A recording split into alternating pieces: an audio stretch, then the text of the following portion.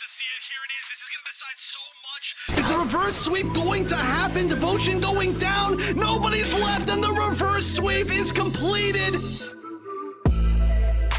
We did a lot of practicing starting into the tournament. We were like trying to decide on, what our comps were. Game day came and I wasn't there for the entire tournament. I don't even think I was there for like the first game. Kept kind of watching my team play and they were all doing really well.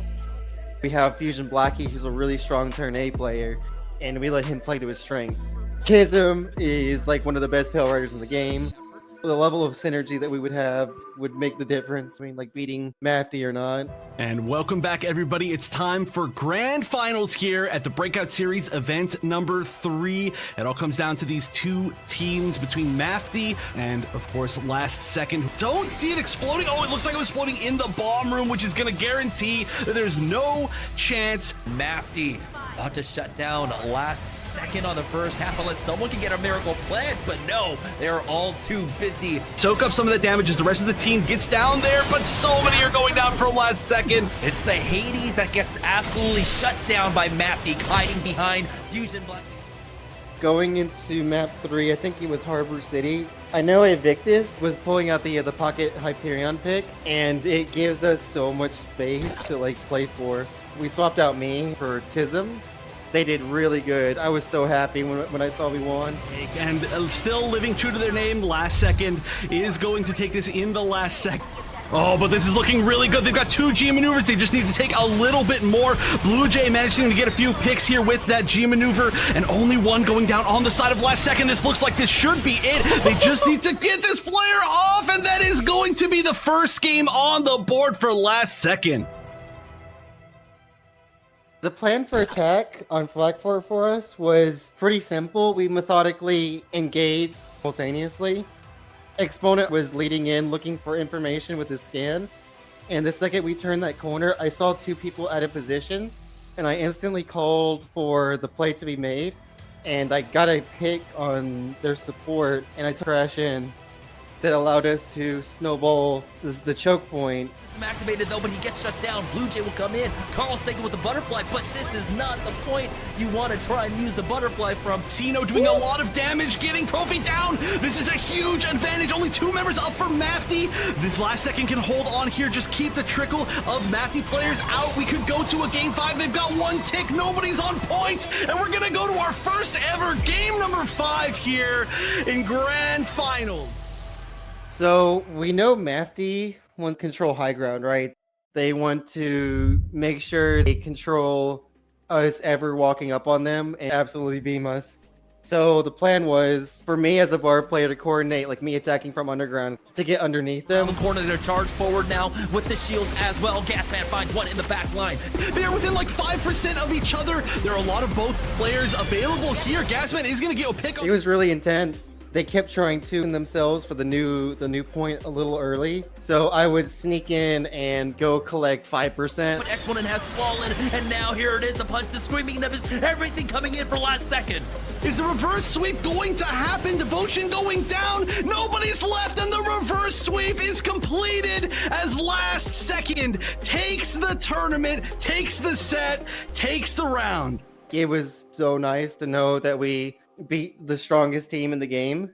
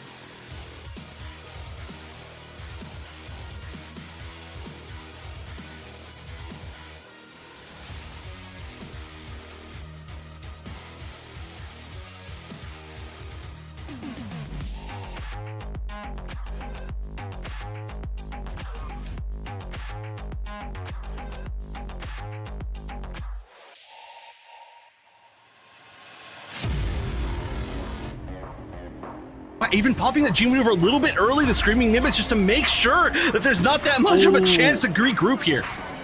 2 are now down into the last second, but at the very least, they still have like 3 more minutes and still have like a lot of time to play with. But at the same time, you'd want to get this as much as possible. But look at that, the Victor's gonna be taken out, but the Dom here. See, they've got 4 minutes left.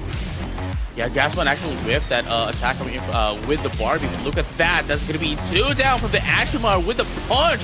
That is a 1-punch man right there. In really hot water, they lost out on Mr. Big Lord. Here comes they the lost butterfly. out on the Blue Jay, and it's the butterfly, and that's a beautiful butterfly coming out from last second because they needed it. That huge clutch up from Fusion Blackie here, and really turning the screws on the defense here. Effect will not get rezzed up as the Hades has been popped by Tizim, and now they're charging forward. Right, and look at that again. Ooh!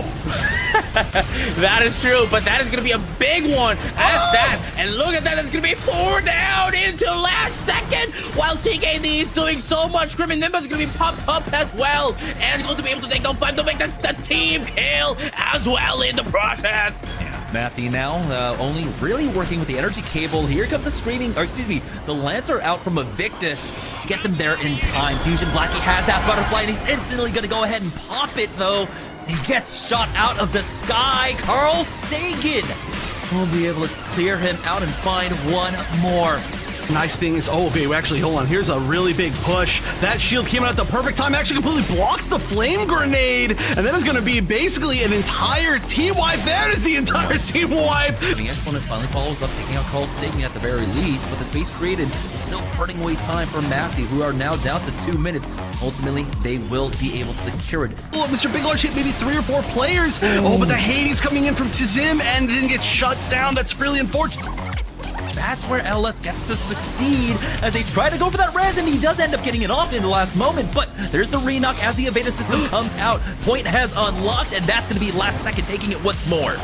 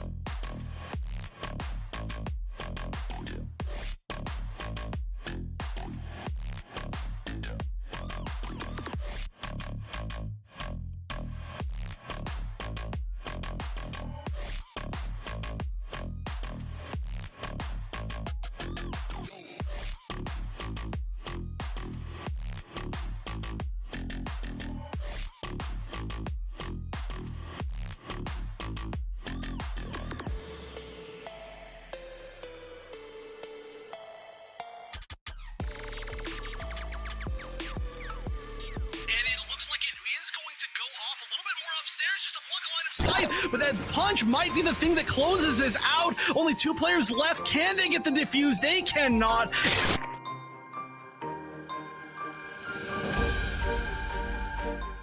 So going into the grand final against Tekka, we were feeling very confident, especially after we saw the map picks. The map picks we felt were definitely in our favor. We have a bad track record, let's say, against good Barbados players, so we knew that just because of the way we were playing at the time, we were going to have to focus Gasman. And they had Nox at the time, which is now on, he's now on our team, but he was obviously an incredibly strong Exio, like top 1, top 2 Exio in the game. 2 of the best melee players in the game on one team against our team, which is legendarily awful at dealing with melee. We definitely had to be very careful. But here we go. We are going to see the team comps. We're going to see the gun tank coming out of Team Mafty. There's no way they trolled. No, they got me. They got me there. And we need somebody to get on point right now. But David holding this forward position says, you cannot get past me. You cannot even attempt this. And that looks like that's going to be round 1 with a nearly full hold. 5 seconds. Someone needs to touch, but they are not there in time. Finally, trying to go for that defuse, but they get interrupted. Arrow will put a stop to that one. We obviously felt strong after beating Tekka on the first map, but we always try to keep the mindset of the series is still going on. You know, they can still come back and win, so we still have to play strong. Going into thermal plants against Tekka, we obviously have very different team compositions. They're running double melee, and they have very good melee players, and we're running no melee. But we decided that we were going to try to run Zakutu ranged, which I think this was the first time in a long time any team ran Zakutu ranged on any map, and we decided to put Profi on it. Ended up working very well. You'll see in the last fight of the game, we knew we were up alt charge, so we had to make sure we kept track of that throughout this entire match.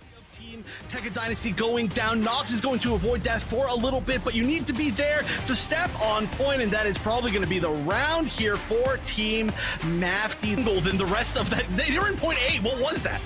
It's going to be a Sazabi versus Sazabi exchange, but you can see focus without having to contend with another Ashmar. He has complete aerial supremacy for his squad, and so seconds left or 5% left. I don't know if anybody can get back in time. The screaming missiles might go completely unused, and it looks like nobody will be back in time.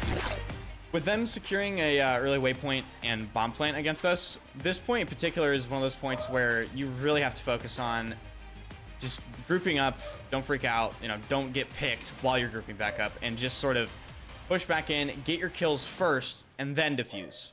That's what our team did here. yeah, they are very close to the energy cable, but they end up losing out on Gasman. That's one more pick too, as a robot ends up falling here. Mafty like to take their time to clear out their angles before they go for this, but here it is. Arrow coming back. He will ultimately go down. Nox picks up 2, but he should be going down. We finally managed to get a plant here, and we just sort of had to pull back, buy time, play within the door, make sure we don't get picked. That's the biggest thing. Again, they're trying their best to body block for it, and the Sazabi might give his life for it. They do end up getting it down once again on. And it looks like it is going to go off a little bit more upstairs just to block a line of sight, but that punch might be the thing that closes this out. Only 2 players left. Can they get the defuse? They cannot, and Mafty will sweep the grand finals. I don't think we dropped a single map through the entire tournament. I think we won it 9-0. As always, though, we're never satisfied, and that's what I think separates us from some teams. Even in a great performance, we try to hammer out some things. We don't get complacent with our performances.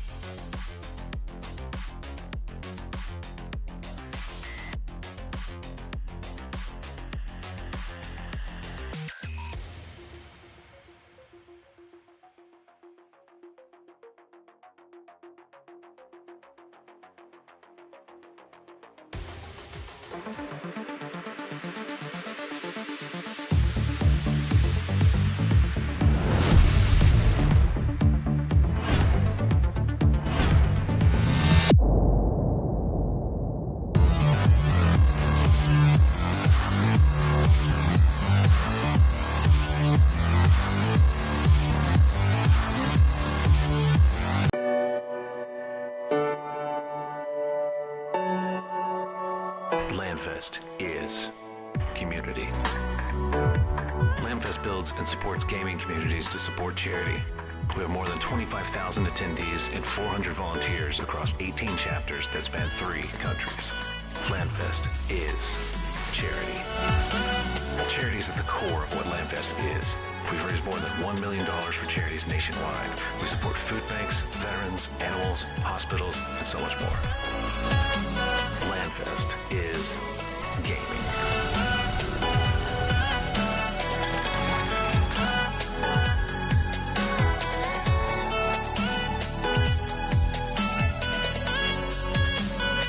Come join Lanfest.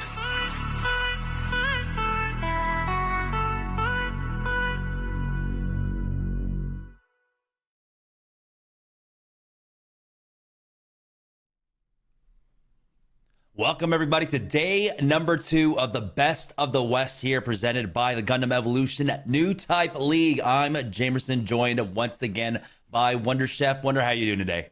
I'm pumped. The matches yesterday were amazing, and our top 4 teams today are ridiculous. Yeah, I'm super excited about it. We had a lot of great games yesterday, and of course, for anyone that might have missed it, or if you want to be caught back up on it, let's go ahead and check out the highlights from day number 1. Change go very, very well for Tekka Dynasty, and it looks like it's working very well in defense, but Codename Moon going down. Hawklight evening it up once again, though. The MVP right now, Hawklight for sure, 3 picks. So now Char already down to 2 minutes and 45. Zyros is going to try to find an angle with that flame, but Hawklight once again is able to take him out. But as they try to push in, Tekka Dynasty ends up losing out on 2 members. Unruly only finds 1 before he trades away. So it looks like he's going to have to back away from now on the games with a little bit of help there in the back line. But not the biggest of groups coming out, not the biggest of clumps coming out from Char. 11 HP, he will end up taking that pack. It does seem like it's a 2-for-1 exchange, though. James falling ultimately as last second are sent packing once again back to their respawn Wall, but now Devotion took the brunt of that damage, and this is a full push coming in with a pick from Gasman. Now we do have the Screaming Nimbus though coming out from the other side as Char will be able to stop them, hold in their tracks. We've got a lot of G maneuvers coming up for this final fight. Wiki's gonna get a first pick, and here we go. We're gonna get 1 person down, maybe 2 off the map. You're able to charge that one up. Focus though is still putting in a lot of damage, and so after using that punch, he's got 40% very least. Now 5 G maneuvers online for Satoris, but they end up losing out on their mirror side. There it is, the Screaming Nimbus out, and that's gonna create the opening now for Mafty to push up. 45 seconds remaining now for Satoris.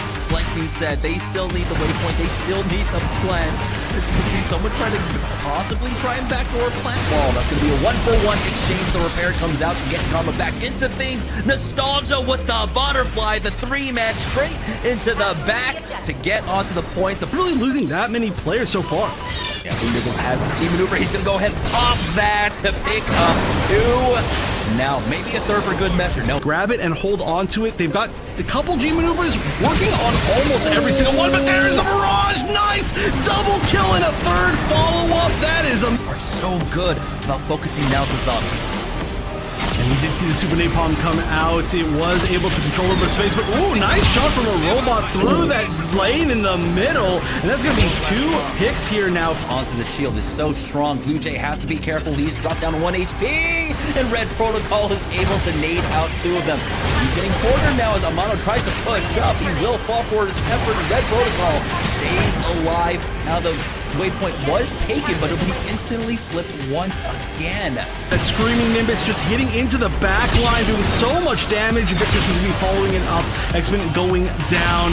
Oh, and that's going to be almost every single person. That is a full team wipe. Last second, completely down. They've got 30 seconds left. Amano trying to just make it back to the point, getting picked off. Coming up from Chaotic, but maybe even enough. Nope, never mind. Here is the reinforcement. Zusi charging forward to pick up 2, and that will be the waypoint flipping once again. Oh my gosh. Done so well for IQ in the previous round. Gasman going in, flips on in for the barrage, and he picks up 2. Needs a little bit of help to back away, but he will be able to survive.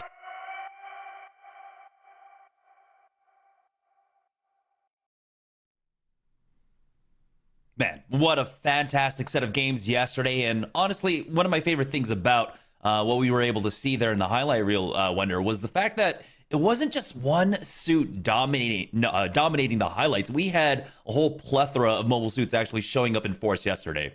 Oh, our cast now, our roster is so spread out in such a good way.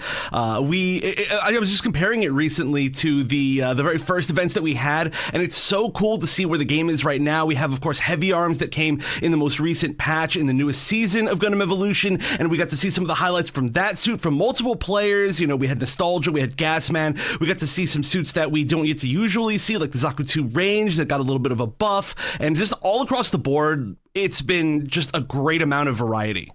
Yeah, it's no longer just like, oh, only turn A butterflies left and right, or just Screaming Nimbuses in. It's everything.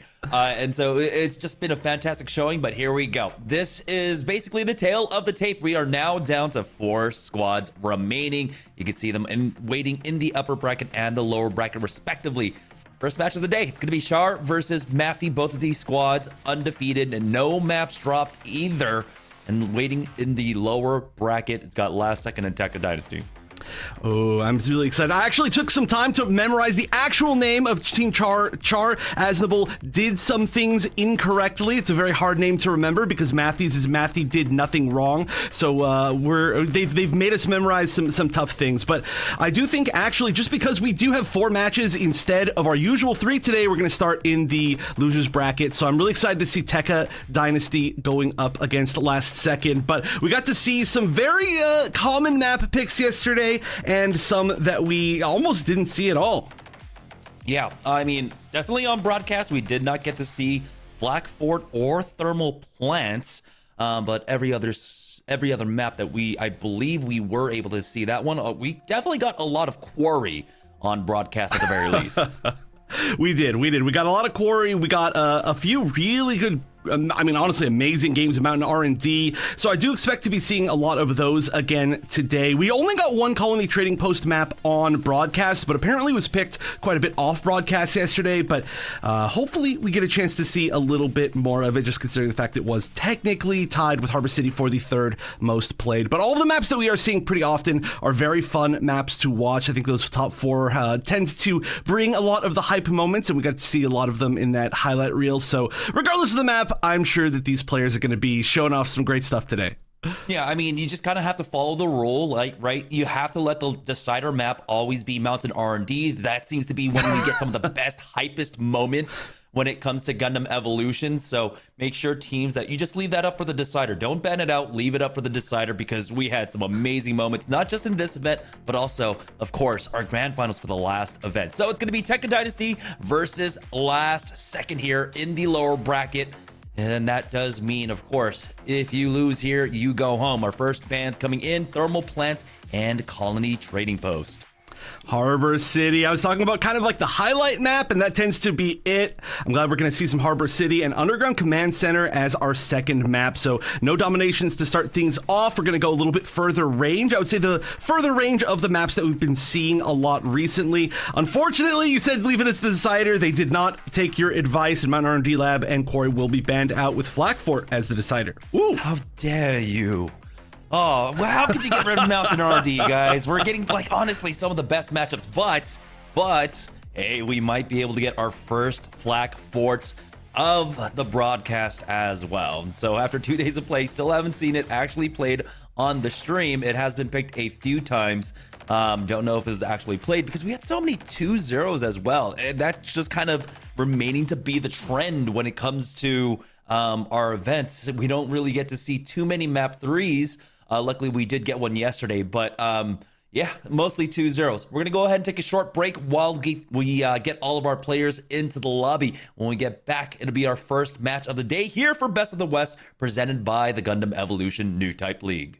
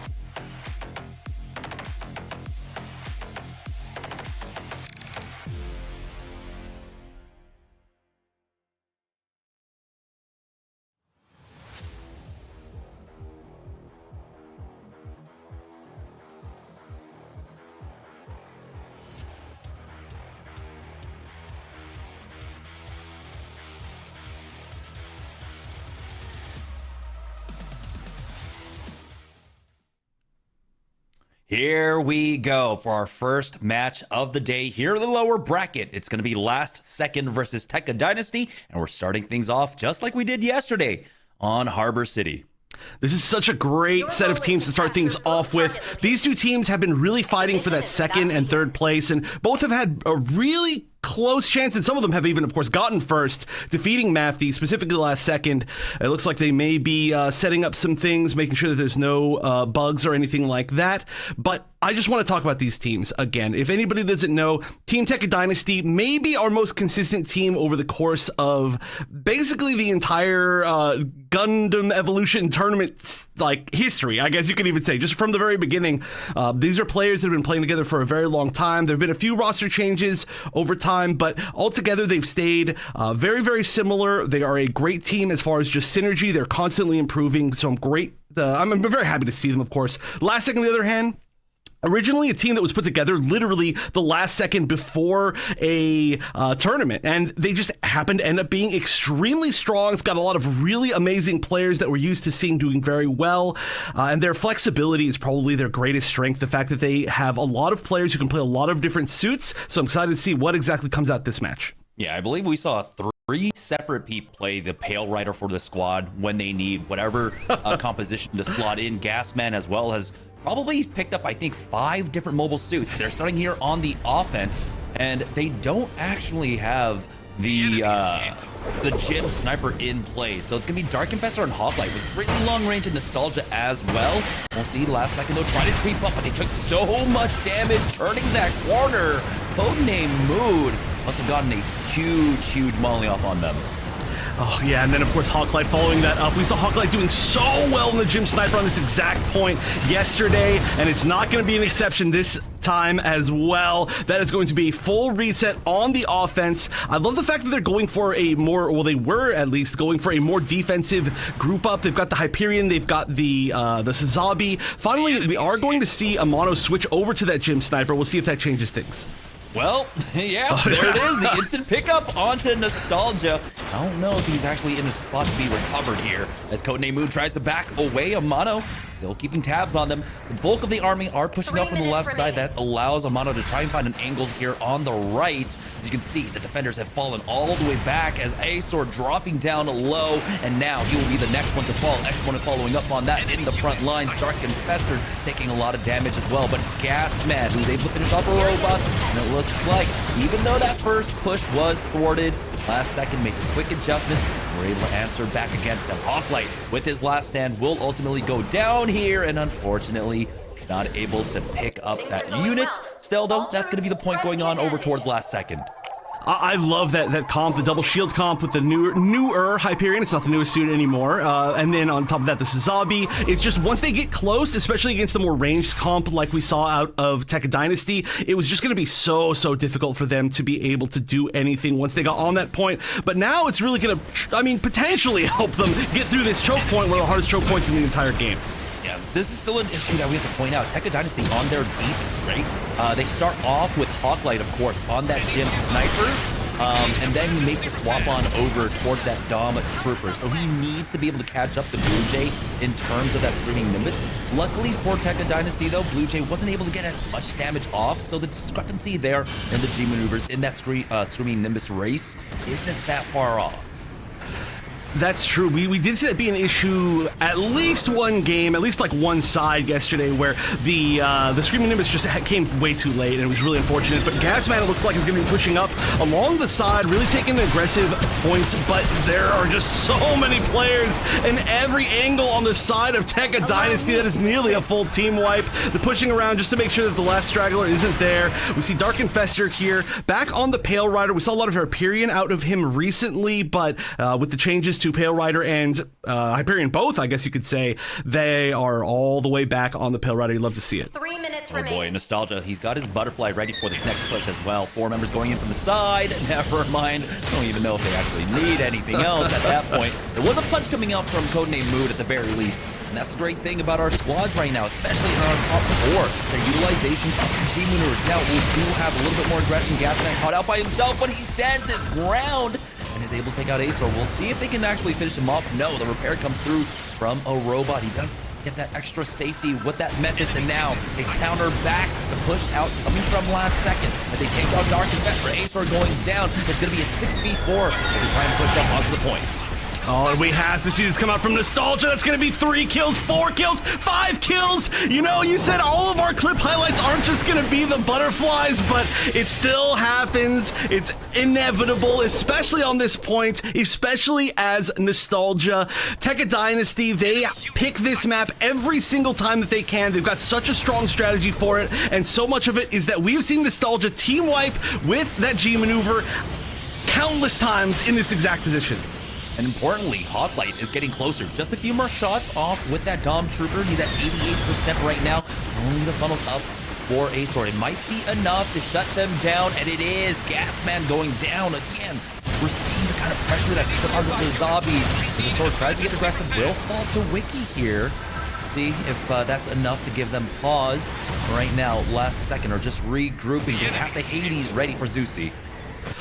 Oh, there's just, I mean, the Hades is ready, but I don't know if that's going to be fully enough. Okay, hold on a minute. Here we go. We're going to see the Screaming Nimbus start off. Everybody just trying to get away from it. And it does do a solid amount of damage, but they are going to be able to, at the very minimum, not be taken down by that Screaming Nimbus. There wasn't a huge aggressive follow-up to it, and they're kind of okay after that.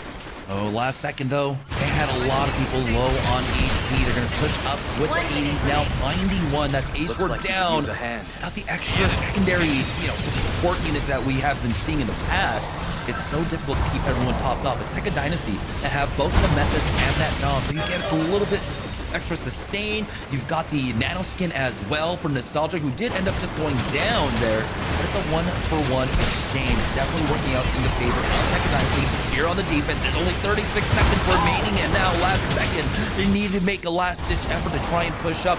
No real opportunity for them to try and regroup as a full, and they do touch the point. About to secure their first pick. No one contesting quite yet. Gasman just playing flanker here and cutting them off on the regroup. We do have a few members of Tekka Dynasty up top to try and come in for the contest. There's 14 seconds remaining.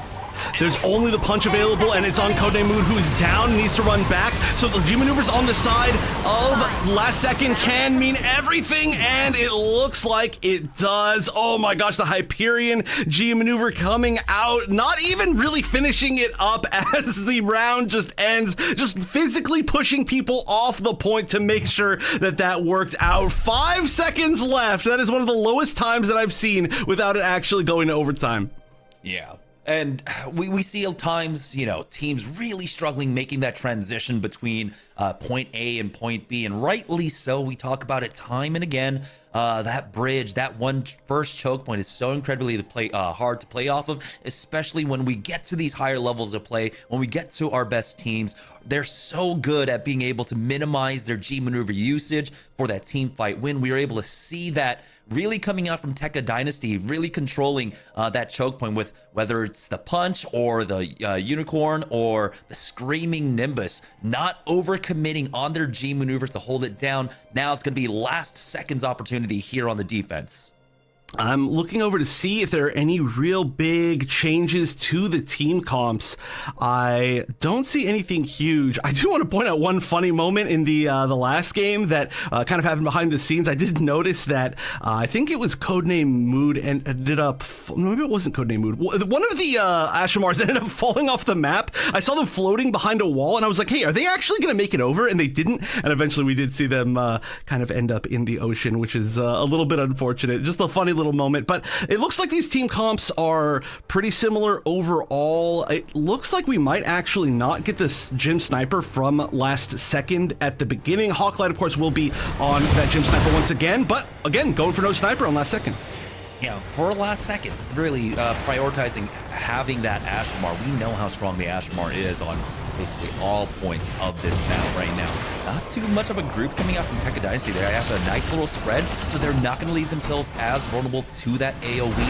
Hawklight, though, will have the extra space to play off, and they're going to charge forward with the shields and Codename Mood. But if they don't find that initial opening, it's going to be Wiki actually getting that first knock onto that Sazabi. And it looks like it's very much the same way the first round went. The defenders really able to clear out this push. But for Tekka Dynasty, it's about trying to really spot out where is their sniper trying to play off of. I feel they have a good idea of where Amano currently is playing, and they have been able to spot him out. And so we'll see if they try to maybe make a concerted full-man dive onto that right-hand side to try and pick off Amano. I think one of the biggest things here is, even if they're taking their time to be able to take this first point, the fact that Nostalgia is going to be able to build up so much of that G maneuver meter just by landing these random shots in these fights, that's going to be huge when they get to that second point. They could definitely try to beat that time of last second, but it looks like finally they're going to get one pick here, 2 picks. This might be the opportunity to make it up to point. Oh boy, last second, putting up a great defense so far. This is the second push getting shut down now as Dark Infestor ends up going down. Acer was the first one to fall as well, and that's kind of become typical so far in the current meta. Just the amount of pressure that's been on the Sazabis has been difficult to stay alive.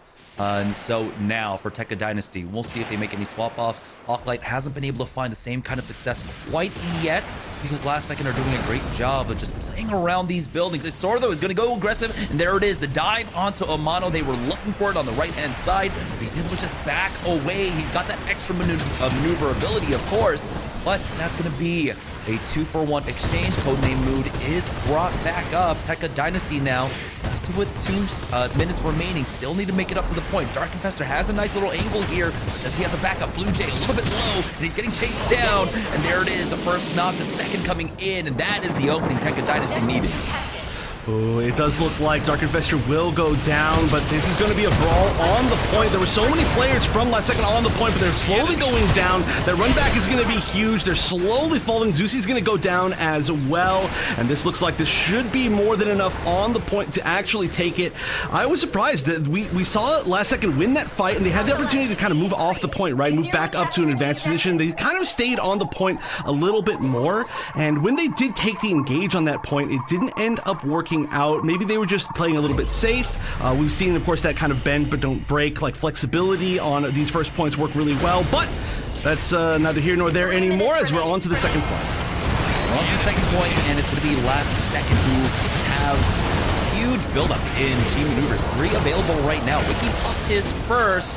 He will fall, and Blue Jay goes down as well, surprisingly enough. And so Tekka Dynasty pushing up dry through this choke point, winning out. Now, we have a few members in the back line actually creating some chaos, and so it's not the cleanest of fights for them. So, Last Second, hold on for now. Someone was able to try and back 4. I don't think they're going to be able to secure that yet. It's Nostalgia there in the back who will ultimately go down. So, Last Second, they need to regroup. They need to try and force these members back. You can see Codename Moon getting some backlight from Hawklight right now as the charge comes out. Codename Moon still in the middle of all of them. Has to back away 4% away from that Lumiere. If they clump up, this could be really bad for Last Second. Oh, and it was Hyperion versus Hyperion. Dark Infestor has that Hades. We've seen how strong he can be, but the Lancer coming out of X-Men is going to take down 2 members of Team Tekka Dynasty. They are going to take him down in return, but that might be just at least enough to reset them back into this choke point, which is huge. They need to get back into this forward position and make sure that they can really stop them from getting out of this exact little spot with the crates, make sure that all of their AoE damage manages to hit. Now for the Last Second, they've got the Ashamar Punch ready along with the Screaming Nimbus and the Hades.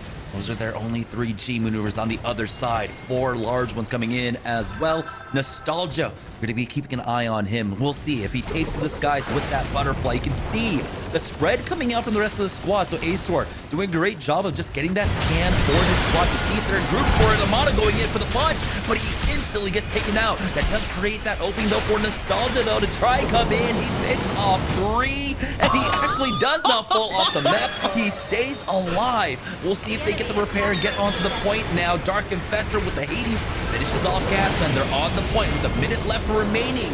If they take this, they'll have a little bit better time than Last Second. Oh, this is looking pretty good, but we're going to see the Screaming Nimbus come out from Blue Jay, not being focused down, and we're actually also going to see the Lancer, and X-Men is going down. A little bit of revenge coming out from Codename Moon, but there are so many players going down on both sides. Nostalgia is sitting here on the point, going to be a huge amount of self-repair, of course, coming from that turn A. The Screaming Nimbus from Hawklight isn't going to do all that much, but it might be enough to at least get Gasman off. Still, there's just so many players going down on both sides. I feel like the run back, of course, from Last Second is going to give them that advantage, not going to allow more than just the 2 ticks. They were so close to 3, but now there's only 20 seconds left. 20 seconds remaining, and they need to just run it and book it for the points. But as you can see, as they try to trickle on in, the G maneuvers are here. Wiki pops his down. Gasman has his funnels as well. A robot is the only one on the Tekka Dynasty squad, and he will ultimately get chased down. Finish off Last Second. We'll take map number 1 here in this best of 3. Oh, and that was a close one. Honestly, it was so close. If that last fight had gone any differently at all, that would have gone to an overtime match right there. That was really, really close. All they needed was just one little situation where they ended up being up maybe one more player, and that could have gone the extra mile. But I love seeing both those teams play so well on that map. I think this is such a great match for us to even be able to see our first match of the day. Nobody got shut out. Very, very far from it, as one of the closest matches that we've seen so far. And honestly, I mean, it was just well played by both sides. They both clearly have this perfect idea of how to play that map and the confidence to execute it. Yeah, what I love, especially now when it's come down to Harbor City, is it's that it's no longer about everyone having to play the gym sniper or the turn A, right?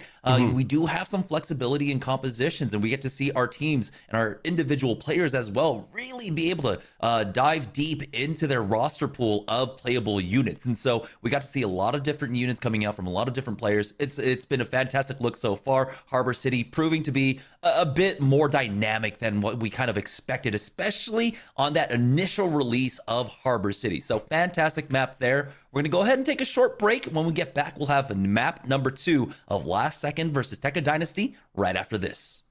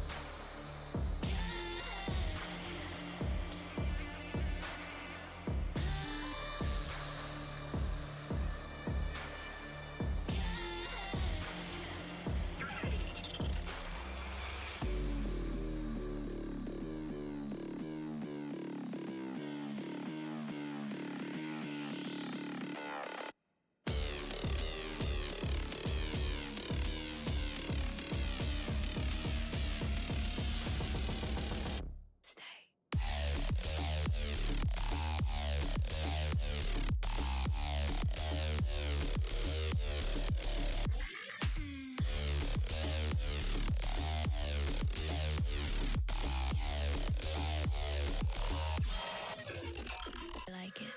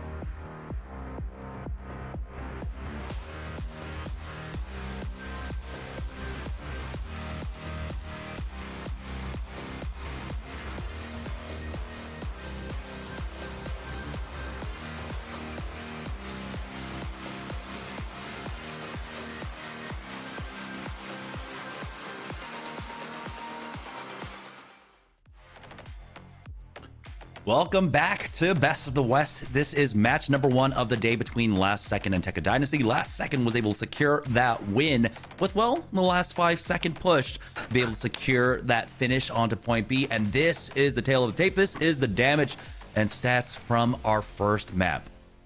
Oh, yeah. They should have waited 4 more seconds to take it. That would have been a little bit more appropriate. But, you know, they're trying their best. No, I'm just kidding. Great showing. I mean, 5 seconds left. That is extremely clutch, of course. And we can see some of this damage, of course, leading the entire pack. Tekka, Dark Infester with that 0.5 thousand damage. Ridiculous. Once again, showing just what a great place Pale Rider is in right now. If you're into that play style, this is definitely the suit that you want to play, going for that hit scan type suit. But on top of that, I mean, honestly, there's just extremely high damage numbers across the board. Like, this was such a brawl. It came down to so many big team fights on points, whether it was the first point or the second point, and it just all came down to just small decisions within those team fights. So you can see why everybody would have so much damage. Yeah, here it is. Map number 2, we're going over to Underground Command Center. Last second, we'll be starting off on the offense, and it looks like possibly picking up a gym sniper, just at least for the opening. You know, since you do have the long sight lines here, you can run out of spawn, maybe try to get a few angles, run back to spawn, and swap off if you need to. On the other side, though, for the defense, Tekka Dynasty. Oh, wait, are we actually going to see a heavy arms versus heavy arms? We actually haven't seen that quite yet. That's true. That's true. You know, I mentioned literally at the start of the show today that the 2 heavy arms players that we'd seen were Gasman and Nostalgia, but this is the first time that these 2 players are meeting in the actual bracket, the first time these 2 teams are meeting in the bracket, so we might actually get the double heavy arms. I'm so excited. For anybody who doesn't know, of course, it's the first suit that we got from Gundam Wing, and it's the most recent suit to be added to the game in Season 3 of the game. It's really cool. It's got the moonsault for that mobility. It's got just tons of damage if you can land things correctly, and it does look like that's what we're gonna get. Yeah, so it's going to be important. That corner fight over that waypoint. We got to see it yesterday. Nostalgia being able to play off that extremely well, along with Gasman. And so, Exponent and Azor, both of them have to be on their game here on the Sazabi, respectively. We know the kind of focus that comes out onto the Sazabis without the heavy arms in play. But you add that additional DPS. It's going to be Codename Rude, actually, getting that first pick onto Mono, a second one as well. Oh, Nostalgia putting in a lot of this damage, even though not technically getting a lot of the kills on the kill feed, but that is going to be the waypoint taken very, very quickly. However, there is a great counter push. Codename Mood is getting picked up in the background, and this could easily be a retake. There might actually be some respawns on the point, which could add to a little bit of a stagger. That will be a retake, and that will be a slight stagger. A great hold. I mentioned this yesterday, but being able to flex back behind the point and even give it up slightly can be so important. It's exactly what they did. And that was just perfect timing coming up from last second there, understanding that the respawns were about to come in. They need to get onto the point. They need to flip it. You could see that there was a little bit of pressure put on from last second to try and maintain presence there. But ultimately, Tekka Dynasty, with that long run back, they have to fall back. So the waypoint going the way of last second. In terms of G maneuvers, nothing built up quite yet. The closest one we do have, it's going to be a Mono with that punch at 70%. As they turn the corner, it looks like last second are able to find 2 picks. So Tekka Dynasty not able to fall back far enough. Where do they decide to try and plant this one down? It's going to be down on that 8th site. Over aggression coming out from last second, though, gets punished as 3 members go down. The Mega Charge has fallen as well. And this is a great moment for Tekka Dynasty to try and stagger them. But oh, as I say that, a Mono and Gasman find 2 picks. And so now, the ability to try and keep this one alive is actually pretty massive for them. Wiki ends up going down there. Nostalgia with the barrage does not find anything. Will fall for his efforts, and the Mega Charge is still ticking down. Great movement from the team of last second to just be able to, I think like 2 or 3 people dodged behind cover as soon as they saw the flip out. They were ready for that potential G maneuver. I mean, of course, they've got the experience of using it themselves, especially Gasman, who was one of those players moving out of the way. But the fact that that is completely gone means that they're going to have a great time holding this. Gasman holding this top choke point, being able to shoot through that little grate, the little window, means that nobody's going to be able to go that direction. Nobody's going low. They might just be giving this up and backing up preemptively to make sure that they do not get staggered in this choke point, because this can be a huge choke point as well. And there were a few back spots. They are backing away, and it looks like the rest of the support is there. Ooh, Gasman, excuse me, dropped down low, and it's going to be a new Gundam finishing him off. Codename Mood, getting it from around the corner there. We'll be able to regroup, though. They just need to wait it out. We do have a few G maneuvers online from either side. A robot and the Hades. That energy cable along with the Hades for Dark Infestor could be enough to shut this one down. Codename Mood still sitting on the front line with his squad. Oh, the Ashmore damage comes in. They've got a great push up here. They took a good amount of damage on the side of last second, but so many of them are getting to this high ground. They are playing nearly supportless, though, as far as actual healing. Their only healing on their team is going to be from Zusi and that healing pack, but they managed to at least get out of that kind of choke position in the turn that they were in. They just need to sit there and wait for the actual natural healing, and that is what they're going to do. They're going to just be playing a little bit safe. They're getting some picks. They're waiting for their moment to actually push in once they're a little bit healthier.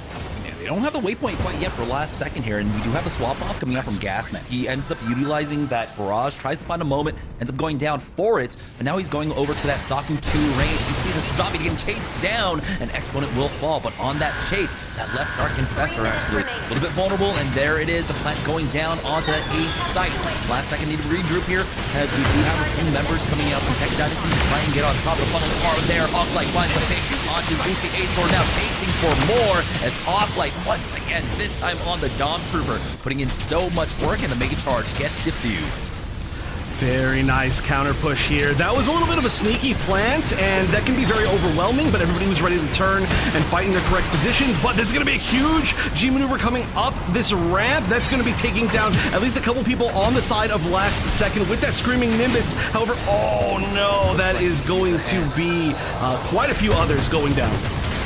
Zusi here in the 1v1 up against Dark Infestors, backing away. Both of them do have their Hades ready to go. The barrage out from Nostalgia didn't really get anything there. Was hoping that they pushed up the ramp, but he will be able to back away. He's got his zombie still up there to maintain a little bit of presence, and now as he tries to charge forward, it's right into the flames. Has to back off once again to get healed up.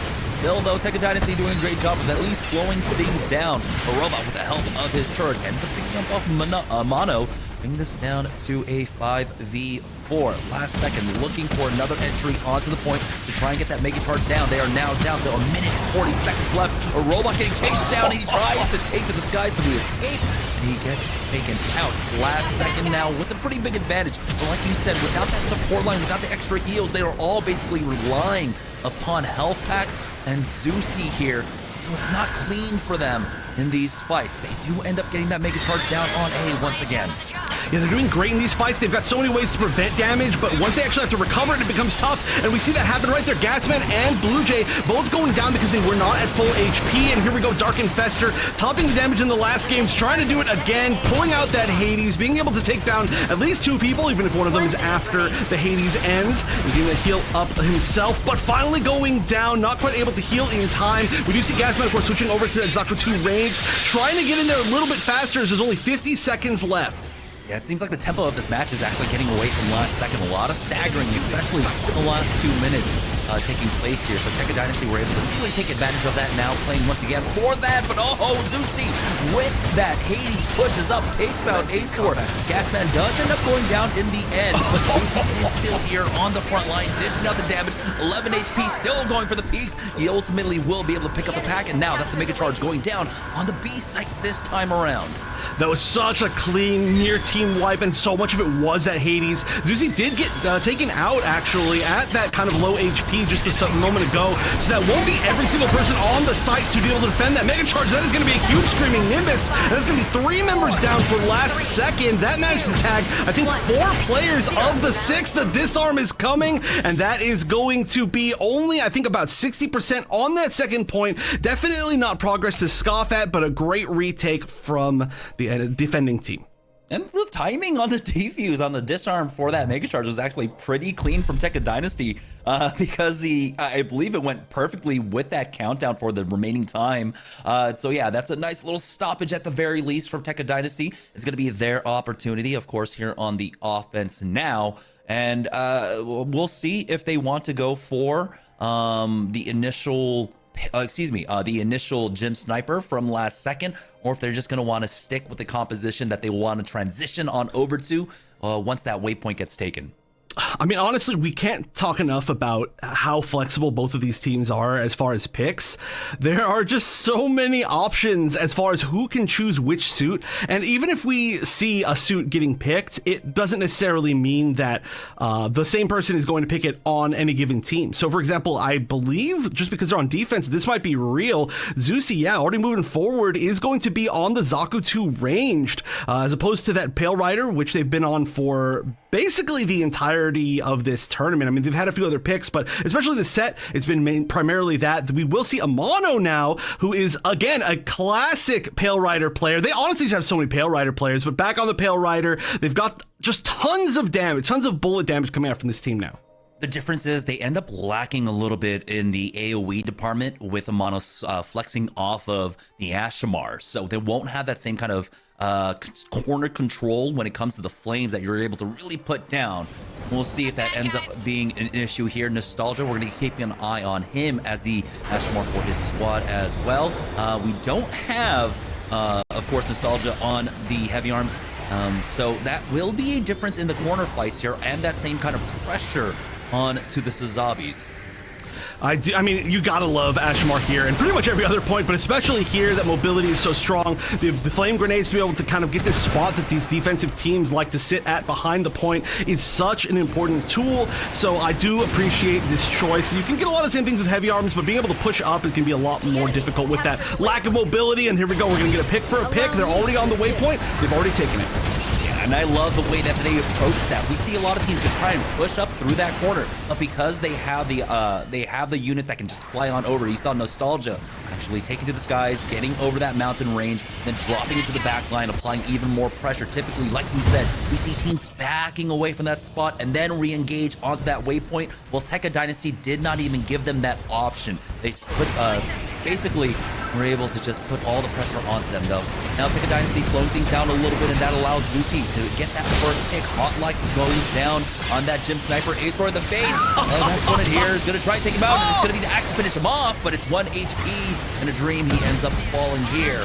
So it's the cleanest of fight for Tekka Dynasty. Last second now, cleaning up the last members of Tekka Dynasty, allowing them to slow the game down just a bit. Tekka Dynasty still, though, have 3 minutes basically in their time bank to get this plant down. Yeah, I know it's a little bit more of a win more thing, but it's really nice to, if you know you're going to win a team fight, to have somebody up forward far enough to try and retake that waypoint, or at least challenge it slightly. But of course, you're more important. I mean, you're more focused on just actually winning the fight. And unfortunately, last second didn't have anybody retake that. So this is just going to be engagement, probably after engagement at the choke points here in front of the bomb port. He's getting close to that heat hop slash. They're going to dive onto the right side, and he comes in from behind to take out Nostalgia. They try to go for the repair, and they get punished for it. Azor is the only one that's able to find the pick, but that was just because the focus that was put onto Exponent there. So a nice little pickup. He finds one more. He's not done quite yet. Azor is still alive. He almost took one more with him, but does mean it's a staggered spawn. So TKD are going to have to wait things out. Now they're down to 2 minutes. Oof, these pushes, I mean, the first initial push to take the waypoint was so strong. Literally just took one push. That's, I mean, incredible on this map. It's very difficult to do that. But now it's just looking like they're hitting a wall. Team Tekka Dynasty needs to find a way in. A lot of times we see once these kind of front pushes aren't working as well, we see a lot of the team rush up to the side with this little side that we're seeing right here. I don't know if they're going to try to go for that. There's some great defense up there with the Mono, but we are actually going to see quite a few of them push up. However, 2 members already of Tekka Dynasty going down. This looks like another defended push. That is impressive. Amano gets rushed down by Tekka Dynasty. They even pop the Hades from Dark Infestor, but he stays alive the whole time. Well, not the whole time. He ultimately goes down, but before he does, he takes 2, maybe 3 with him, and he's able to survive that pressure. And now things are looking absolutely dire for Tekka Dynasty. They have 1 minute, 10 seconds remaining. They only have 2 G maneuvers online. It's going to be Nostalgia with a punch, a robot with an energy cable. Azor is getting close, though, to the funnels. Might be enough for their opening, but on the other side, you've got the Screaming Nimbus, you've got the Hades along with the funnels. Exponent has been dropped low, but it's going to be Nostalgia going in for the punch. He hasn't picked up a kill quite yet, but the space is there, trying to make a charge down. No, it gets denied. And Tekka Dynasty now are scrambling to try and keep this push alive, but in the face of Gasman and that barrage, the 2-man coming in, they are sent packing once again. Tekka Dynasty now down to 30 seconds remaining. Last second on the verge of ticking, of course, securing their spot in the next round of matches. This is fighting for the tournament life, and they've got 30 seconds to not only fight off of this waypoint, but get in there, get the plant. We're going to see Sword try to get forward a little bit quicker. Codename Mood as well. Both of them are the closest to being able to plant, but both of them at about half HP, and with so many members of the last second sitting on the point, that's going to be tough. Hawklight is using that G maneuver to be able to build some space. They might get the plant down to Robot. No, going down. Dark Infestors on, Nostalgia's on, Hawklight's on, but they are all getting melted, and no chance to plant the Mega Charge. That is going to be last second, moving forward in the bracket into our top 3. And that was fantastic. Last second, really putting the priority on the objective at that point instead of the fight. We got to see Zusi able to come in as that Zaku 2 range and just barrel stuff the planter, take him out, and then at that point there was only 2 seconds remaining. No one's able to really try and touch for the mega plant, for the plant once again. But despite that, we had a second person tag in to try and disrupt once again. Great focus fire, great game plan coming out from last second. They secure this 2-0 and will be moving on here in the lower bracket.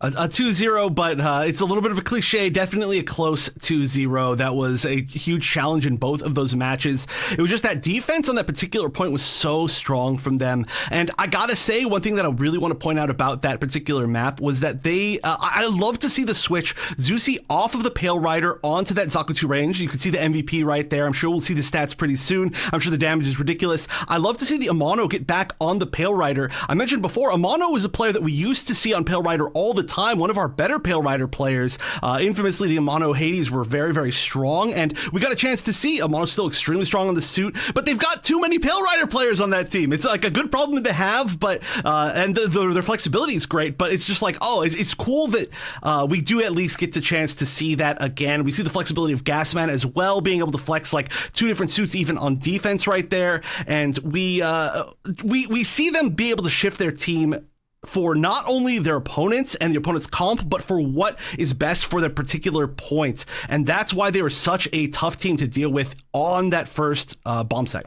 Yeah, we got to see a lot of kind of deliberation there when they were actually setting up for the defense. I mean, Amano was just staying at spawn. He's like, hey, am I playing Ashmar?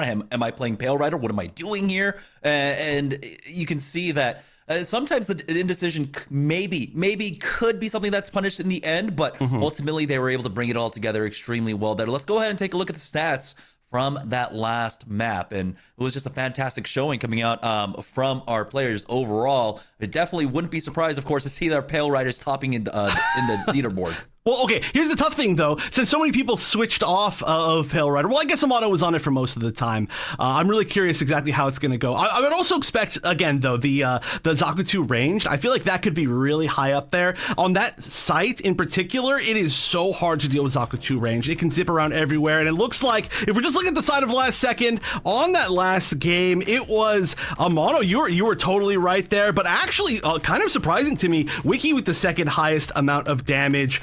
Wiki been playing extremely well recently and really showing how much damage they can deal on kind of multiple different games that we've seen over the weekend. Yeah, both here on Underground Command Center and on Harbor City. Wiki was topping the leaderboard as well. Amano, though, just eking out by a few thousand, but still great effort coming out. On the other side, Dark Infestor, despite being on the losing side of that map, he actually had the overall highest damage. But Amano, again, I think the difference, though, you have to remember is that Dark Infestor did have the backup of the Methus. He would get the energy cable, right? And so that does boost it up a little bit. So you kind of have to keep that in consideration. Amano was doing a fantastic job on that Pale Rider. We talked about his defense at that one point when we saw the dive coming out, the push coming out from Tekka Dynasty, where he's able to just pivot back, fall back, and just dish out damage the entire time, even in the face of a Dark Infestor Hades. He keeps his head on. He's absolutely cool-headed, level the entire time, and takes out 2 before he goes down to that push. It was just an amazing presence coming out from him. But yeah, that's going to be last second moving on to our lower bracket finals. We're going to go ahead and take a short break while we set up our next match. So don't go anywhere, guys. We'll have more Best of the West right after this.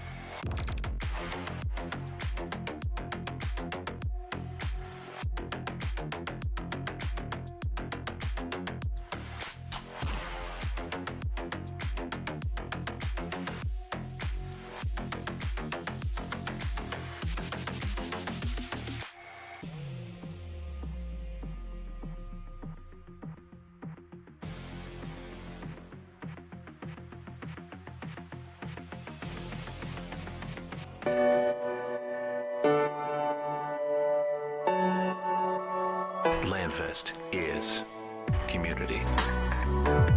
Lanfest builds and supports gaming communities to support charity. We have more than 25,000 attendees and 400 volunteers across 18 chapters that span 3 countries.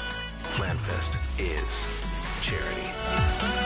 Charity is at the core of what Lanfest is. We've raised more than $1 million for charities nationwide. We support food banks, veterans, animals, hospitals, and so much more. Lanfest is gaming.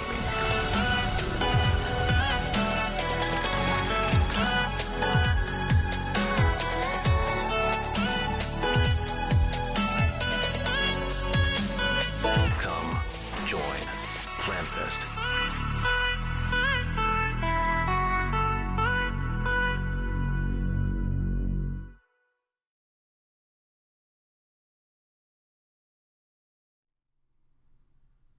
Welcome back to Best of the West, presented by the Gundam Evolution New Type League. Jamerson here, joined once again by Wonder Chef, and now we are going back up to the winner bracket. This is a matchup we've been waiting all weekend for. It's going to be Mafty versus Team Char. Ooh, this is exciting. This is a bit of a double like Mafty match, right? But also in its own weird way, it's not. So after yesterday realizing that a certain reptilian player was actually using a different name, was actually a different player, I realized that a lot of this team, Char did some things incorrectly, is actually a big portion of what used to be called Team Gundam Unicorn that ended up kind of merging to create Mafty. So they're playing with a lot of their original roster. So it is definitely a big part of Mafty, but it's great to see an original roster somewhat come back together, and that's going to be, of course, players like Enders, for example. And then on the other side, of course, it is just a lot of the players of Team Mafty that we're used to seeing. There are some that we're used to seeing that are on the other side or not here. We just saw actually Casino in the chat, unfortunately injured, so shout out to Casino. We all hope you recover well. But this is going to be just an unbelievable match of literally the best players that we have. Yeah, we had a lot of games yesterday in particular where we thought high potential, map number 3. We only got one at map number 3, but this is definitely one of those where we are expecting it to go the distance. So let's go ahead and get into the map picks and bans for our upper bracket finals here. Remember, the loser will just be knocked down into the lower bracket. It is not the end for their run, but that does mean they do have to fight it out in that lower bracket. But here we go. Our first bans coming in, and I mean, why? It's Black Fort for our first ban. We're never going to be able to see it. Actually, I feel like Thermal Plant has been within the first 2 bans almost every single broadcast match so far, but Colony Trading Post is our first map of the set. I'm actually really excited to see that. We don't get to see a whole ton of it. It was apparently picked a lot, but Harbor City as our second, so we're going to see some pretty long-range fights overall. Yeah, Domination coming in, and then of course Harbor City, Underground Command Center banned out by Mafty. Char gonna ban out Mountain R&D. That was so unfortunate. That would have been a great decider. Guys, you guys were so close, right there at the finish line. Mountain R&D for the decider map, but no, instead it is going to be Quarry. All right, so no domination at all. We're going to be going destruction into point capture, into destruction again if we do get to that third match. And I honestly have just zero idea how this set is going to go, right? I mean, the fact that it is teammates basically playing against each other, the fact that it's some players that are from regions that normally don't get to enter and have been able to. It's great to see all of them, by the way. That is, of course, the point of this tournament. And in case anybody is not familiar, this is just open to a lot of different regions, and these players have really been showing off, especially a lot of the players that have been able to be on Team Char. So this is just going to be a big question mark to me. I know the gameplay is going to be amazing. I expect that it's going to be at least relatively close, but I would just have zero idea which direction this will go. I'm excited to see these first maps, though. Yeah, while I wish we could see, of course, the kind of absolute brawls where it comes to clean 6v6s on the domination maps. I'm glad that we do actually have 2 of our destruction maps in play here, because we already know that both of these squads, when they go toe-to-toe, when they go 6v6, it's going to be an amazing sight regardless. But now when you throw in the extra factor of an objective of having to get plants down, that is a completely another level that you have to play upon. And so now we're going to go ahead and take a short break while we get our first map set up here in the upper bracket, Mafty versus Char, right after the break.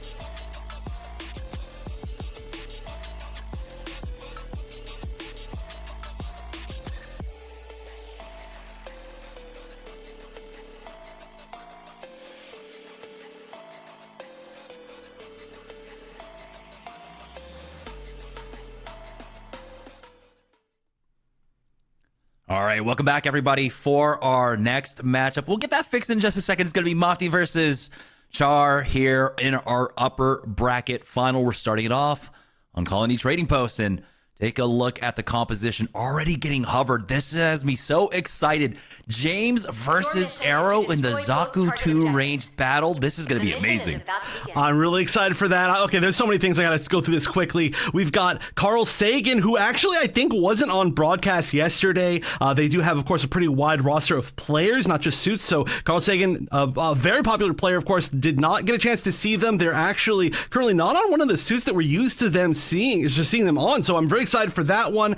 We've got the, like you mentioned, the double Zaku 2 range. We've got David, who's been just absolutely destroying it on the new Gundam. Some of the, maybe the best new Gundam play that we've ever seen on these broadcasts. There's honestly just so much to go over here. But once again, this is the newest map in the game. It's not new right now, but the strategies I think are still kind of unfolding. I'm excited to see how these teams do.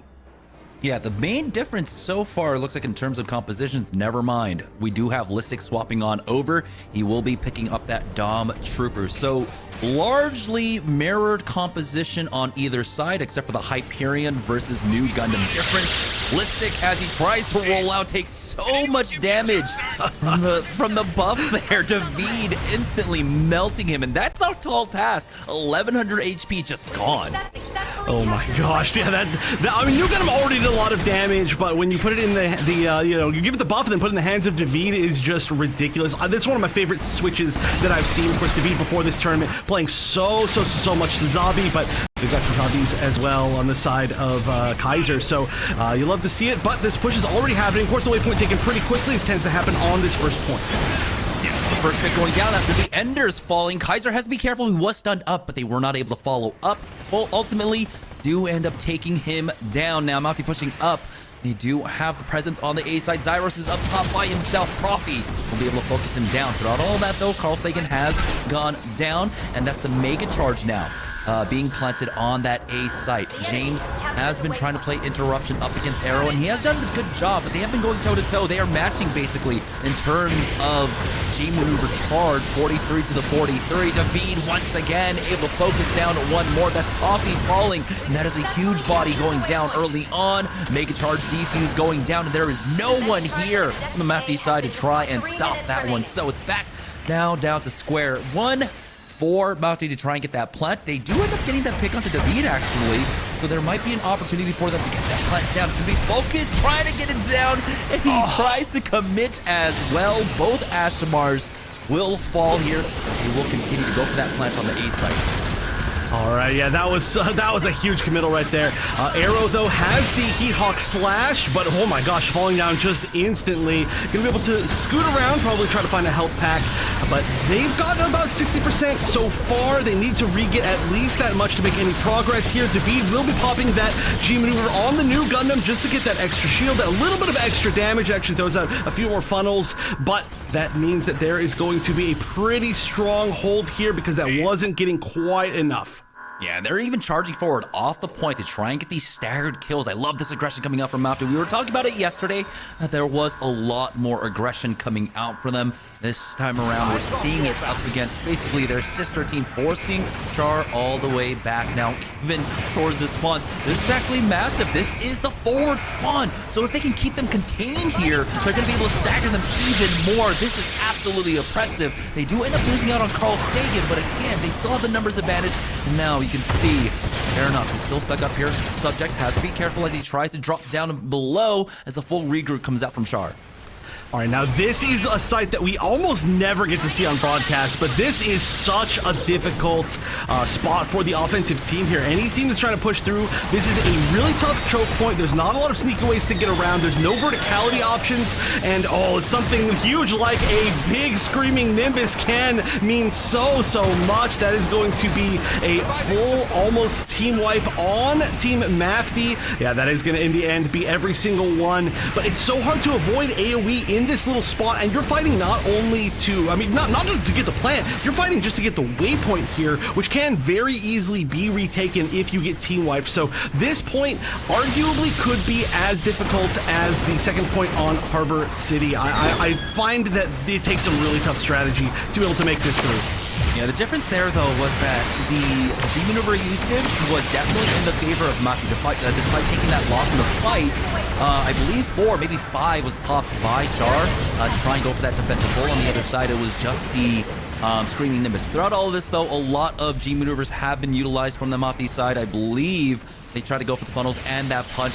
Did not net them that much, but they do at least push back and a little bit further in. Arrow winning out on that duel up against James in that Zaku 2 range matchup allows them a lot more presence, and it looks like they will be able to push forward to try and get this punt down. Zyros tries to escape, has to be careful, 108 HP. He does find himself a pack at the very least. That does mean the rest of this squad, though, onto the wayside here as Arrow goes for that Heat-Hawk slash. Focus ends up going down to James, but that's only the one pickup for Char at this point. Make a charge down, now down on that B site.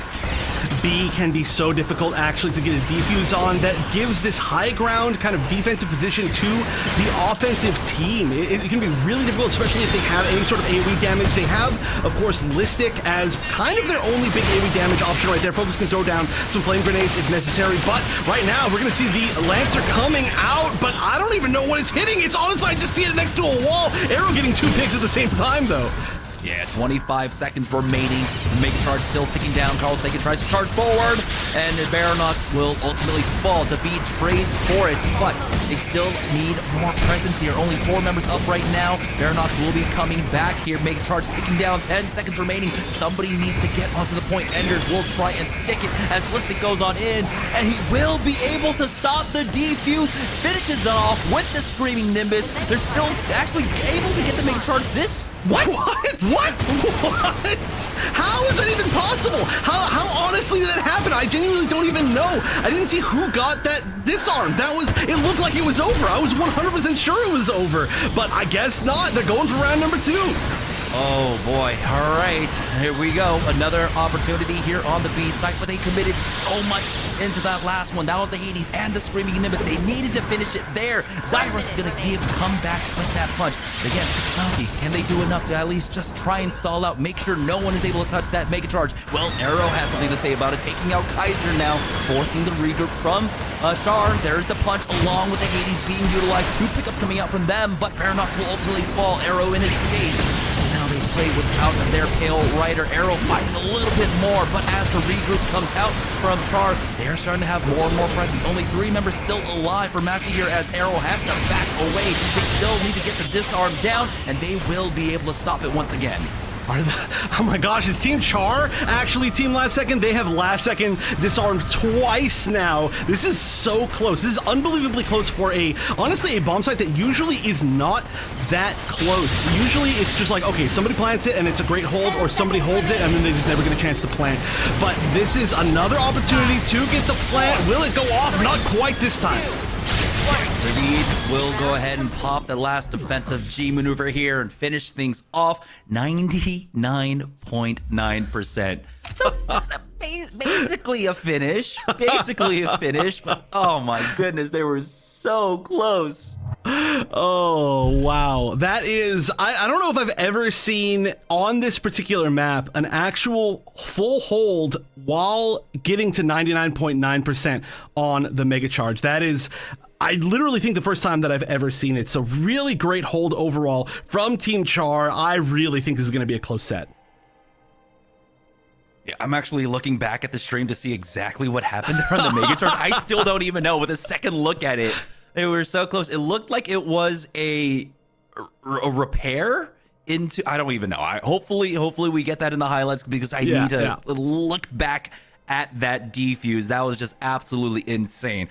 Now we're swapping sides, though. Mafty are going to be on the defense here. Again, it was great trying to keep tabs of that James versus Arrow Zaku 2 ranged matchup. It looked like, honestly, it kind of went even between the two. We'll see if someone is able to break that stalemate between the 2 units.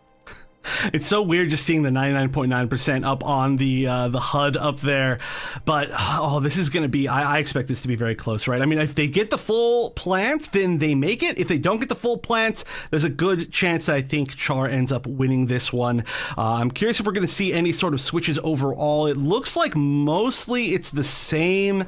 Actually, it looks like it's exactly the same, if I remember correctly, from the first round. So they're committing to what they've got, and of course, both these teams are very flexible.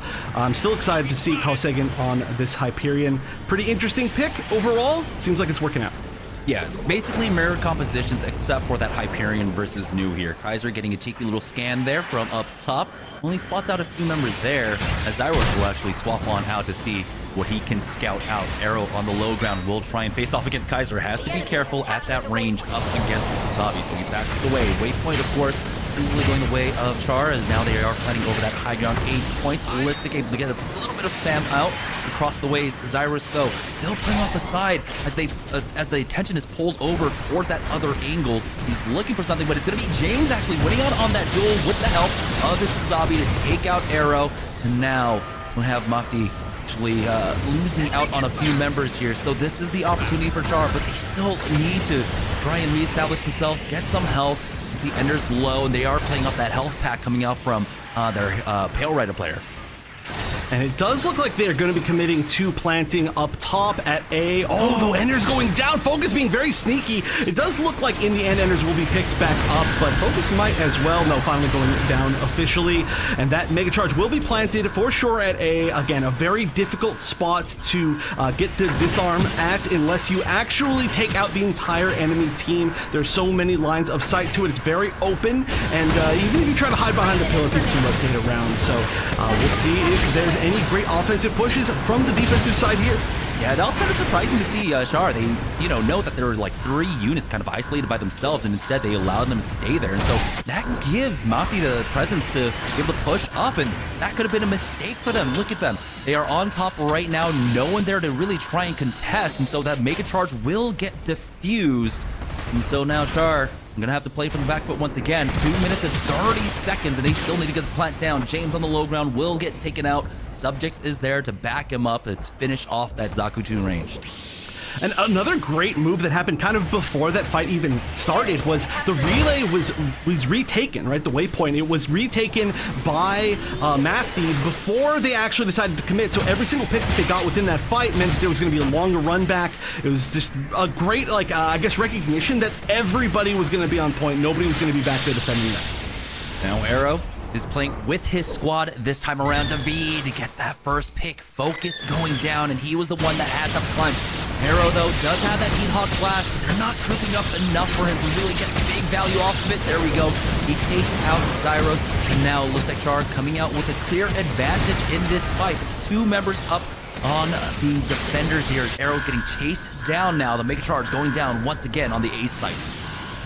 Ooh, this is such a back and forth. It's nobody getting walled out in any situation. It's just about who wins the fights after that, and that's going to be the Heat Hawk slash to take down Listic. That's going to give a little bit more leeway as far as time, and they're only going to be down to 5 people as they're trying to get this disarm. But you can see that they're not fully committing to it yet. We've got a lot of the members of Team Char just sitting defensively here. Omni James kind of trying to flank over in the sides. Omni Subject just barely staying up, barely managing to not get downs, but that's already 60%. There's only maybe one more defensive push here. I'm not even sure if Team Mafty's actually going to go for it. It looks like Focus at least is committing to a little bit of something, but this is an opportunity to get staggered. Yeah, Hades and Screaming Nimbus are going to get popped in this one. Actually, Subject hasn't utilized it quite yet. They're relying upon Listic actually just to create chaos here, and they get the disarm down. Wow. Beautiful play coming up from Mafty, and that's what we were talking about. That's what I was talking about when it comes to this destruction map. We know the 6v6 is going to be amazing, but now you throw in that extra factor of the objectives, and they are able to play around it beautifully. 30 seconds remaining. The waypoint is neutralized as well. Char in a really bad spot here as Carl Sagan finds one more pick.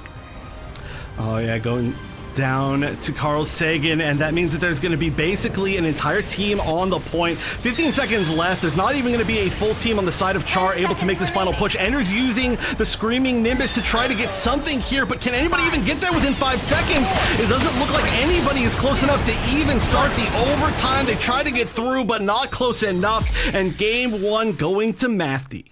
And importantly there as well, Focus was just holding on to that punch, right? They just need to delay and deny the plants, and they take the win ultimately in the end. But man, that was a great battle between our 2 top teams right now, but Mafty able to get that first win, and it was really hard to really pick out who might come out on top. But at this point, I'm just so excited about this matchup. that first map definitely really showing why we were excited about this matchup. Yeah, again, nobody was shut out at all. It just came down to little individual fights for each point, right? Like that was almost the full site gone. You know, the full mega charge exploded, detonated like several times, like 3 different times. It came down to those fights, and right near the end of each of those like detonation times, and they all went the way just barely of Mafty. It was great repushes. We do know that Mafty is extremely strong on playing from their back foot when they have to retake a lot of like objectives, whether it be waypoints or trying to get the mega charges. So it's just great to see them continue to do that, even when a few of their members are now on the opposing team. But I expect that this next map will go very close as well. Yeah, and that's right. We're going to Harbor City for map number 2. So we're going to go ahead and take a short break while we get that set up. When we get back, we'll have map number 2 of Mafty versus Char right after this.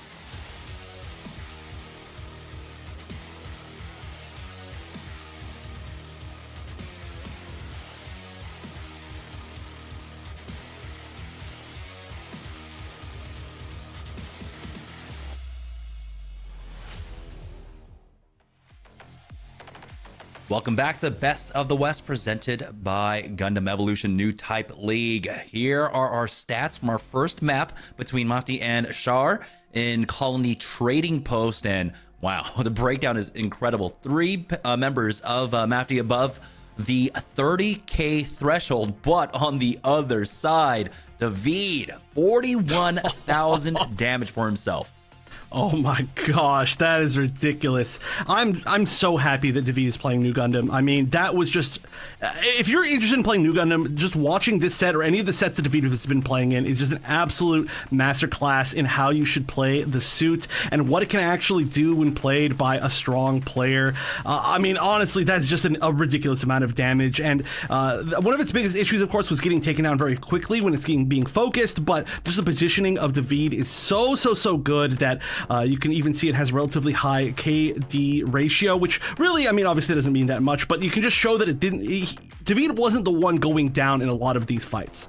Yeah, and you know, when it comes down to just how scrappy this entire match was as well, it was just back and forth fighting, it felt like, especially when we got to the second half of Mafty's first attack. It is just... in that chaos, how do you stay alive? Well, he did, and so he was able to secure that at the very least. So excellent performance though all around. Everyone had some amazing moments. I mean, there were even points that miracle defuse as well. I still don't know what happened there. I'm gonna have to watch the VOD back like 3 or 4 times. But we are now getting set up for our second map. It is going to be Harbor City for our second map here in the upper brackets. And looking at the units that are currently getting hovered over, I'm not gonna get excited yet, Wonder. I'm gonna hold out hope. We'll see, and I won't even say a word. I'm not gonna say a thing. Your goal is to Well, capture both we can wait a few targets. seconds and then maybe say something about the defensive side. Now, okay, they are going to be switching off the Mihiru. We are going to see the Gym Sniper. Almost undoubtedly, we are going to be seeing Carl Sagan on the Gym Sniper on the offense. I can just kind of guess that at this point. Amazing Gym Sniper player. We're going to see Offbeat Alligator. I know the chat's been having a lot of fun with Offbeat Alligator. Fun fact, did you know that less than 4% of alligators that are laid as eggs actually make it to adulthood? And did you know that Mafty is trying to make that percent 0 in this set? We'll see, though. He's quite slippery and might, of course, be to the aquatic nature there. But we do have a little bit of a change-up when it comes to the compositions. We have Devotion now going on over to the Hyperion. So they'll have that double utility, the extra utility when it comes down to controlling that choke point. But Carl Sagan versus Offbeat Alligator there in the Gym Sniper battles. Subject is on the Pale Rider though, so they'll have a little bit more range, a little bit more pressure possibly onto the zombies. But here it is, the the Sniper duels. This actually, oh my gosh, all right, well, immediately out of the gate, Offbeat Alligator winning that sniper duel. Literally the first thing that happens in the actual match. But I gotta point out, this is actually an exact mirror match as far as the suits picked. So it's gonna be just down to pure skill, and this is gonna be difficult, honestly, on both sides. But at least the first pick happened on the defensive side, so just a quick run back, and we get to see how this fight's gonna go. Go, Carl Sagan. He's back with vengeance. Actually takes out Zeros this time, and now that's going to alleviate some of the pressure on to the Sazabi. Focus finds one more Devotion going down, and now the dominoes are falling as they continue to charge forward. David on the retreat will be able to take out Focus, but the number advantage is still here for Mafty, as David will just go ahead and back away. They will give away this point. No need to throw good money after bad here, and so they back away, and it's going to be a fight over the bridge. Wow, yeah, that was a really quick retreat. That's going to be a ton of time for Mafty to be able to kind of build their G maneuvers and see how they feel and when they can actually push. They're not in a rush. It's going to be over 4 minutes and 30 seconds, so they are going to see actually an immediate switch over here. Carl Sagan over to the Unicorn Gundam. I don't think that's actually a pick that I've seen Carl Sagan on before, but again, that Unicorn buff that we got in the last patch is huge, especially for pushing through points like this. Yeah, both of our sniper players actually swapping off. The Alligator actually drops off the map to swap on over to the Pale Rider, and instantly it pays off for them. 3 kills coming in for him. I don't know if it was just last hit at that point. He's at 22% after making that quick swap on over, and that's pretty important for Char, who need to start building up some G maneuvers for this hold. They do have David. He's the only one with a G maneuver available. The rest of the squad is the tailing behind as well. Zyros is getting closer, 60% on that punch, and he is just waiting, lurking over that fence line. Oh, there's the new Gundam G maneuver, just defensively, just to try to push forward a little bit more. That is a very offensive option on the defense, but Focus will be taking down Devotion along with the assist from every single person on the team. We're seeing that so often, but oh, Focus just flying through, just saying, okay, you know what, I'm going to take your high ground, and that is going to be great. That's a second pick from Focus, and Listic gets one as well. Down to 3 members up as one is running back on the side of Team Char. This looks like this is at least going to be a single tick, if not 2. They're gonna have to fight back to this point now. Oh, Focus was looking for the punch, but he ends up getting taken out by Zeros. Now they do end up getting that repair onto him, so it is back alive. Hades here, screaming Nimbus though in the face of it all. Enders ultimately goes down. Mafty survive the storm, and they end up picking up more as the third tick is about to come in, and it looks like they'll be able to finish off this map. I don't know if anyone's gonna even be able to touch the points. And it looks like the 4th tick, Mafty ends up taking it here strong with plenty of time in the bank. That was an intense side on the offensive for Mafty. That was just a rush through. Definitely a very different game than we saw in the first of this set. I mean, there's still going to be, of course, the chance for Team Char to take the offensive here, but they're going to have to move very quickly to be able to match that pace. I mean, at this point, I suppose their best option is not even to worry about that time. It's just to try and make sure that they actually get this capture, as this is a very scary spot for them. They are in the winner's bracket.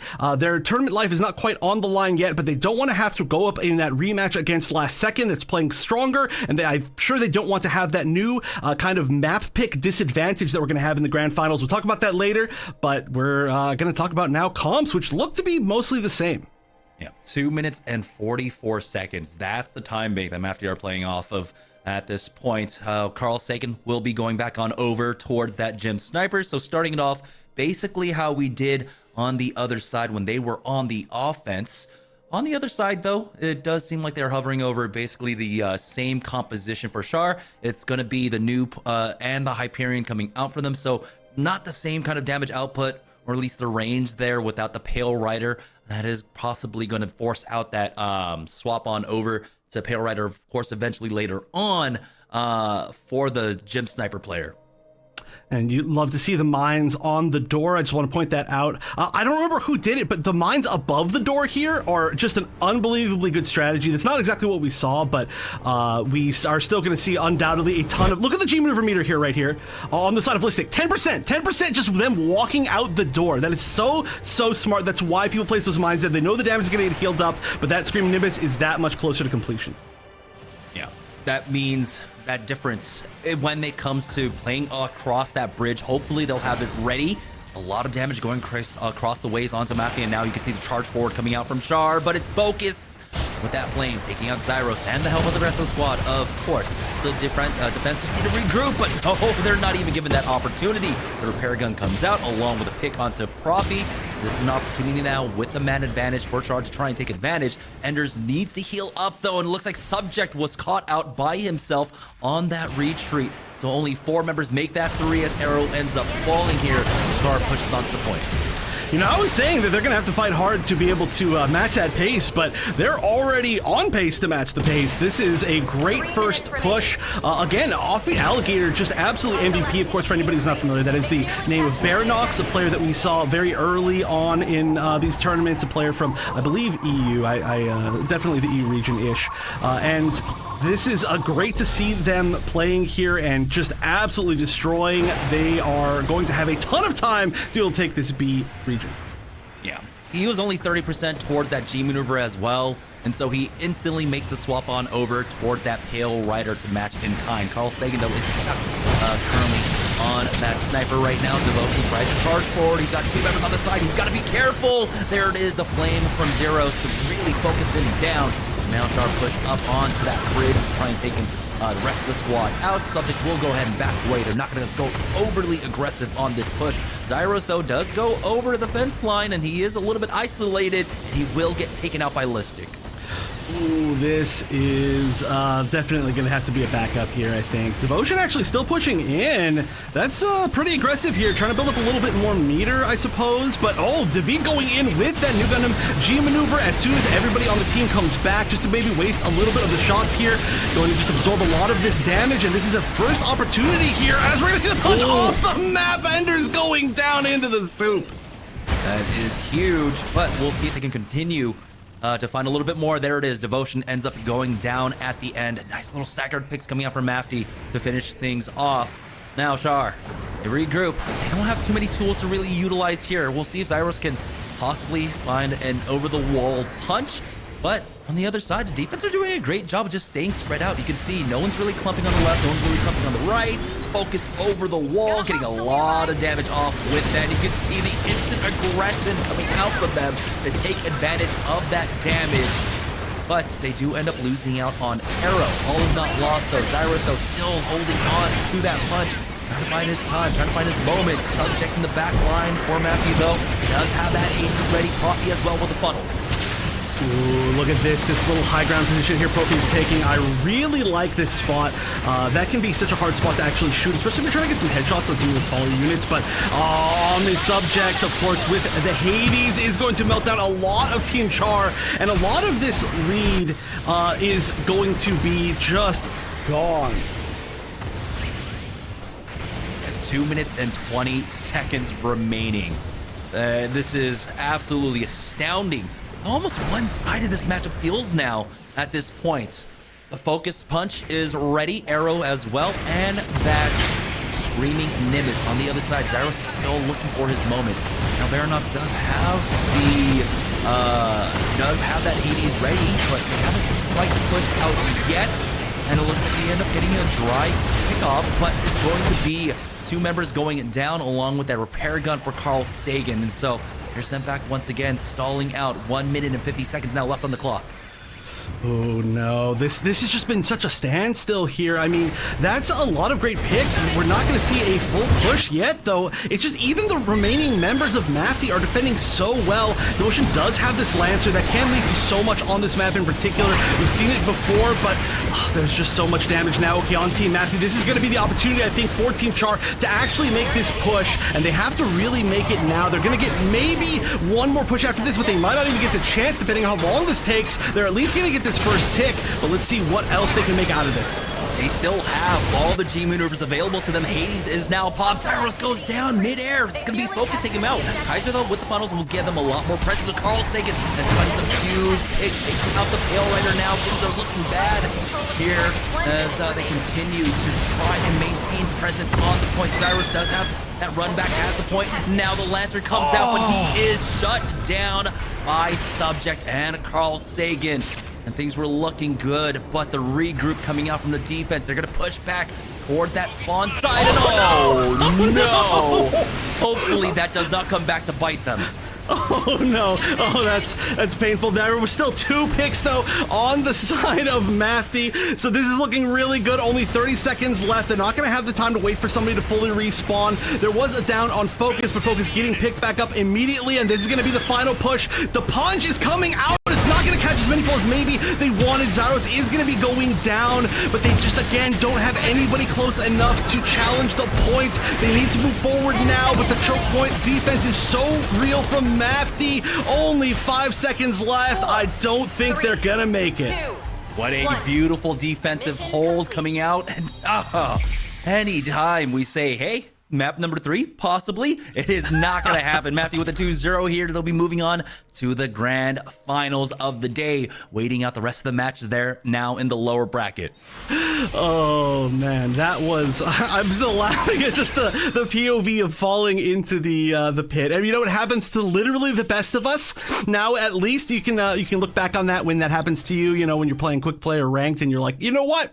Tournament players have done that as well in winners finals of gigantic tournaments. So it literally happens to the best of us. But honestly, great stuff. Again, it comes down, I think, just barely to the defensive flexibility of Mafty. Every single time that it looks like they are down for the count, they always find a way to fight back, and that's exactly what happened here because the aggressive pushes from both sides were extremely strong. It just came down to a slight edge on the defensive situations, I think, for Mafty. Yeah, and surprisingly enough, we saw Carl Sagan sticking with the Gem Sniper the entire way through. Typically, we see the swap, right? You no longer have to play it. You typically on the defense, you're going to just stick with your Pale Rider as that initial or that only hit scan. But the two-man duo between Carl Sagan and Focus, being able to just even get body shots off onto player allows Focus to really just destroy people with the flame, if not just primary fire. And that came to fruition time and again. And they were just able to pick apart the offense there. Great win coming out from them. Now they are looking almost unstoppable. We said that as well during our last grand finals for the last event. So not going to put the cart before the horse here for that one. But yeah, what a fantastic finish. Let's go ahead and take a look at the stats for the map there on Harbor City. Oh, I'm excited to see this one for sure. We know that Carl Sagan always ends up really high on damage when he's on that Gem Sniper. And you mentioned this before, but I just want to point out again that the commitment to the Gem Sniper from Carl Sagan, that is one of his, I would say, signatures on a few different maps where people do tend to switch off on the second point, specifically being this one on Harbor and also on Underground Command Center, where we tend to see a lot of the Gem Snipers on the first points, and then later we see a switch as soon as we get to either the second bomb sites on Underground Command Center or the second point on here on Harbor. But the commitment from Carl Sagan has proven like effective like time and time again. So it's really cool to see that you can actually continue to use that suit if you want to on those points. Of course, you have to be ridiculous with aim like Carl Sagan and everything else. But if you can make that suit work, you can make it work in situations where I feel like a lot of other people could make it work too, but they're afraid to try it. And Carl Sagan has no fear on this earth, I think. I mean, especially when you got a front line that are just, it looks like, you know, they're working on all cylinders. I loved the way, of course, the defensive hold came out for them. You saw, I believe it was Focus along with their Sazabi playing on that right-hand side. And then you had the Hyperion and new Gundam. The Hyperion, the Hyperion? New? I forget. Exactly. On the left-hand side with the Dom. So they were splitting up the forces quite well. They weren't clumping for Zyros to be able to get these huge 4-man, 5-man flames off. It was just a great play overall, but here we go. The stats coming out for them, and I am not surprised whatsoever. 38,000 damage there for Focus on Harbor City. And again, 10.3 KD ratio. Just so difficult to lock down when these strong Ashmar players like Focus are playing in safe spots where even if they get picked out of the sky, they fall into a safe position where you can get picked back up. That leads to just being in the fight for so much longer. You can definitely tell that Focus has that level of experience with that. But again, high damage across the board from literally every single player on both sides. That's how you know that these teams are all extremely solid. It's just there's no weak link as far as somebody not doing damage or not being in the right spot or somebody dying a little bit too much and not being there for the fights when they need to be. It's just so solid, so strong. I would not be surprised if we saw these two teams back in the grand finals, but there will be a rematch in the losers finals that's going to be coming up next, where we're going to have the team that knocked Team Last Second into losers, Team Char, have to rematch them. That's right. So we're going to go ahead and take a short break. When we get back, we'll have our next match. It's going to be the lower finals in just a short moment. Don't go anywhere, guys. We'll be right back right after this.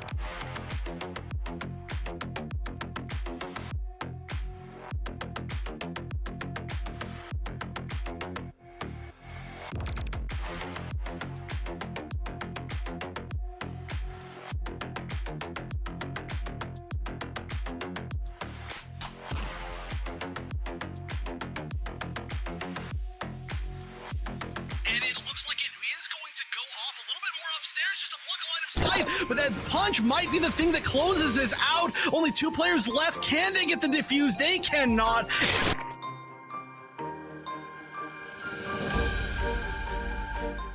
So going into the grand final against Tekka, we were feeling very confident, especially after we saw the map picks. The map picks we felt were definitely in our favor. We have a bad track record, let's say, against good Barbados players, so we knew that just because of the way we were playing at the time, we were going to have to focus Gasman, and they had Nox at the time, which is now on, he's now on our team, but he was obviously an incredibly strong XG, like top 1, top 2 XG in the game. 2 of the best melee players in the game on one team against our team, which is legendarily awful at dealing with melee. We definitely had to be very careful. But here we go. We are going to see the team comps. We're going to see the gun tank coming out of Team Mafty. There's no way they trolled. No, they got me. They got me there. And we need somebody to get on point right now. But David holding this forward position says, you cannot get past me. You cannot even attempt this. And that looks like that's going to be round 1 with a nearly full hold. 5 seconds. Someone needs to touch, but they are not there in time. Finally, trying to go for that defuse, but they get interrupted. Arrow will put a stop to that one. We obviously felt strong after beating Tekka on the first map, but we always try to keep the mindset of the series is still going on. You know, they can still come back and win, so we still have to play strong. Going into thermal plants against Tekka, we obviously have very different team compositions. They're running double melee, and they have very good melee players, and we're running no melee. But we decided that we were going to try to run Zakutu ranged, which I think this was the first time in a long time any team ran Zakutu ranged on any map, and we decided to put Profi on it. Ended up working very well. You'll see in the last fight of the game, we knew we were up alt charge, so we had to make sure we kept track of that throughout this entire match. Team Tekka Dynasty going down. Nox is going to avoid death for a little bit, but you need to be there to step on point, and that is probably going to be the round here for Team Mafty. Then the rest of that, they're in point 8. What was that? It's going to be a Sazabi versus Sazabi exchange, but you can see focus without having to contend with another Ashmar. He has complete aerial supremacy for his squad, and so seconds left, or 5% left. I don't know if anybody can get back in time. The screaming missiles might go completely unused, and it looks like nobody will be back in time. With them securing a early waypoint and bomb plant against us, this point in particular is one of those points where you really have to focus on just grouping up, don't freak out, you know, don't get picked while you're grouping back up, and just sort of push back in, get your kills first, and then defuse. That's what our team did here. yeah, they are very close to the energy cable, but they end up losing out on Gasman. That's one more pick too, as a robot ends up falling here. Mafty like to take their time to clear out their angles before they go for this, but here it is. Arrow coming back. He will ultimately go down. Nox picks up 2, but he should be going down. We finally managed to get a plant here, and we just sort of had to pull back, buy time, play within the door, make sure we don't get picked. That's the biggest thing. Again, they're trying their best to body block for it, and the Sazabi might give his life for it. They do end up getting it down once again on. And it looks like it is going to go off a little bit more upstairs just to block a line of sight, but that punch might be the thing that closes this out. Only 2 players left. Can they get the defuse? They cannot, and Mafty will sweep the grand finals. I don't think we dropped a single map through the entire tournament. I think we won it 9-0. As always, though, we're never satisfied, and that's what I think separates us from some teams. Even in a great performance, we try to hammer out some things. We don't get complacent with our performances.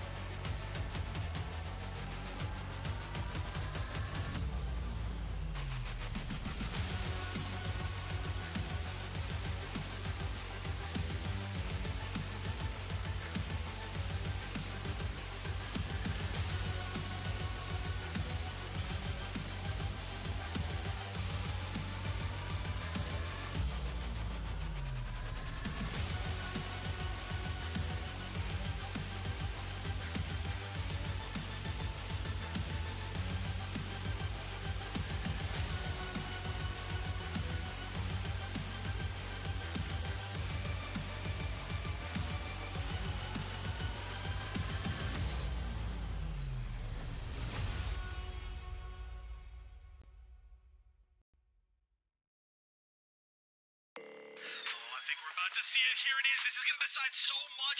Is the reverse sweep going to happen? Devotion going down. Nobody's left, and the reverse sweep is completed.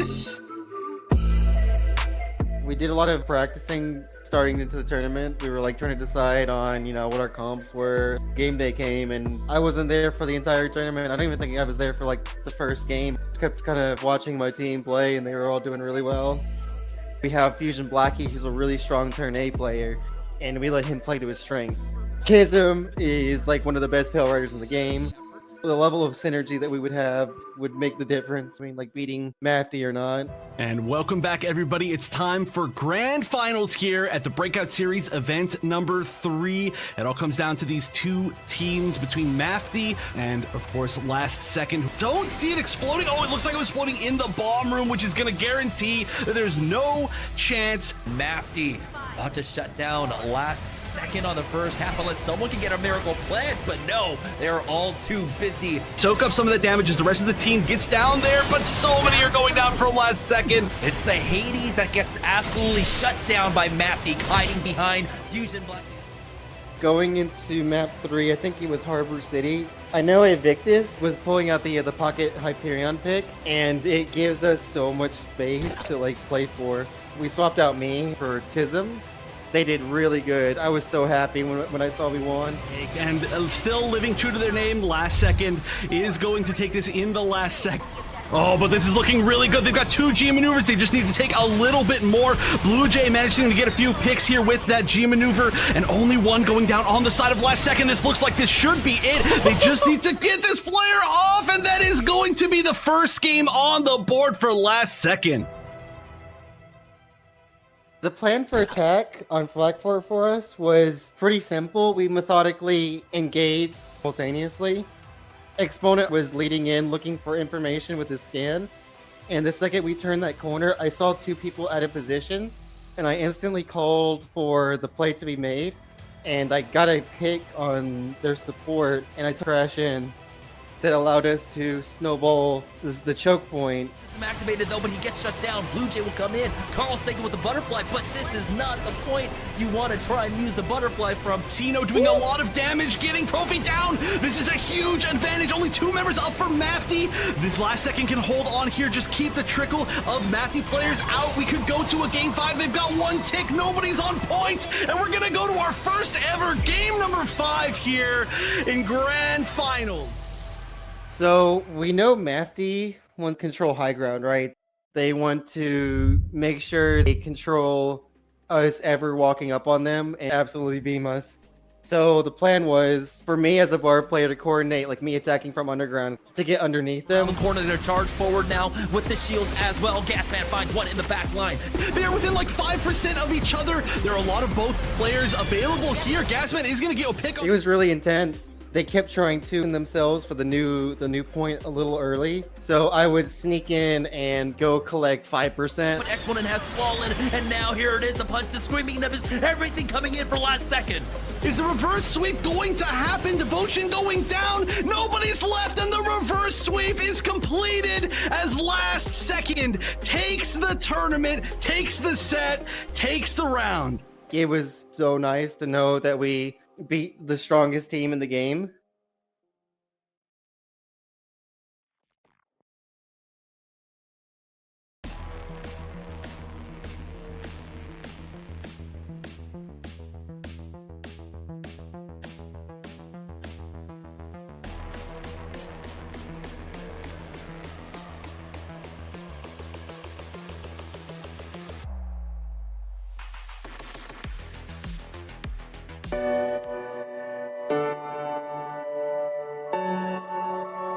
Lanfest is community. Lanfest builds and supports gaming communities to support charity. We have more than 25,000 attendees and 400 volunteers across 18 chapters that span 3 countries. Lanfest is charity. Charity is at the core of what Lanfest is. We've raised more than $1 million for charities nationwide. We support food banks, veterans, animals, hospitals, and so much more. Lanfest is gaming.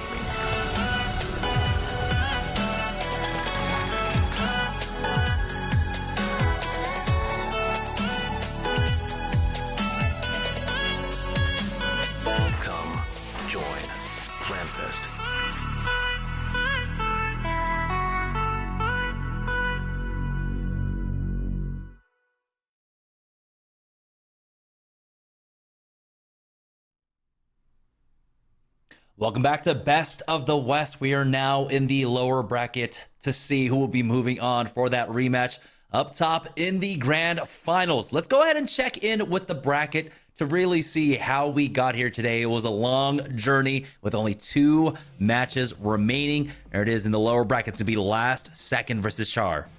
And of course, this isn't even the full bracket. We had a lot of teams signing up this time. Huge thank you to every single one of these teams, and even the ones that we didn't get a chance to see in this top 8 bracket. I really appreciate you all, and I'm glad to see that this game has so many ridiculous players in it. But like you mentioned, we are going to have Mafty sitting up in the winner side of grand finals, and now to see who will be facing them, it will be the rematch of, actually, you can see it right up there in the second round of winners on this bracket. Char and Aznable did some things incorrectly versus last second. Yeah, so this has been a long tournament for last second, having to play a lot more games and maps overall. And there was a close moment in the lower quarters when they were facing off against IQ, and we thought maybe last second gets knocked out. But we'll see if they can go ahead and send themselves to another grand finals.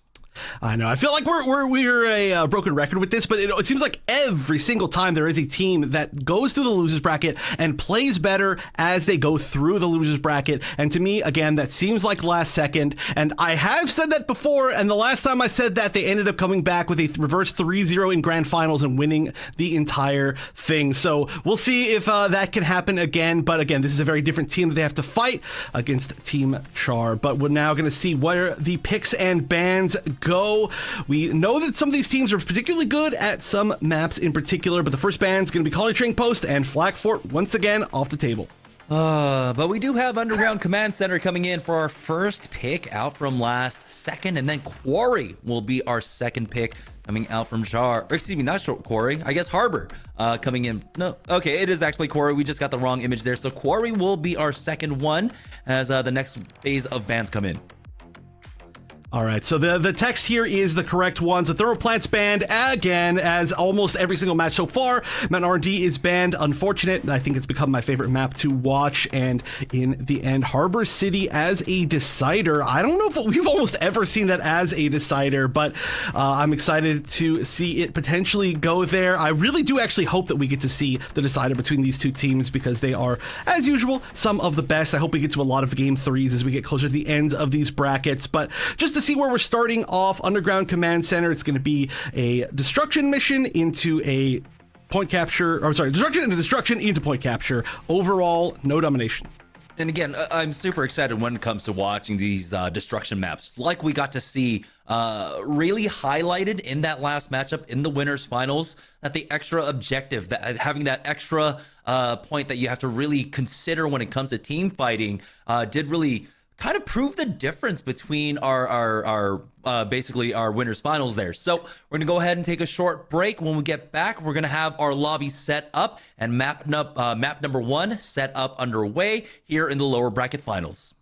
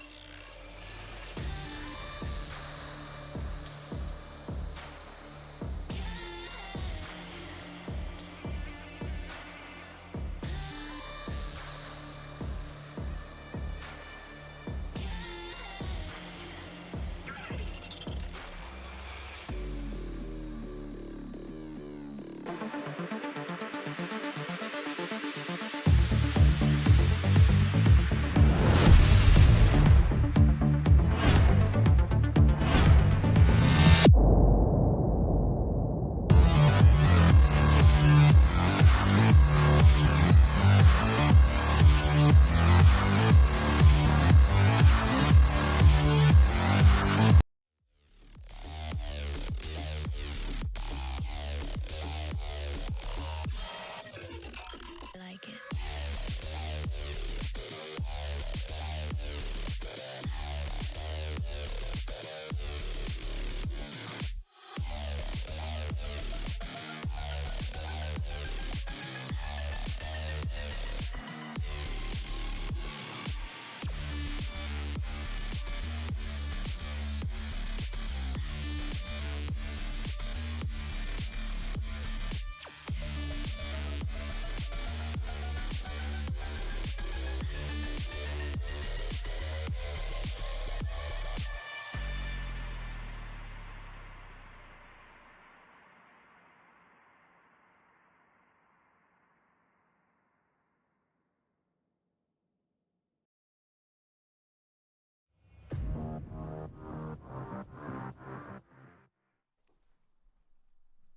All right, it looks like we are now ready for our first map of the day, or well, in the lower finals, excuse me, between Char and Last Second.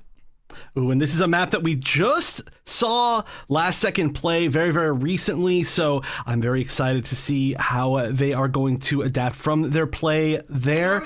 But we've got, I mean, honestly, there's just so much to say about both of these teams. This is a rematch, of course, of the winner's side. I assume that we're going to be seeing a lot of the same picks that both of these teams have been choosing. I guess the big question is, of course, here, the very first point. Sometimes we do see the gym snipers. Will we be seeing the alligator on the gym sniper doing extremely well in the last set that we just saw? But on the other side, it doesn't look like Last Second is committing to the gym sniper. And of course, they could still switch on the offense. Yeah, and it feels like less and less on the defensive side, of course, for that gym sniper. More teams really relying upon basically, if they get the hold on the waypoint, that's great, but they're playing more for the post plant at that point and really playing around a defensive end in that regard. But here we go with a few more seconds remaining. It is going to be Baronox, of course, starting off on that gym sniper. So we'll see if he can get the initial picks. He won't have as much pressure onto him unless Zusi has something to say about it. It can be a little bit difficult to play on the outside with that Zaku 2 range here for the waypoint. And my correction from earlier, Baronox is not from EU. I don't know why I thought that, but thank you, chat, for correcting me on that. But there will be, like you said, a lot less pressure. Now, it's going to be about playing safe here until there's a pick, and there we go. Blue Jay off the bat. That is going to be the cue, I think, to go in. On the James also moving in, but gets picked off. And then we're going to see a repair as well. So another pick, though, from the sniper. Zusi can able to charge forward, but they end up losing out on 2. Still going back and forth as another repair goes down. Get exponent up. Zusi finally falling here. Enders picks that one up, and that's going to be the waypoint going the way of Char as they charge forward here. This is where it gets a little bit difficult for the gym sniper. Oh, if he does hold the corner as well, he can find that initial headshot, take a unit out. Does it look like they're trying to push up from the left-hand side? A few members are up there for Last Second. Well, I was mentioning that, you know, you can technically continue to use sniper here if your name is Carl Sagan, but maybe not if you're not, isn't Carl Sagan. I still assume that we're going to see Uppy Alligator, of course, just hang on to this. There's no respawn point, so at the very least until a death. But we'll see if there can be any big picks. There can be some nice hallway picks on the sniper. We'll see a lot of trades going on, and we do actually see the pick. Gasman going down to that gym sniper. Oh, and Wiki, so that is definitely going to show some value. Still, though, these repairs continue to come in, and so despite being able to find a knock or 2 there, they're not finishing things off too strongly. Now the fight's going back and forth. No one's even been able to touch the Mega Charge quite yet to get that planted down. Zusi being the consistent threat. This is where I worry when you're trying to continue to play that gym sniper, when you have to worry about the Zaku 2 range just running up on you. Oh yeah, I mean, we saw Zusi switching to this pick. This is exactly what the what Team Last Second did the last time they were on this map, like 2 sets ago, where Zusi is on the range, Zaku 2 range, the Mono switches back to the Pale Rider, and it works so well for them. Zusi is a beast on this suit that recently got some buffs, and you can just see how difficult it is to track down a Zaku 2 range here, but that is going to be 3 or 4 different picks on the side of, well, Last Second, the members going down, and that is going to be a great opportunity for a plant on the side of Char. Yeah, take a look at the way that James is playing this, going for the forward spawns, trying to cut off any reinforcements here, and keeping tabs on where they're trying to push up. A lot of damage going across onto Exponent, but he does have that armor gun to try and pop him off, as now they're going to try and contest for that high ground. The Mage Charge still ticking away on that A site, though, and there's the first pick. Zyros sees them funneling into a corner there, takes out 2 with the help of Enders. Blue Jay does answer back for Last Second. And I gotta say too, the Gym Sniper G maneuver was able to really show where people were entering, giving that little bit of advantage. Now there are some picks, Off the Alligator being one of them going down, but this is at least going to build them a lot of extra time. There's only 20 seconds left before the Mega Charge goes off, and we are gonna see 2 more picks. I think this might be the time where Last Second just has to run back and make sure that they aren't staggered going to that next choke point. Ooh, big punch coming in from Last Second to try and create space, but no one can even touch that Mega Charge with 5 seconds remaining. Huge numbers advantage here for Char to finish things off and move on to the second half as they charge forward. Looks like there were a few members in the back, but they were not able to catch them out. Still chasing though, never mind. It's gonna be James with the extra dashes. Finds a second pick as well. This could be a huge snowball. Even though they were slowed down there on that first half, they're now moving forward with momentum. This is actually gigantic. This is huge. This is why sometimes you try to just back up and give up that first point. Is that choke point? The fact that that was given up and 3 people went down is huge. And look at this, they're just continuing. Like you said, a death ball. 3, 4 members down on the side of Last Second. 5 members down. 6 members down. They're just slowly flooding back. And this is definitely going to be a Mega Charge planted. There's a lot of time that they can work with. They've got the spacing. They've got the waypoint instantly. Everything going the way so far of Team Char. Yeah, Gasman does have his G maneuver, and they have a Screaming Nimbus of their own to utilize for this one as well. Pyros and Pyzer and Zyros on the other side, though. They have the G maneuvers to try and counter this one. That punch could be absolutely oppressive. Now the ball has to come out for Off the Alligator, but he ends up falling here to Zusi, and that is the threat of the Zaku 2 range. Screaming Nimbus has been popped from the Last Second. They are fighting the pick. The 80s is used by a Mono as well, just for the cleanup, and they will be able to basically finish off the entirety of Char and get that Mega Charge defused. That is a good amount of time, so at least they're going to be able to get that. And they do still have 2 minutes left, but it looks like an aggressive push here from the side of Last Second to try and... Oh, they actually did already retake the waypoint. I didn't even see that. That's wild. The Gym Sniper will be switched. We got to see that live. Going over to the Pale Rider to the side of Baranox, aka Offbeat Alligator. And we'll see if that ends up helping them at all. But Last Second is really trying to hold on to that waypoint. And just having to retake this waypoint on the side of Team Char is going to mean that they're losing a lot of time on this plan. They lost about 30 seconds that they now have to make back up. Yeah, they just have to be careful pushing up here. You can see the AoE already going down. They do have the heal back going down to get them topped off, but Zusi is just laying in wait. He's got that Heat Hawk slash. They're trying to bait this one out. Don't go for the peek. Don't let them know. The Mega Charge is here, though. 3 members caught out. There we go. Zusi, unfortunately, can't follow up on the damage. Enough members were able to fall back. Mega Charge now taking away back on that A site.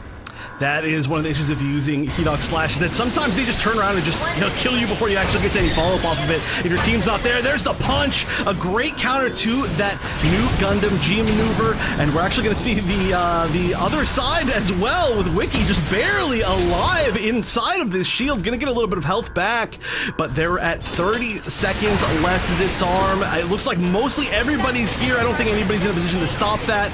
Again, about 50%, 60%, and then the stop. Only one more opportunity for Team Char to make this happen.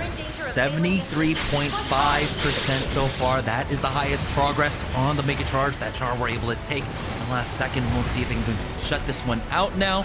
As you can see, this is a largely dry fight, but it's James coming up with a Heat Hawk slash, and Ender's getting close to that Screaming Nimbus to find an opening, and we know how strong that is. Zusi gets focused down, but it looks like it was a bait. The trade's coming on in. James with the Heat Hawk slash just to keep himself alive, but no, with 3 seconds remaining, he tries to get the plant down. It will be last second stopping them, but good amount of progress is still made by Char. That was a lot. That was for sure a lot, especially on a map like this. It is going to need to not be a full destruction of the second Mega Charge site, but at least like 75% of it to get that guaranteed win here for last second. Not the easiest thing to do by any margin. This was a lot of brawls, and you can see that, oh my gosh, the damage is really split evenly. Maybe, minus like Kaiser, who of course was playing a little bit more of a defensive role, but on that side of Team Char, they are just everybody's around that 20k range. David, of course, just popping off with that new Gundam. Yeah, he's been topping the damage boards time and again across almost every single map. Even in losing maps, he ends up with the highest damage across the 12-man lobby. So it's been an impressive performance coming out from him here. Now it's going to be last second's opportunity to attack. Currently, no hover over that Gym Sniper. It looks like they want to stick with Zusi on the Zaku 2 ranged for themselves. On the other side, though, it looks like Baranox will be sticking with that Gym Sniper here on the defense. Well, it honestly worked really, really well for a huge portion of the game. I mean, the switch at the end made a lot of sense, of course, but I do really like how effective it was, even on that first point. It's great to see. I assume that there's a chance that we will be seeing the switch again. I think you mentioned this, but Zusi still being on the Zaku 2 range for the offense is a pretty interesting choice. It's a great defensive suit for sure, just because it can sit in those tight hallways, but as it's trying to get across this kind of open area, pushing this first point, there is definitely the chance for it to get picked off. We'll see how this works out. Yeah, they're going to take the safe angle, though, creating, avoiding a lot of the LOS. Zusi is just able to walk up right now. So we'll see if he can go for that corner peek. Axe has already been tossed down. They could actually call that one out and maybe have the advantage in this zombie fight. They're not pushing quite yet. Axe long range coming up from Gasman there into the sky. Blue Jay is the first one to get focused down, though. David across the corner is able to take him out with those bits, and so now playing with the man down, not able to get the res. Enders will fall, though, on the other side. Zusi charges forward to try and take out James, but he survives and backs away with the rest of his squad. The repair has gone down to get their zombie back on in. Gasman charges forward with the rest of the squad, and they find the opening. That's the waypoint going over to last second, and now they will not relent on the pressure.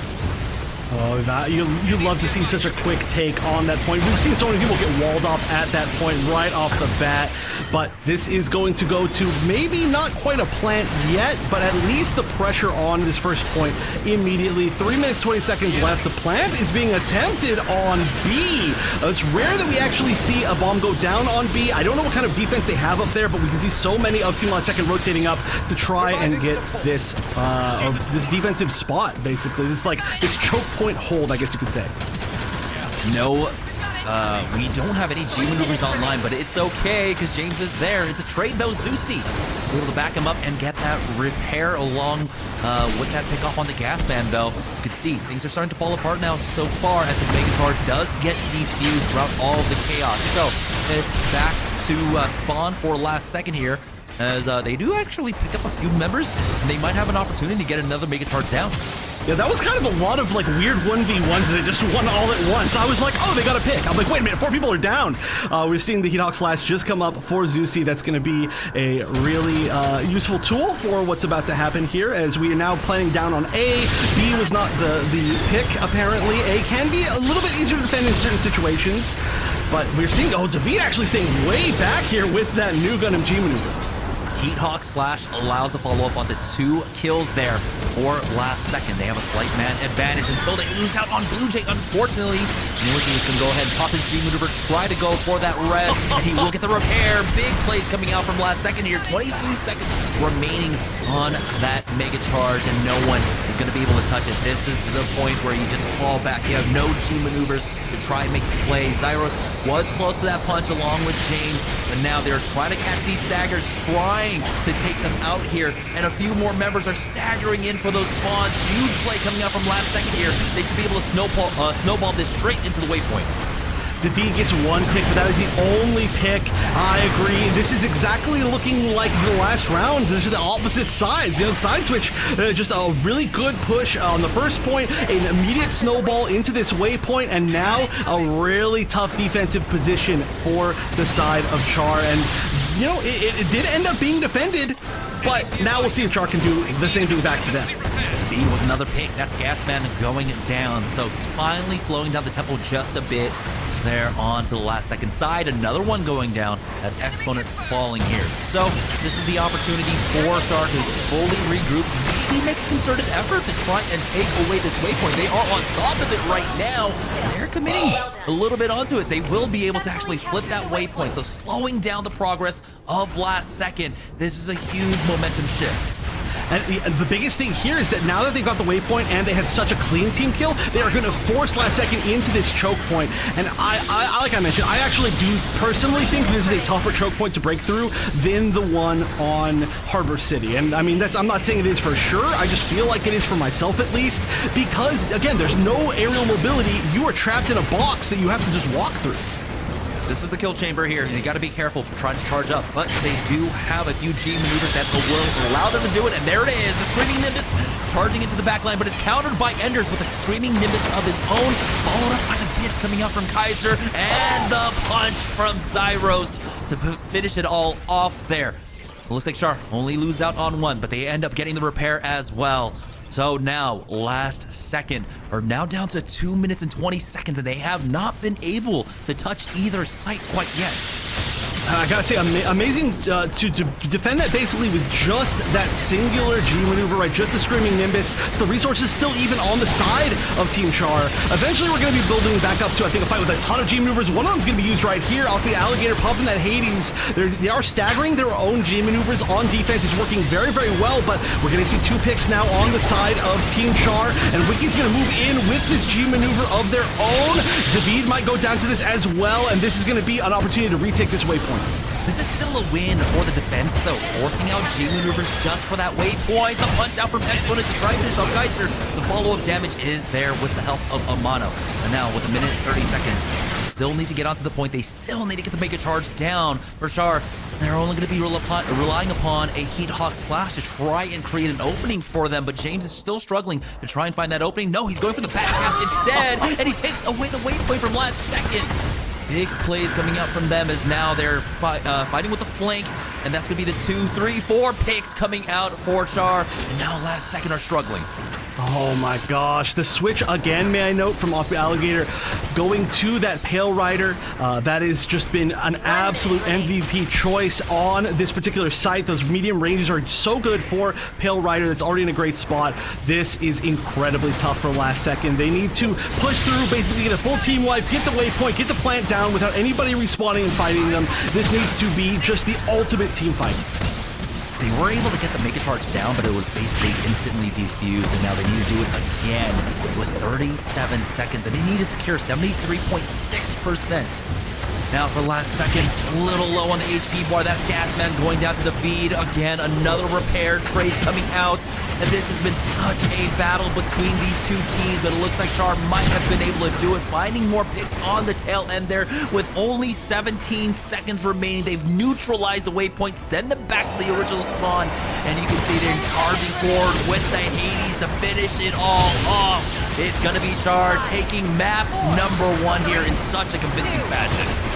Hey, you know, we've got the stats graphics now. You might as well pad them at the end. If you've got your G maneuvers, just use them, right? But no, at that point, they knew for sure that they had won that. The run back is too long. And I gotta say, MVP moment, without a doubt. I mean, that was looking great for last second, right? But the moment that waypoint was stolen back by James was gigantic. I really cannot stress that enough. Losing that waypoint on that particular site is the difference between spawning 5 seconds away from the Mega Charge site or spawning 20 seconds away from the Mega Charge site. It is just a gigantic difference. It allowed them to fight back into the choke point where they were held off for another minute or a minute and a half, and it just didn't give them the opportunity to ever fight their way back into that game. So a recapture, while it's not always the easiest thing to be able to do, having the extra mobility of that Zakutu range helped them do that so well, and it was a great decision. And I know I'm sounding like a broken record here, but this is why I am really coming more into the camp of the destruction maps, having the extra talking points of the objectives, not just the waypoint, but the plants as well. There's just so many different ways to approach these fights, and having that extra factor puts so much more depth into the gameplay. While I still love myself some good 6v6s on domination, I am definitely falling more into the camp of destruction. That was map number 1 though, and we are going to go ahead and take a short break. We'll have map number 2 here in the lowers finals right after this.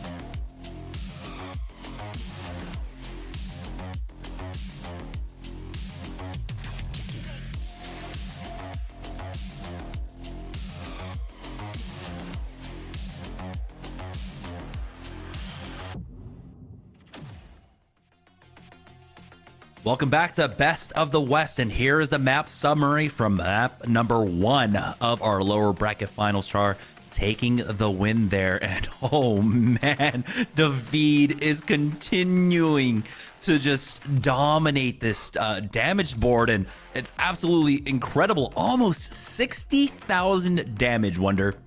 Every single time that we go to a stats page for David, my eyes open real wide, and I know that like maybe production can see it, but nobody else can. And it's like, oh my gosh! I mean, a new high score, new high score. Yeah. Let's just keep going. If Char ends up getting to grand finals, if David can hit that 60K, maybe get the 70K, just keep on going. But no, again, a ridiculously high damage game in general. But I mean, honestly, nobody else even hit 50K. David is definitely convincing me that after this tournament, I'm gonna go and jump on ranked with some new Gundam and throw some games, but definitely gonna try it at least, because that has been just unbelievable. And we haven't really seen, I mean, we see obviously like Wiki, for example, using the new Gundam well. We've seen a lot of really great new Gundam usage, but nobody is equaling that ridiculous defeat damage. It's just, it's something else. Yeah, we need to know what's in the secret sauce, and I don't know if David is actually going to go ahead and give us that recipe, because, man, I would keep it secret myself. Just absolutely stellar job coming out from them, but not to be outdone. The rest of his squad, of course, really being able to utilize the space that he creates on that unit, and capitalize off the damage he actually ends up putting out. It's so fantastic to see this team just be able to play at this level right now. I believe, of course, our next map is going to be Quarry, if I remember correctly. Yeah, Double Destruction. So Quarry is going to be the next one. This is going to be interesting. This is where the question comes in to effect. What's going to happen to the compositional changes for last second when we get on this map? Right, because like we saw earlier, they did have some general comp changes when they went to Underground Command Center. We saw the, well, actually, it looks like it might be kind of similar. Zusi was playing on Pale Rider earlier. Amano was playing on the Ashimar, which is, of course, a great suit for this this overall map. But it looks like they're going to be mostly sticking with what they're used to. However, I know we're all excited to see Gasman back on the Barbados. This is a Barbados favored map, one could say. It tends to pop off on this map, and so they're looking pretty much similar except for that. Yeah, I think we have to call it the barbecue for Gasman in particular, right? I don't know if what he's cooking with, possibly propane at this point, but yeah, we'll definitely have to keep an eye on that one, especially on the defense. We know how good it is when it comes to the counter dives, but it's not a full committal on dives when it seems like, when the offense pushes out to try and fight for that waypoint. We're seeing a lot more staggered two-man pods running around and fight in that regard.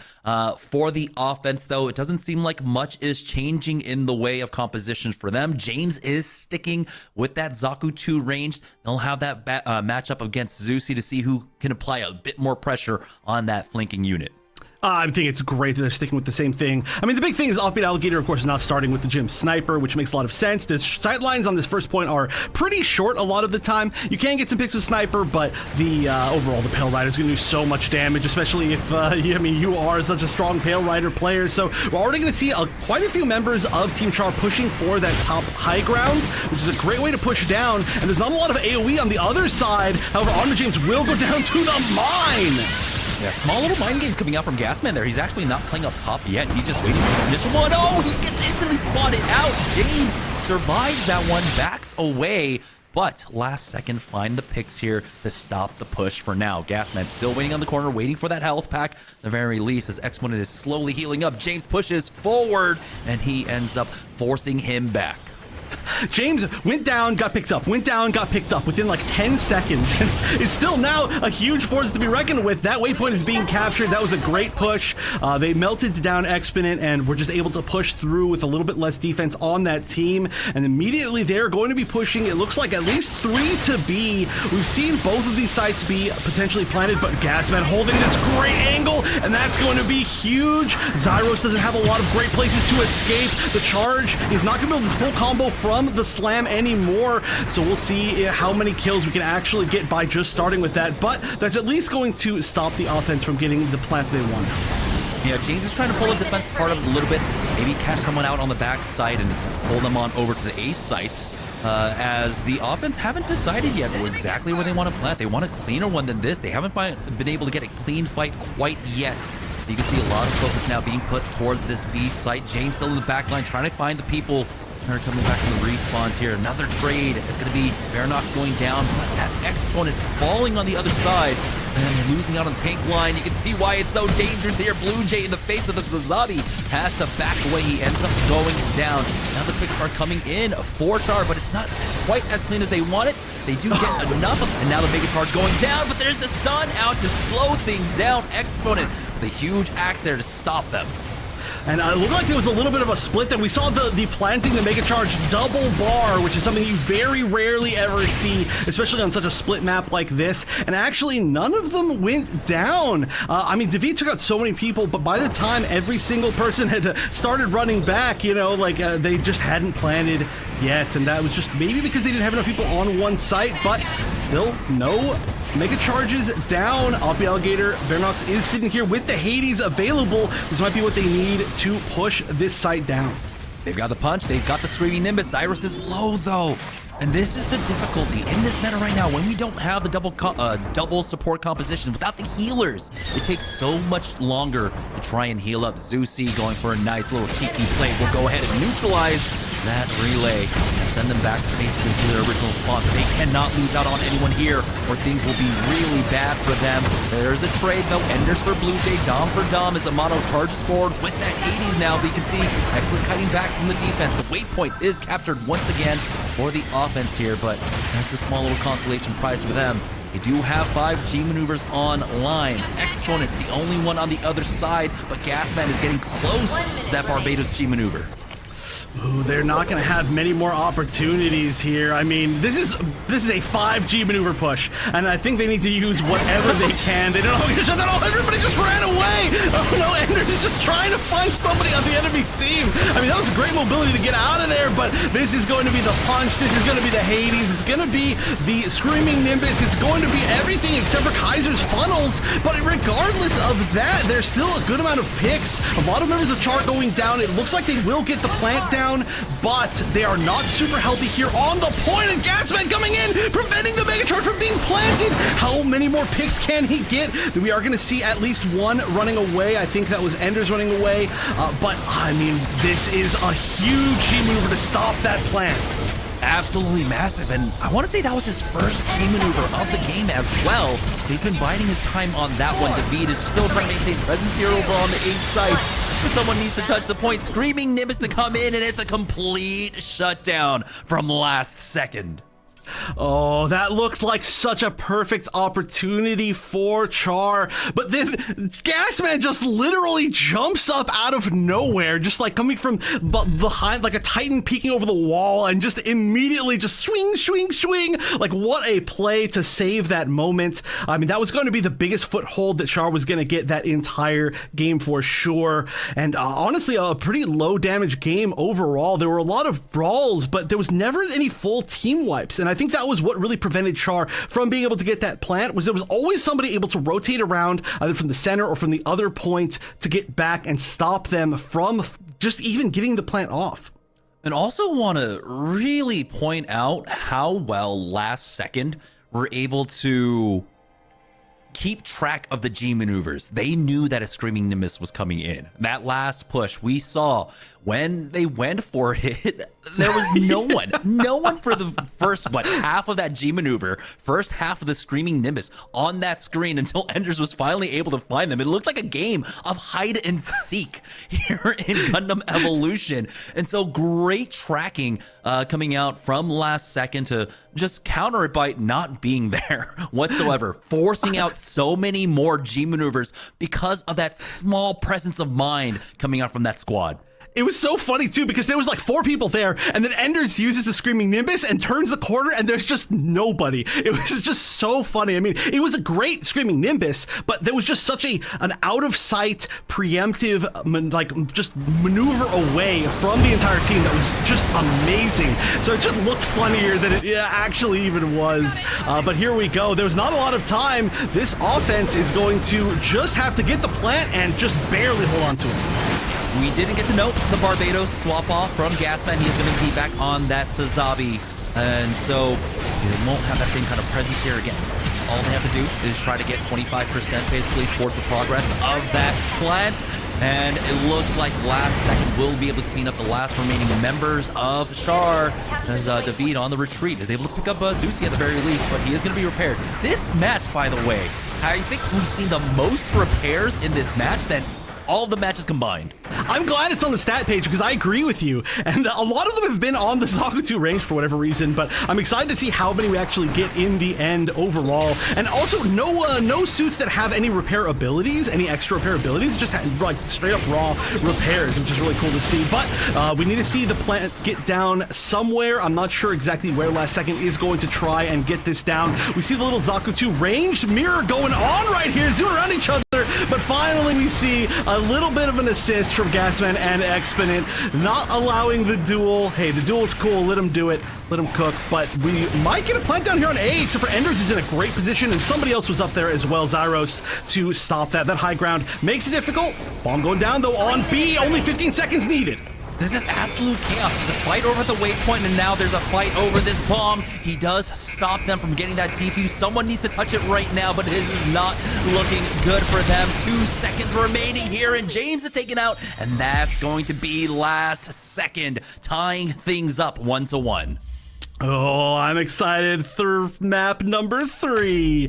That was an incredibly difficult spot to actually defend. The fact that there was just almost no progress in general made that just ridiculously difficult. Wow, I've almost never seen that. You very rarely see the new Gundam MVP, but David, of course. I don't think anybody's going to be super surprised if that's another top damage. I do want to see the repairs, but mostly I want to see a map 3. I'm super excited. I mentioned before, I felt like Team Last Second was not playing at their usual level earlier in the bracket, because honestly, like, not to say, not in a negative way, but they did get kind of run over by Team Char, and now it looks like they're playing much back up to where we're used to, and I expected the winner's bracket match to be close. This is more of what I was expecting. Yeah, I mean, we have to know they're making a lot of swap offs, a lot of overlapping roles, and of course, the Suzabi pickup I think is one of the biggest changes in terms of the composition. Having Gasman, when he does have to swap on over to that threat of Gasman is a little bit neutralized when they end up going for that one. He's still a good Suzabi regardless. I'm not gonna knock him for that, and it's great to see that he does have a really deep pool for his team to be able to flex upon. But it seems like, yeah, they are slowly regaining their kind of identity, or at least figuring it out as they go along. Having that run through the lower bracket might actually have worked out for them. Just the extra practice with having to flex around that. Now, we're going to go ahead and take a short break. When we get back, we'll have the conclusion of this map. It's map number 3 here to finish things off in the lower bracket for the best of the West. Don't go anywhere, guys. We'll be right back.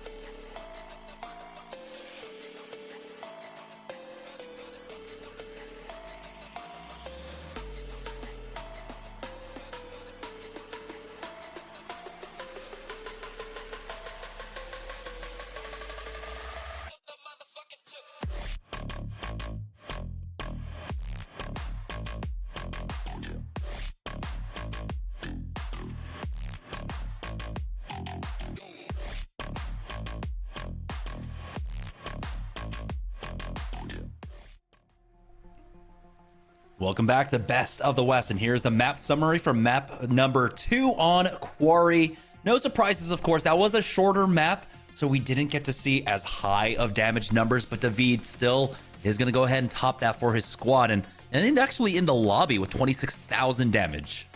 And you did mention, of course, how many repairs there were. And the interesting thing is that it was almost all on the side of last second, right? There are a total of 7 repairs in, honestly, a pretty quick match overall.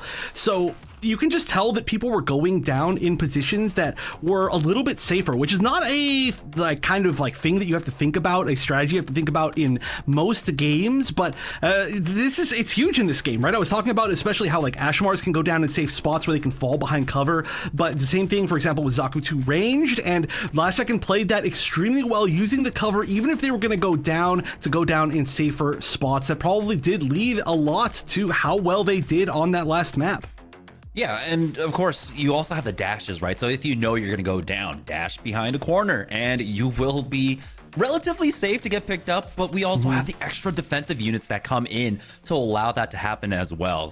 From that new Gundam, providing the extra shields to be able to make it that much safer. I mean, we got to see almost a mid-fight repair, I believe, when we were at Underground Command Center. But here we go. It's map number 3. We don't know if this will be the final map in this set because there is an opportunity, of course, on Harbor City for us to tie and then end up going to a tiebreaker. That is true, but if we don't get to that, this is, of course, tournament life for either of these teams. Incredible teams, both of them absolutely deserve to be here, but again, this is Best of the West. We're trying to see who the best is. This is a winner-takes-all tournament, so yes, third place is amazing. I mean, all of these players deserve so much, of course, but the prize is going only to first, and one of these two teams has to go up and fight against Mafty, but which one will it be? They're 1-1 in the set. This could obviously go either way. I expect a great match from both these teams. And if you want to contribute to the pool, make sure you check out our Matcherino page as well. That's where you can help out. There are free quests that you can help to contribute to the prize pool without having to contribute money yourself. So go ahead and check that out. But for now, let's go ahead and get back to the game. It is game number 3. Offbeat Alligator. Baronox is back on that Gym Sniper. No sniper on the side of the defense, though. So this could be the difference maker. We've seen some great plays out of our sniper players all day long. Also, the fact that we are not going to have the sniper on Last Second, just to start things off, we're going to be going with the new Gundam and the Hyperion. The Hyperion coming out of X-Men, who has been extremely strong on this. And this was a tiebreaker map that was chosen by Last Second. We've seen they're very, very, very, very, very good at this map. I got to see it 5 times. And so we'll see if they can continue with their usual strategy or if they're going to find anything new here. Yeah, they're opting for a little bit more utility when it comes to that bridge hold after a point gets taken. 2 quick pickoffs coming out from Last Second there onto the defense. It looks like Devotion will be able to charge forward with that shield. Does he give his life for it? He does. Exponent following up on that. So even though the repair goes down, it's a net even overall across the board. And now they send them back once more. So Char will have to approach this one more time.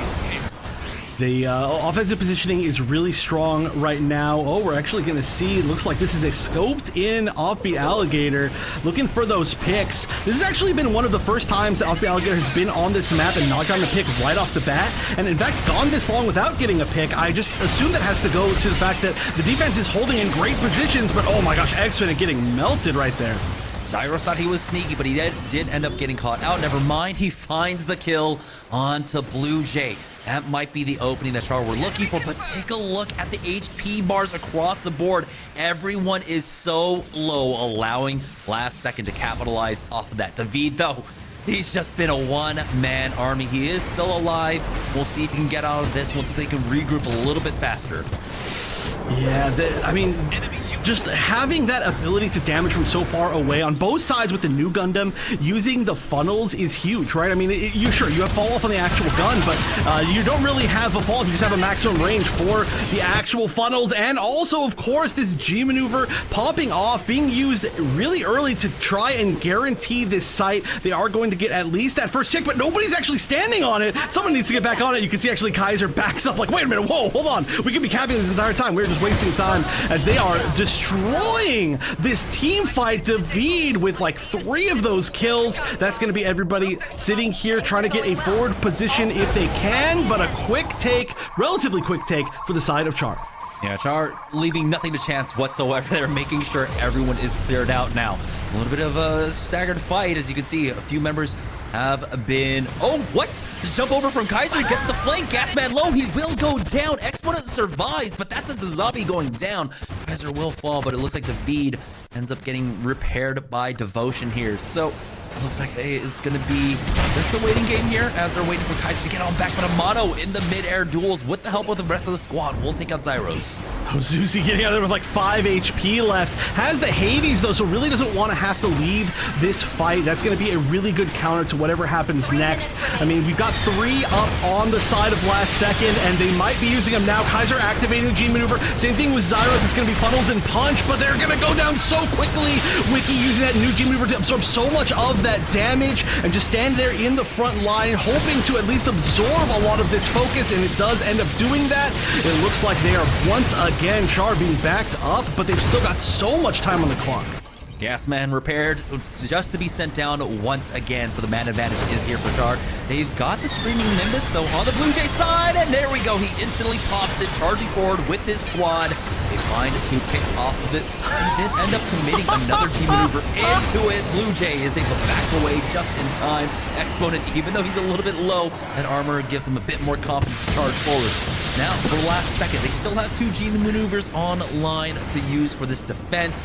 And Char are running out of time, down to 2 minutes here, and they haven't even been able to touch the point quite yet. I'm sorry, did that Screaming Nimbus? Oh wait, hold on a minute, Lancer. Oh, and a great counter Screaming Nimbus to stop so much of that effect, and that is going to be Ender taking out at least 2 people with that, and of course getting the assist on quite a few other people going down. There's only, I think, 1 person left, and that's going to be Gasman going down as well. It's a full team wipe. There's not a ton of people left up on the side of Char, but they can at least run forward, try to get this forward positioning. They might get on the point. Ender's running back relatively quickly. That was an amazing counter G maneuver. Yeah, Susie doing a great job there at the end of the fight as well. Even as he was retreating, he finishes his downs and makes sure that a 3-man group of Char cannot just push onto the point for early positioning. But now, the team fight advantage going in the favor of Char as they do have that Hades ready to pop when they need it. Offbeat Alligator taking a lot of damage. Has to be careful, chasing one down low. It's going to be a 1-for-1 exchange. Exponent going down. Kaiser falls on the other side. It's a 5v4 in favor of the defense. Never mind losing out on 1 more, but Amano will go ahead and put it in their favor with that pick off the Veed. Still finding these moments in the middle of the fight to continue to find picks. There's another one as he backs away, but we're seeing how disjointed these fights are. There's 2, 3 skirmishes going on at any one time. David taking this 1v6 comment very literally here, and honestly doing a great job of it. Oh, the punch gets eaten before it can go off. That's huge. Amano would have gotten maybe 2 knocks off the map from that, but instead, that is -1 G maneuver, -1 player on the side of last second. There's going to be at least 1 tick here. This is the best opportunity for Char so far. They've got the Lancer ready as well. Devotion needs to get topped off. He's low, and he gets shut down as he tries to pop it, though. The Hades gets shut down as well as David trying his best to take it up. He's at 200 HP. Does not have any support line here to help him out. Last second comes in, but the 3rd tick was at least secured by Char, but the Hades will be enough to finish things off last second, putting a stop to them. Still, 78.7% secured by Char.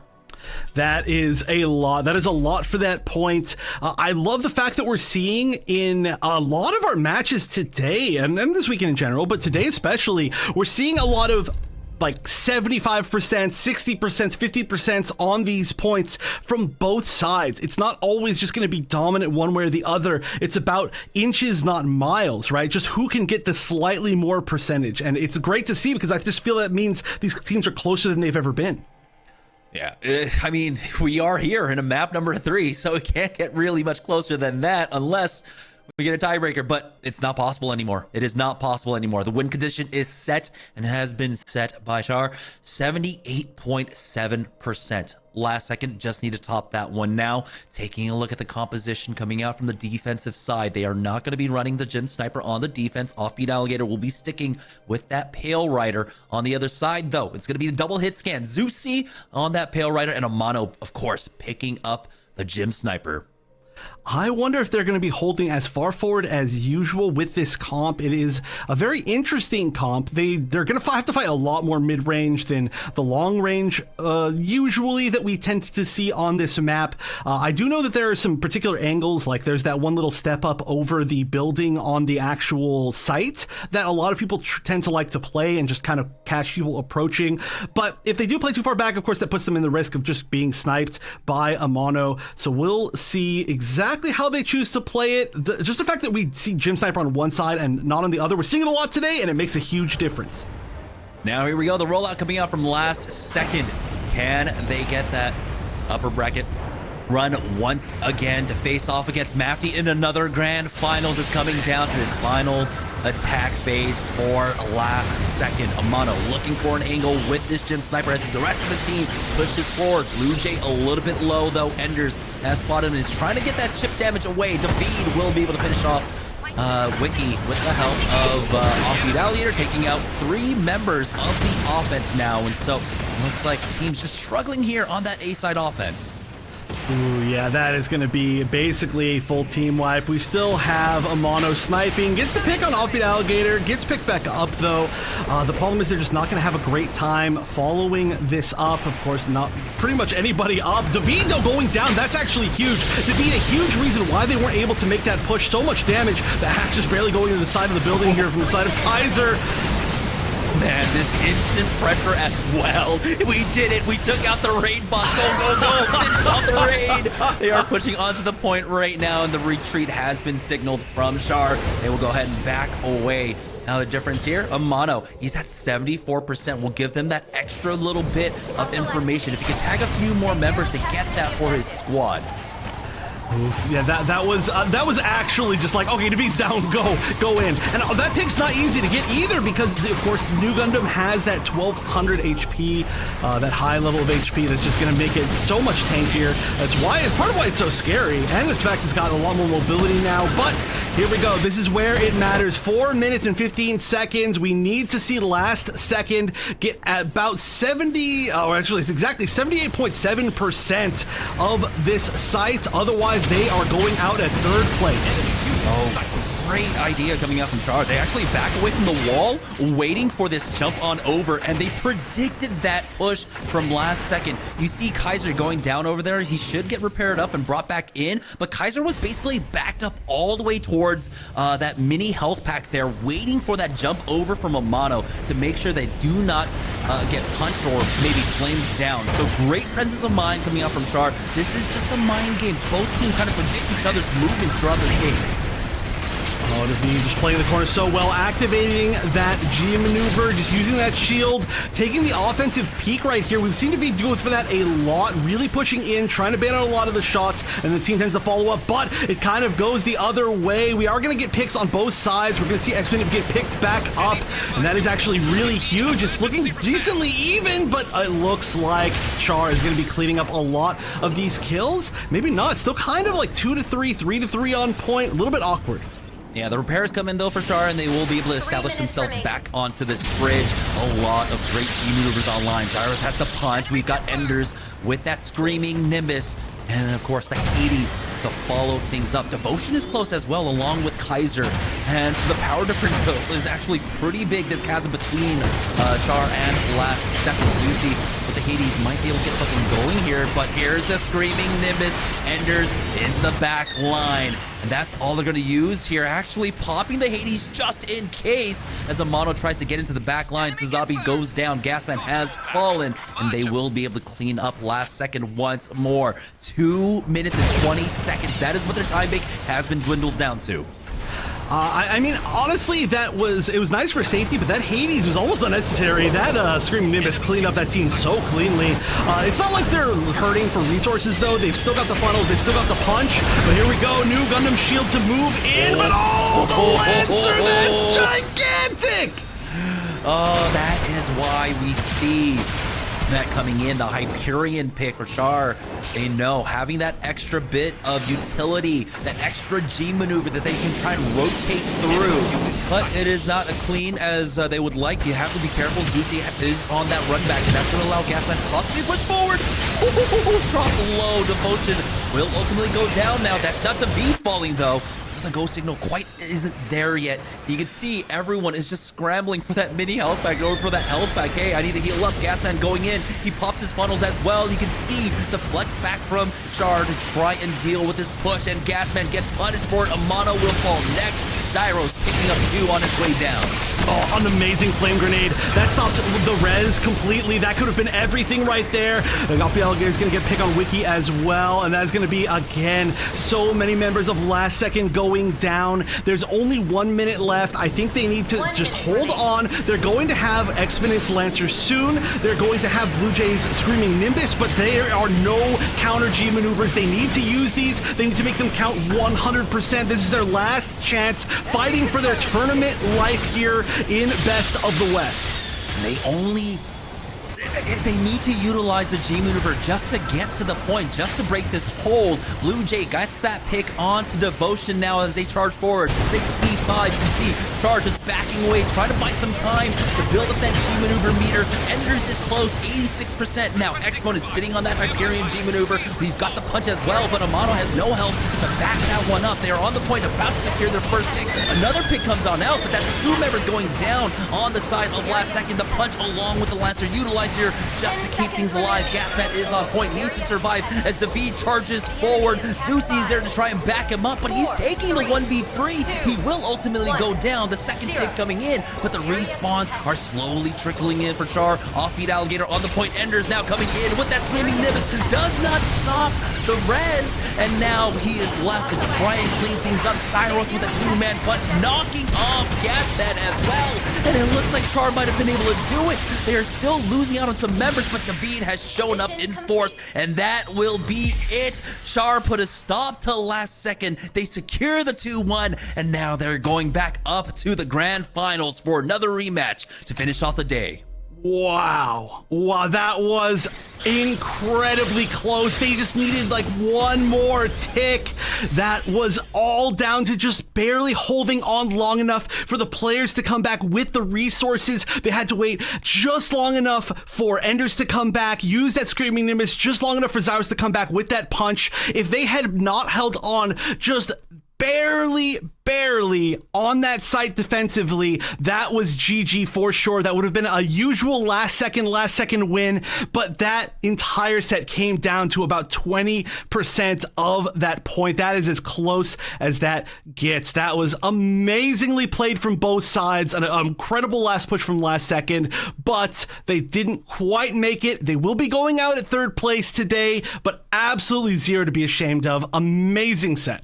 And it came down to a lot of just great individual plays right there. We're seeing why David is really pulling for his chances to get MVP overall of the tournament there. That 1v3 to be able to take out one, stay alive long enough, contest a point. That was just an excellent way to finish off this set. Of course, some of us were hoping for a map number 4 in this set because it was just a beautiful matchup between the two squads, but we couldn't have asked for a better finish there. Now we've got the rematch in the grand finals, Mafty versus Char. Oh, that's going to be such a good one. I kind of feel like that little win right there is going to help Char feel that much better about how they did. And I mean, they did extremely well. Another big MVP moment that I want to point out is there were 3 huge Screaming Nimbuses from Enders. You know, Enders on that previous map got that hilarious Screaming Nimbus that just everybody ran away from, and he was playing hide and seek, and he was like, no, never again. So he got nearly a full team wipe with his first one in that choke point on B here. Actually, there was a funny moment where it looked like he launched somebody into the air. He had an amazing second one in a very similar place, and then that last one was literally the game-winning moment. So here we go. We can see the damage. I think we all know who's first. Yeah, my eyes just scanning for the highest number, and of course, it's no surprise. David, 50,000 damage there on that new Gundam. Absolutely incredible performance coming out from him. Not to be outdone though. I mean, it's so difficult because we love all of these teams, and so we want to highlight as many of the players as possible. Amano doing a great job, 40,000 damage on that Ashmar for his squad. I know. I really like even the players who we don't get a chance to like say that their damage is huge. Players like Kaiser, you know, for example, lowest damage on the team, but one of the most key players was one of the biggest reasons why they were able to even make that happen, right? There was a push over the side that really initiated a lot of what really made that a winning game for Team Char. It's just every single player is so good at this high level. If anybody was a weak link, it would show immediately. So just amazing stuff to both of these teams. It's just like at this point in the tournament, you just hate to see any of the teams get knocked out because it feels like everybody deserves to move forward, but you know, only one can. And so we're down to two teams who will be fighting for the title of Best of the West. It's going to be Char and it's going to be Mafty. I'm super excited for both of them to play it out.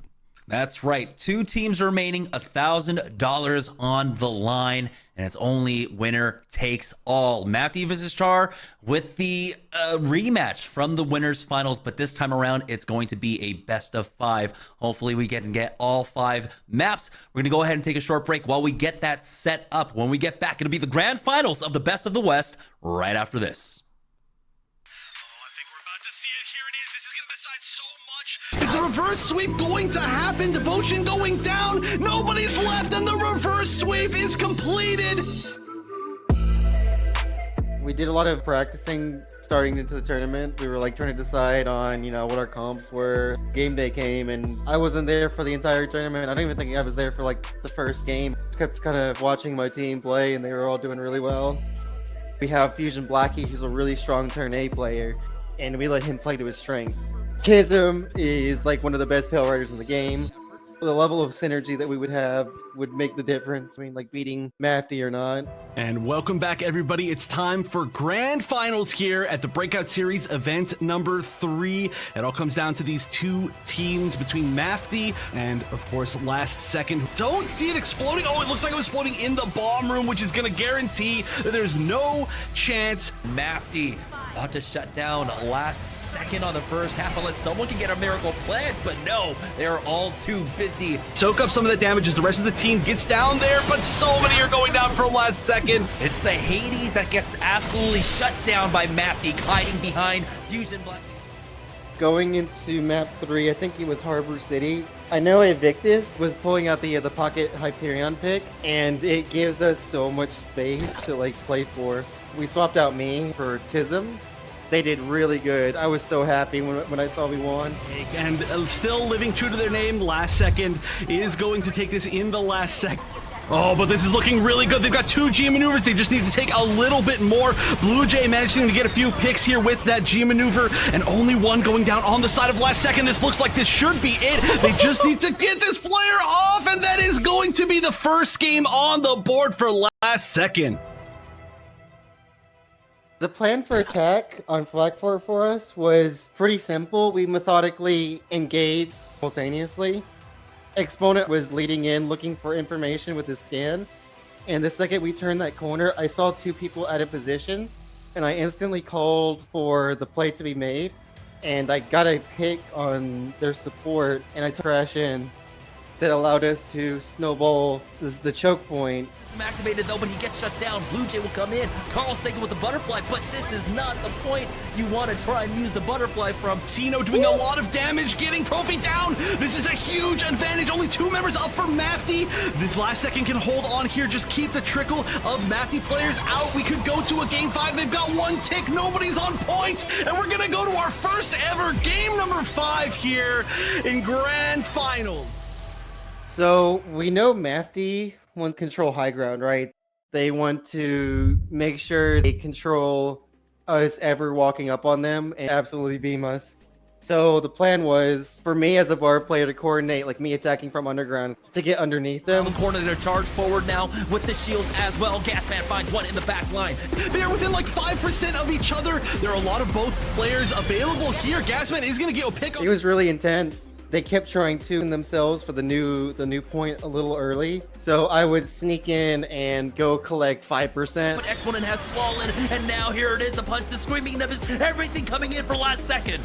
Is the reverse sweep going to happen? Devotion going down. Nobody's left, and the reverse sweep is completed as last second takes the tournament, takes the set, takes the round. It was so nice to know that we beat the strongest team in the game.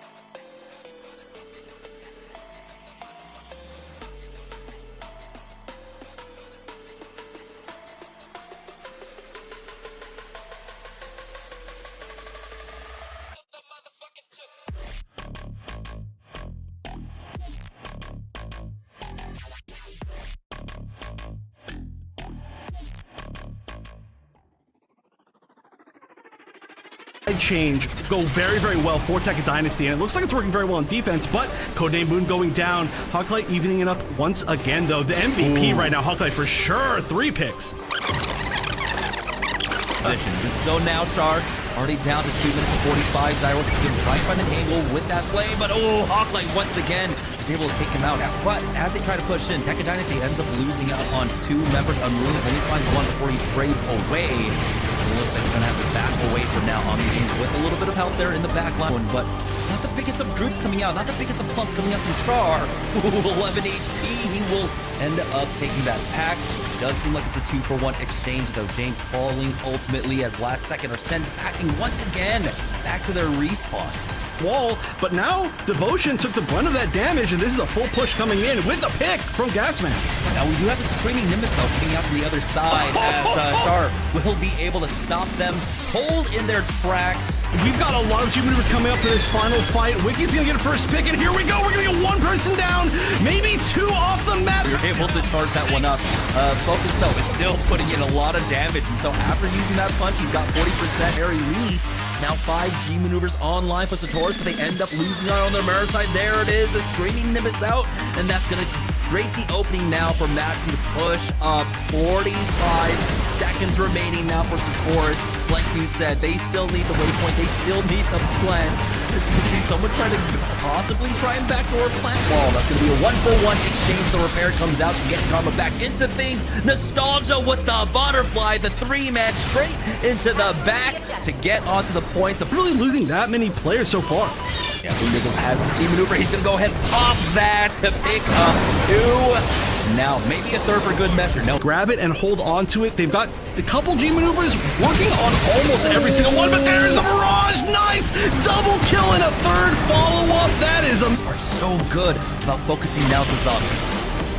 And we did see the Super Napalm come out. It was able to control over space, but ooh, nice shot from a robot through that lane in the middle. And that's going to be 2 picks here now. Onto the shield is so strong. Blue Jay has to be careful. He's dropped down to 1 HP. And Red Protocol is able to nade out 2 of them. He's getting cornered now as Amano tries to push up. He will fall for his effort. Red Protocol stays alive. Now the waypoint was taken, but it'll be instantly flipped once again. That Screaming Nimbus just hitting into the back line, doing so much damage. Victor seems to be following it up. X-Men going down. Oh, and that's going to be almost every single person. That is a full team wipe. Last second, completely down. They've got 30 seconds left. Amano trying to just make it back to the point, getting picked off. Coming out from Chaotic, but maybe enough. Nope, never mind. Here is the reinforcement. Zeusy charging forward to pick up 2, and that will be the waypoint flipping once again. Oh my gosh. Doing so well for IQ in the previous round.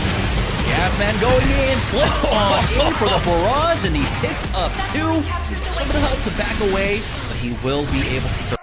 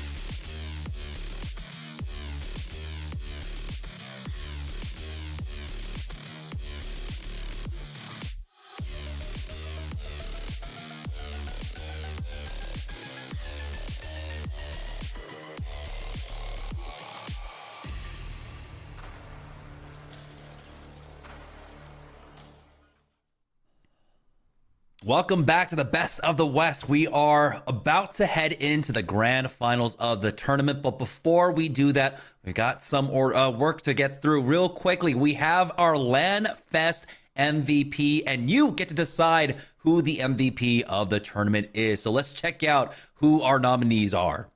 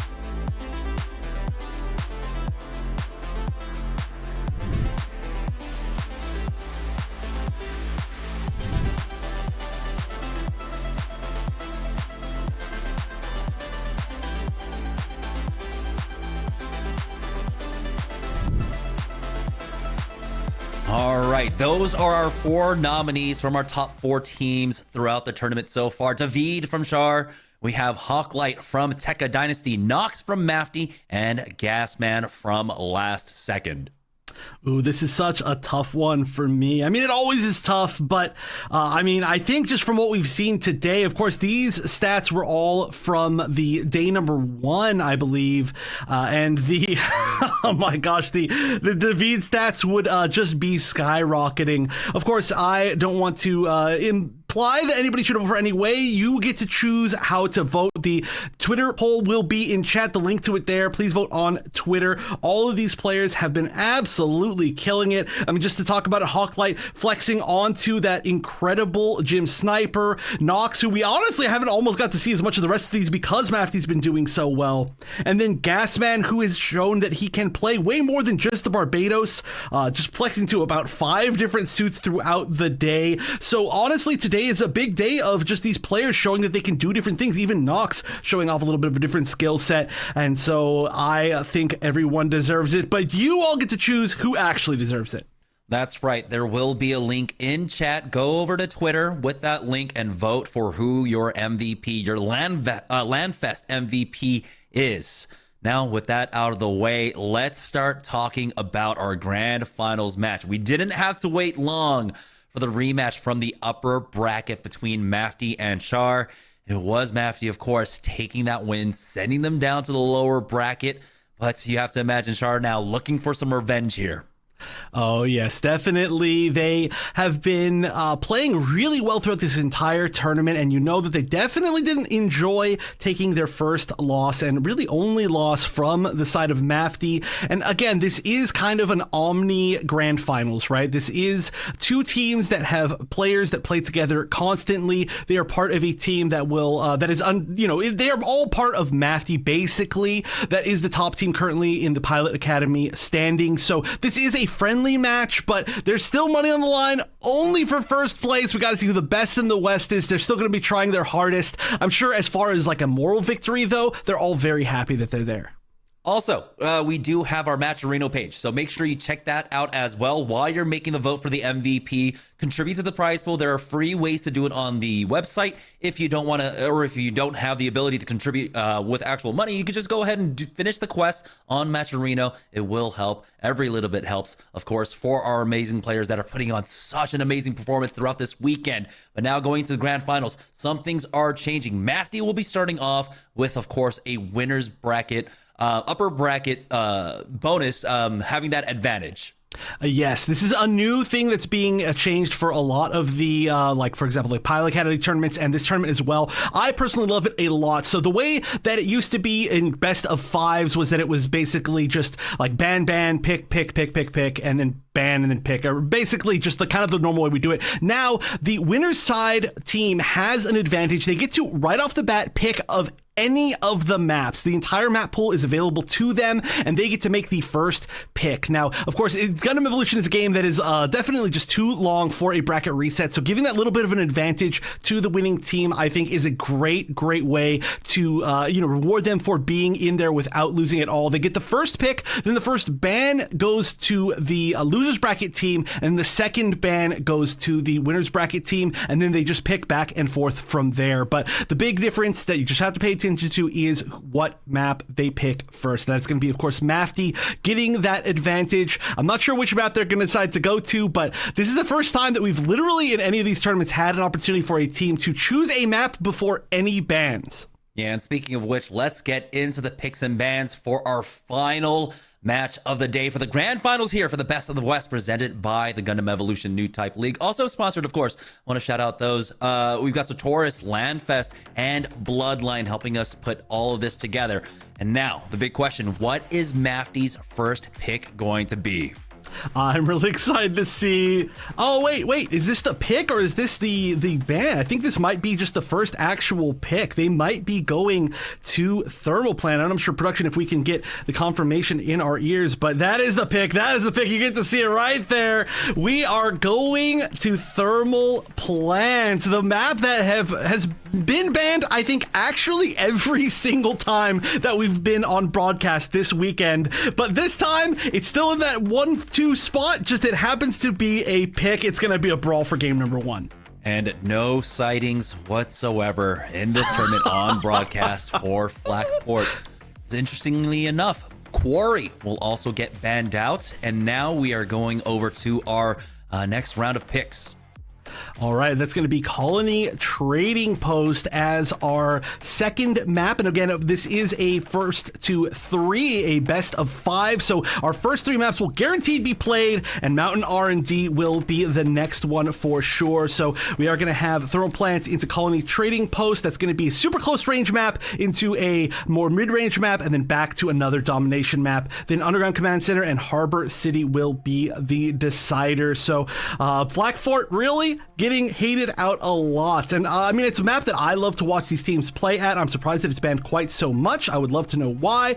But overall, it's going to be just that and Quarry out. Guaranteed these first 3 maps are going to be seen, and then the last 2 if we get lucky. Yeah, I mean, we had very few sightings of the domination map. Some Mountain R&D across the weekend. No sightings whatsoever of Thermal Plants on the broadcast. So I'm glad that we get both of those. And of course, a destruction map coming in on Colony Trading Post. So that's going to be exciting there across the ways. Again, I think it is super important when we get to these very objective-centric maps. Both of those destruction maps are in play for the first 4. Hopefully, though, this set goes all the way to 5. We had an amazing run back from last second who were able to get that reverse sweep in the grand finals in our last event. But this time around, it's Mafty versus Char. We're going to have to take one more break before we get the action started. So don't go anywhere, guys. We'll have map number 1 of the grand finals right after this.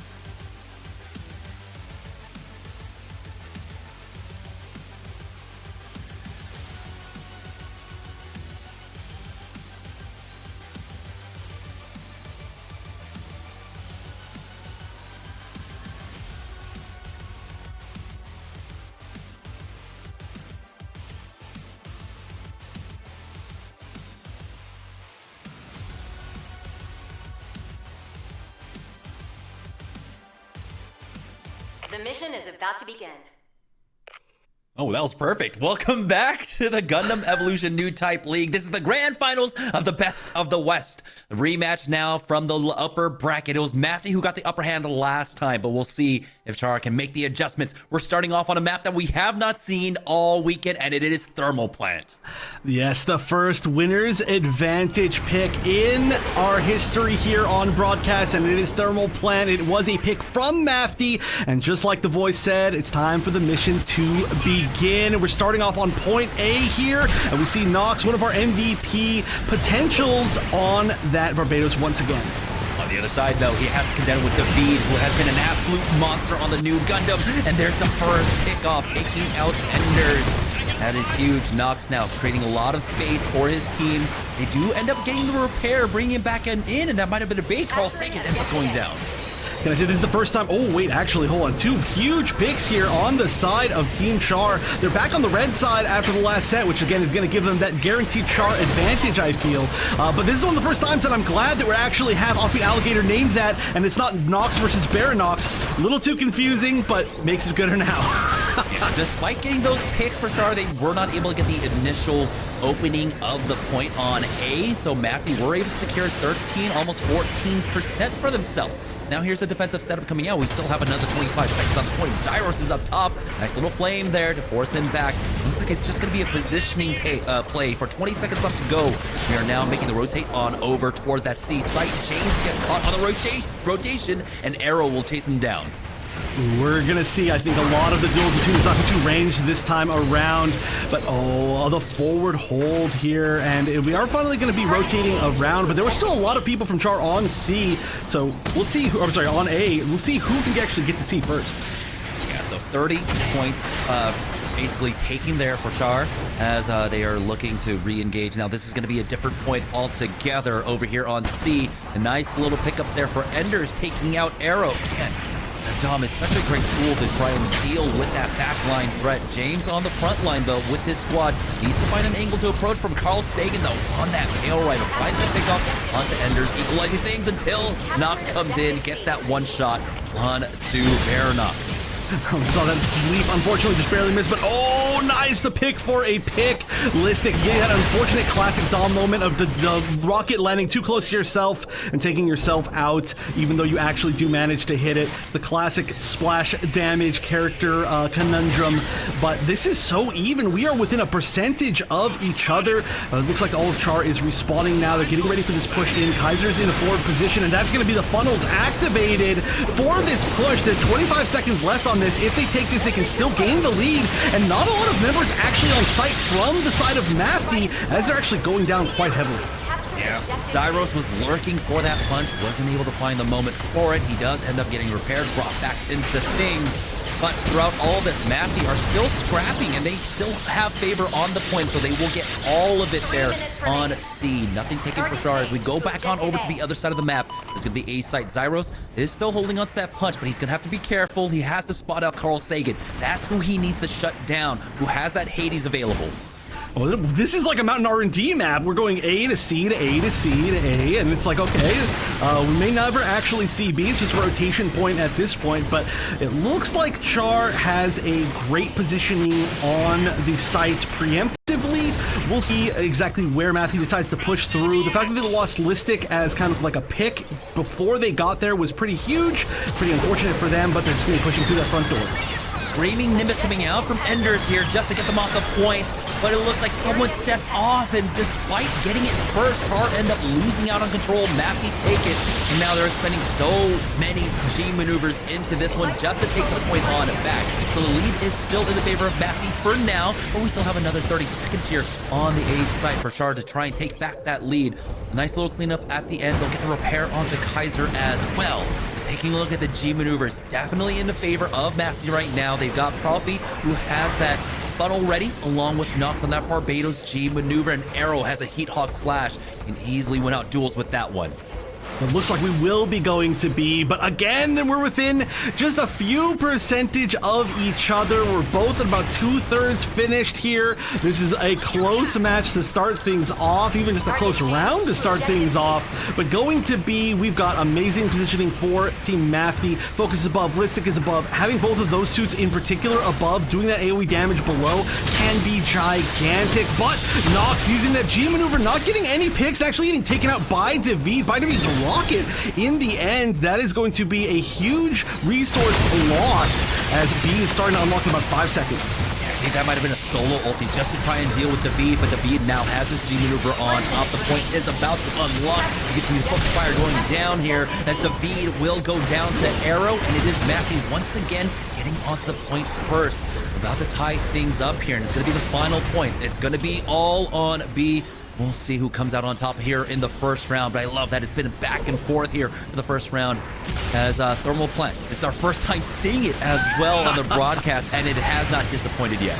Yeah, I'm kind of glad we get to end at B as well for the first time that we get to see it here.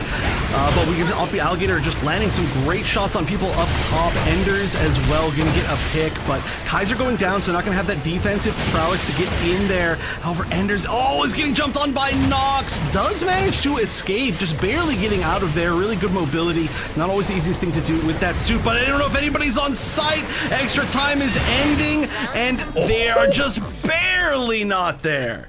Nox playing the goalkeeper basically at the end with that Barbados to stop anyone from being able to touch the point. Still, it was a real back and forth in round number 1 here on Thermal Plant, going the way of Mafty, but we got to see that this just came down to a brawl. There were no clean 6v6s, and that's kind of the nature of how this matchup works now, especially on Thermal Plant, especially on a domination map where we have dueling Zaku 2 ranges going down, where we're seeing it basically going back and forth between both of our Zaku 2 ranges, but Arrow getting a little bit more of the support there at the end. He got 11 kills for himself, 15k damage. James just not being able to find the same opportunities.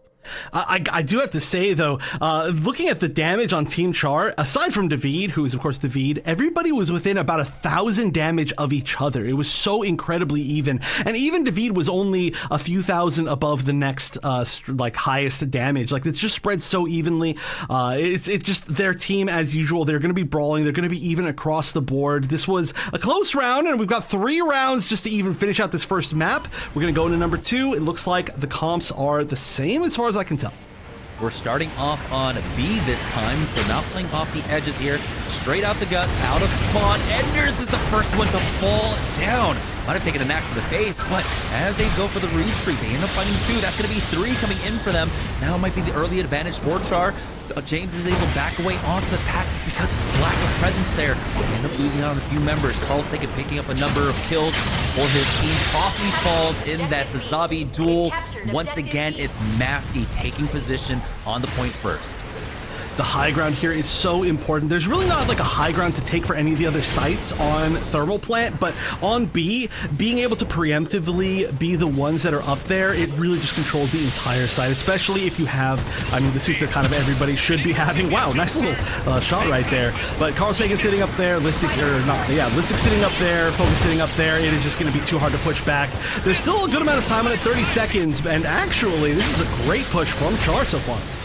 Yeah, they aren't able to clean them up quite yet. Coffee is on the point. Someone's still contesting. It's going to be Nox. He's low HP, and he's still trying to go for the combo. He will get finished off. And now he's got the stagger coming in from Arrow, being able to delay with that smoke screen as well. Seems like only maybe 10% going the way for Char, as now the rotations are being made. We're going on over to the A site. That was more of a lead, I would say, more of like a dominant, single site that we've seen before. But like I mentioned, B can be maybe the hardest to retake of all of these sites, potentially, depending on what happens. So now going back to A, we're going to see a lot more of the brawls that we saw earlier in the first round of this map. It looks like already we're going to have Char holding a more forward position, but this focus punch could be huge if he can even get there. He's going to get the punch off, but it's going to go to waste. A good amount of damage onto Alligator, but honestly, just no follow-up, which is really unfortunate. Wasn't quite able to get as many people as they wanted, and that means that Char is going to be in a pretty decent position, especially with that pickup on Zyros. Yeah, but Mafty, once again, at the point of loss, they will go ahead and take control of it first. Carl Sagan has the Hades ready. He needs a little bit of backup there. We'll see if Arrows can possibly end up picking up that Heat Hawk slash for himself. Ballistic able to take out Enders on the other side is going to delay this contest. So now the regroup is coming out from Char. On the other side, though, they do have a Hades for themselves. Well, maybe not for long, as Alligator is extremely low. Zyros with a punch to try and get into the back. He ends up falling to Profi, and James uses the Heat Hawk slash with no follow-up either. Finally gets that kill onto Carl Sagan, but the point is being contested. He doesn't really get anything for his effort. The biggest lead that we've seen so far here on Thermal Plant. Mafty might be able to close this out in 2. Ooh, this is honestly just a gigantic lead. This is so different than what we saw before. There have been times where there's been an advantage for Char in the fight, but the positioning of Mafty has made it really hard to even just physically move in. So even when they're up on numbers, they haven't been able to actually cap the points. But C could potentially be the final point here. It's going to be, of course, the most vertical of the sites. However, no real true high ground to take. So we'll see how they can do. Kaiser immediately playing very aggressive, trying to take out Profi. They are going to get it with the help of Zyros, and Carl Sagan is going to be the only one really defending this top ground for Mafty. Oh, you wanted to chase after James there, but take a look. David just pushing up towards their spawn. Barbados in his face. He's able to break his ankles and back away. Listic gets into the middle of the action there. Has to be careful, but he does end up picking the kill onto the Alligator, and Arrow winning out on that duel. Once again, up against James here. But this time around, it is Char that is able to take the point. We do have the Screaming Nimbus to try and displace everyone and chase them down. David will fall to the Hades. They still haven't taken the point quite yet. The Hades has proven quite potent for his squad. Ultimately, as they get this clean up fairly shortly here, they should be able to get it. But you can see the delay that's coming out from James. That smoke screen has been used. We'll see how much longer he can survive for. Ends up picking up a kill onto Focus. Finally, Mafty flip it in their favor.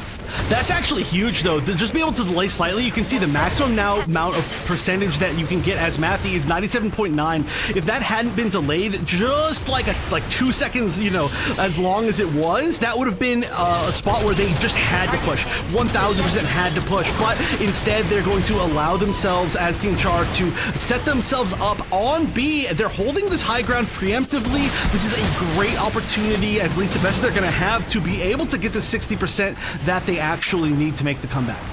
Focus and Arrow, the only ones that will have a G maneuver for this fight.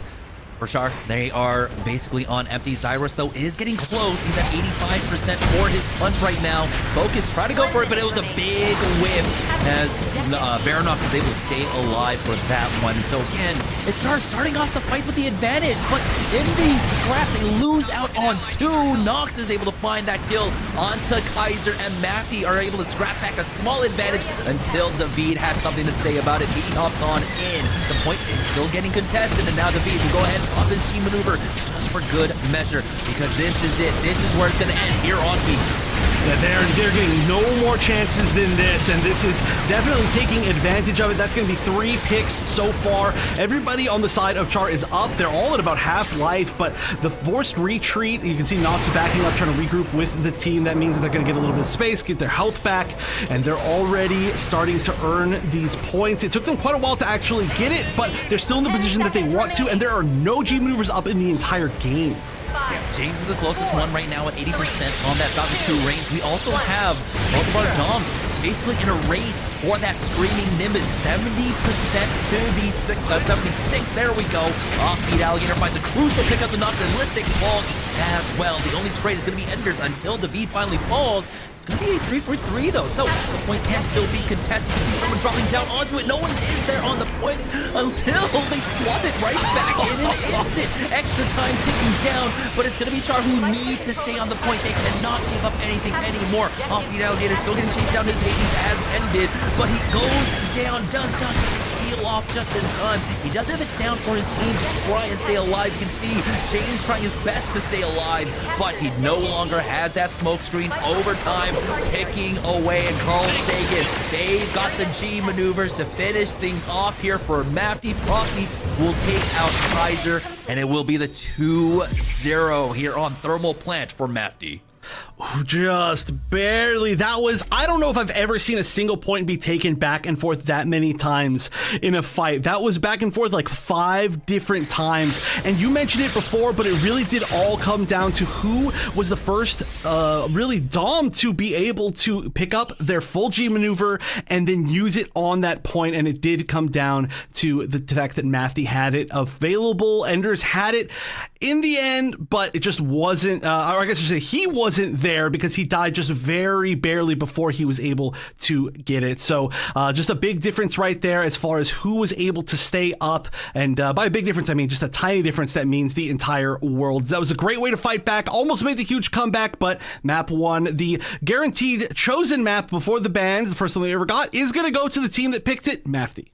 Yeah, and you know, when we're speaking about the G maneuvers as well, I think, you know, this matchup in particular really showed that it came down to a lot of individual plays. There wasn't the same kind of discipline when it came down to G maneuvers. It was sometimes you just got to pop it when you need to, and we weren't seeing the same kind of rotations coming out for like good team fight wins. It was just scrap, fight for every last inch and percentage point. And I don't know what that means for this overall set for everyone at home. It just means pure entertainment. So yeah, that's map number 1 going the way of Mafty, taking the early advantage in this best of 5. Like I said, that's a 5 map set hopefully that we have in store for us. We're going to take a short break. When we get back, we'll have map number 2 after this.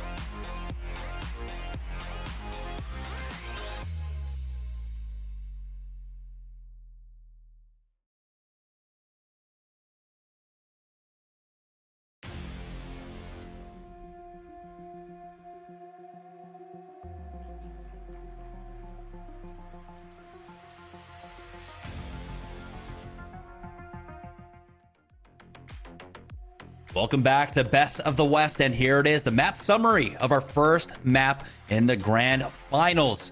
And I mean, no surprises here seeing the damage boards. Unfortunately, though, it did not translate into a win for David. 47,000 damage, clearing ahead the lead for David. I honestly just can't even understand it at this point. Like, it's just one of those things where it's just like, does David just do more damage than other people? Like, just statistically, did he put his talent points into strength or something? Like, I just don't even understand. Like, it's just so much, and it's not like this is David and a team of like random ranked players. This is literally like 10 of the best players, or I'm sorry, 12, I can't do math, of the best players in the world, easily, without a doubt. And it's just like, it's not like it's just like, oh, you get a few thousand more. It's like, oh yeah, you just casually do 10,000 more than the next best. I just don't understand it. It's just a David buff. Also taking a look at other matchups. Arrow versus James on that Zaku 2 ranged mirror matchup. And look at how close it was. It came down to a 4-kill difference, but the damage, only 700 damage difference between them. That's just one mobile suit. That is true. Very even like half of one if it's something strong like a new Gundam. But they have, I mean, this has been really a tournament that has shown the strength of Zaku 2 ranged without a doubt. Of course, we're talking about a few different suits that have really been showing off. Those, the Pale Riders, were Carl Sagan and Uppy Alligator, also really close in damage to each other. There's a reason why that match was so close. Everybody is mirroring each other in suits. Look at Anders and Listic within 1,000 damage of each other. Zyros and Focus a little bit like both in 5,000 of each other. We have Profi and Kaiser within 1,000 damage of each other. Like, almost everybody was within 1,000-ish damage of their opposites on the other side. It's great to see. I'm assuming it's going to be something similar here. Yeah, we are now moving on to map number 2. It's Colony Trading Post here. And we've seen these destruction maps be absolutely killer. We'll see, though. It's Mafty starting off on the defense, and really excited to see what they end up picking for their lineup. And it looks like it's basically what they ran on Thermal, except yeah, Nox has been swapped out. Oh, yeah. That's the Mafty secret weapon, is that they just have like 1 million players. I mean, also the fact that like basically everybody on the other side as well can technically switch out if they need to, or like if in any other tournament, that would be a part of their roster as well. So it's just ridiculous how many players they have. It's always, usually we're like, okay, what suits are different? And we're like, wait a minute, what players are different? And that's just how it tends to be. But we've got, honestly, very similar comps overall, aside from that switch. Okay, Listic, hopefully, there we go. All right, they repair him back on up. Yeah, Carl Sagan comes in for Nox, and he's going to be picking up the Hyperion Gundam for his squad. On the offense, though, nothing really changing there. James will be on that Zaku 2 range, so we're going to be keeping an eye on that matchup between him and Arrow. It does seem like the defense will go ahead and give away the waypoint for free, like most squads typically do. And now they're trying to push up to the high ground. You can see the retreat coming out from Mafty to fight over A. Yeah, just the usual backup. Nothing weird so far. Enders is going to kind of be leading the charge here, looking for a little bit of a pick. Zaro's peeking over to see if there's any juicy flame grenades, and actually that was close to getting the down right there. Focus, look at how low Focus is. Oh my goodness, he burned down to about 10 HP, but Arrow wins out on the duel, and it's always been who gets the backup in that Zaku 2 range duel. This time around, it's Arrow being able to come out on top with the Sazabi Profi backing him up throughout all of that. So I love how we've got these plays to really back up the Zaku 2 range. It's not just the solo individual backliner. It's a lot of our teams calling the threats and then having the peel in the backline to help them out. The challenge, I like that. All the way over. I mean, we've seen so much of, well, actually, we're going to get the 1v1 right down there as well. And it looks like Zaros is going to take it over Focus with a little bit of the assist. But we've got a few players on point right now trying to make the best of the situation. Anders is going to get picked back up. This is almost definitely going to be a charge. They're playing on both sides at the moment, and it looks like it's going to get down on A first. That is going to be the high ground one, and the one that people tend to try and go for most, but they just wanted to have the backup plan just in case. Yeah, literally just hedging your bets. Which one? just in case, an insurance plan there. Now, though, we don't have any G maneuvers online, and so James is just going to be able to do that dry, taking out Focus. from the defenders looking for the post plant. They do end up getting that res, the repair on to focus to bring him back on in, but James gets chased down. He had the Heat Hawk slash, and he is not recoverable here. With the man advantage, Mafty will go ahead and push on in.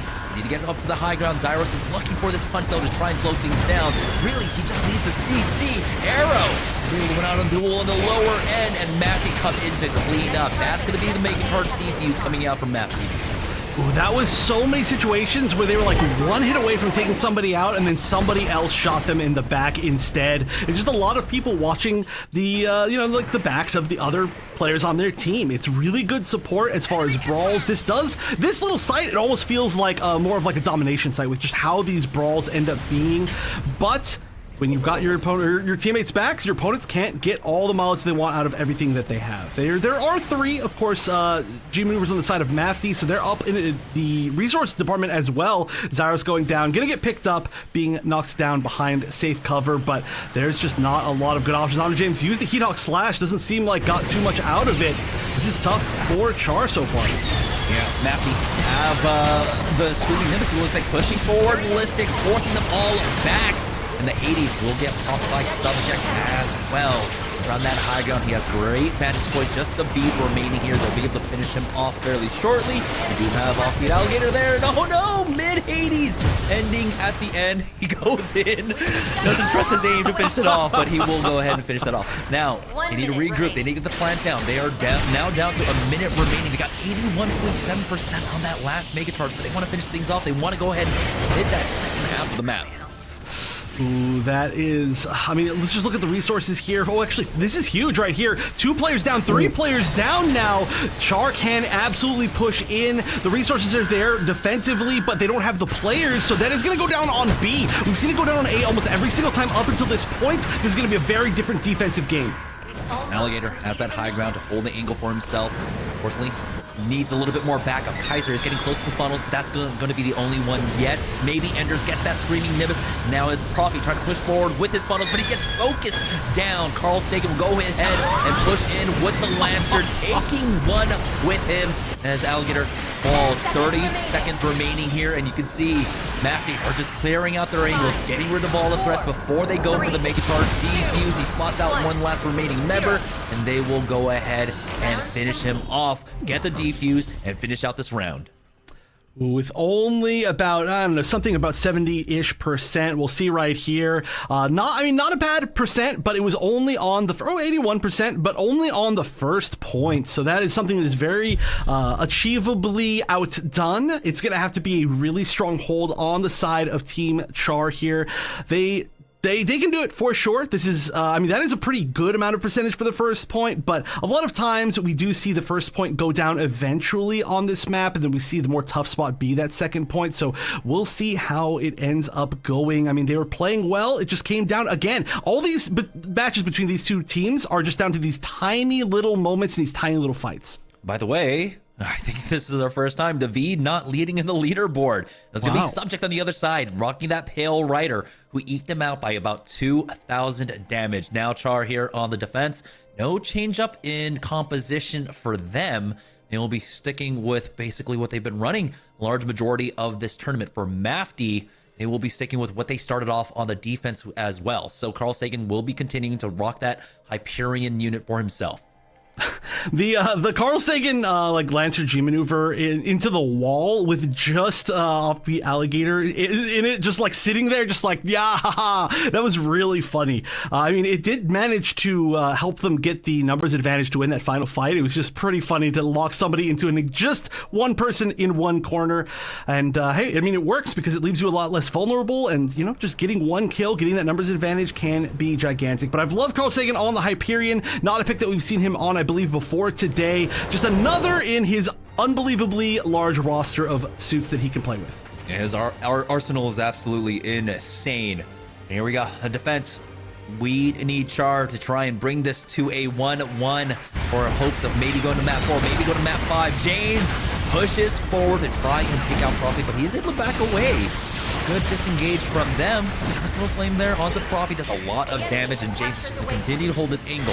Waypoint does now get taken 30 seconds into the map, into the round for them, but Zyros Needs to fall back because his team are trying to recover Enders, who ended up going down on the backside. Kaiser, though, does answer back, taking out Subject, but he ends up falling for his efforts. He was only at about 100 HP on the retreat there. So Mafty are going to go ahead and push their advantage. You can see David playing around the corners. He does excel, I would say, on this map. Carl Sagan gets spot out. They haven't been able to get the Mega Charge down quite yet. They need to reestablish themselves.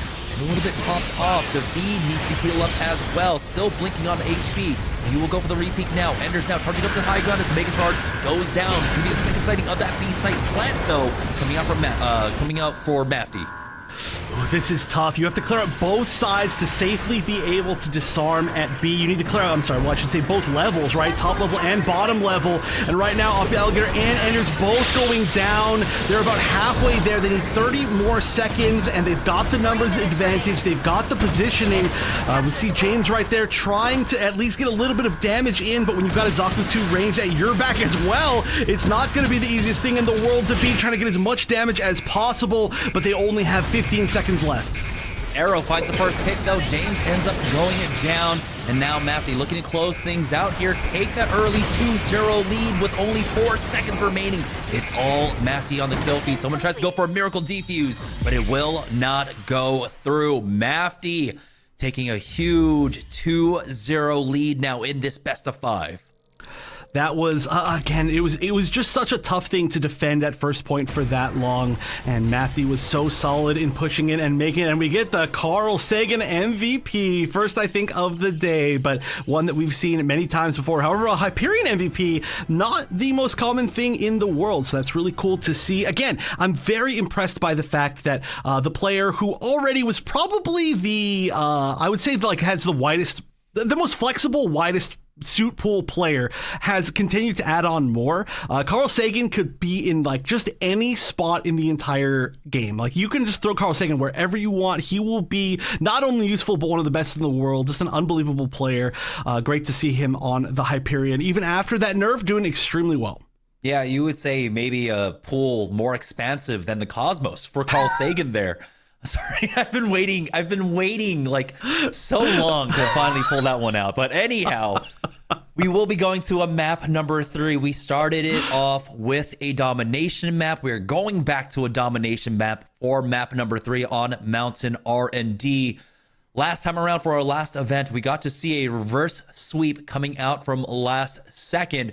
But I don't think Mafty wants to allow that to happen again. We'll see if they can close things out in 3 maps here in this best of 5. We're going to take another break. When we get back, we'll have the continuation of the grand finals here for the best of the West.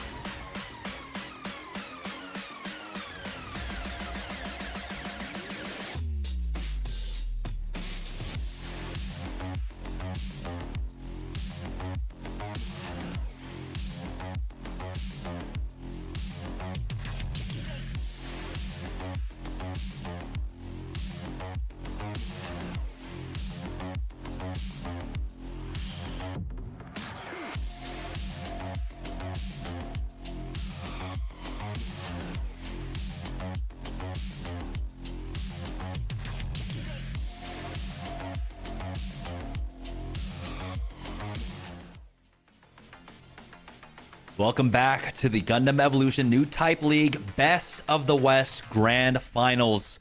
With that win on Colony Trading Post, Mafty pushed himself up with a 2-0 lead in this best of 5. Taking a look at the map summary for Colony Trading Post, and it's David. Ultimately, in the end, does take back a small moral victory. He is the highest DPS in the map.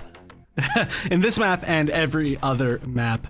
Yeah, just in the end, it jumped up. Whatever happened in that second round was just a pretty big boost, but honestly, that map was so fast that we were a pretty low damage game. Once again, you can see that everybody's pretty close to each other overall. There was a little bit of a tougher time for sure getting things started for Team Char, but that's just how it goes sometimes. So they're slightly below aside from David, and realistically, I think this is one of those stat lines that it's just like the map happened so fast we didn't get to see anything all that cool. But I guarantee you, without a doubt, we're going to have a huge stat line for our next map of the day, because we're going to be going to Mountain R&D, which is, of course, one of the most exciting maps to watch. It's always very close. It's such a great showcase of each team's individual skill, and with just the fact that it's domination, there's 3 rounds, but also just the constant level of brawls that we're getting, I think that the numbers are going to be ridiculous. Yeah, I mean, again, it's very similar to what we had in our first map, right? When we were over at Thermal Plant. I mean,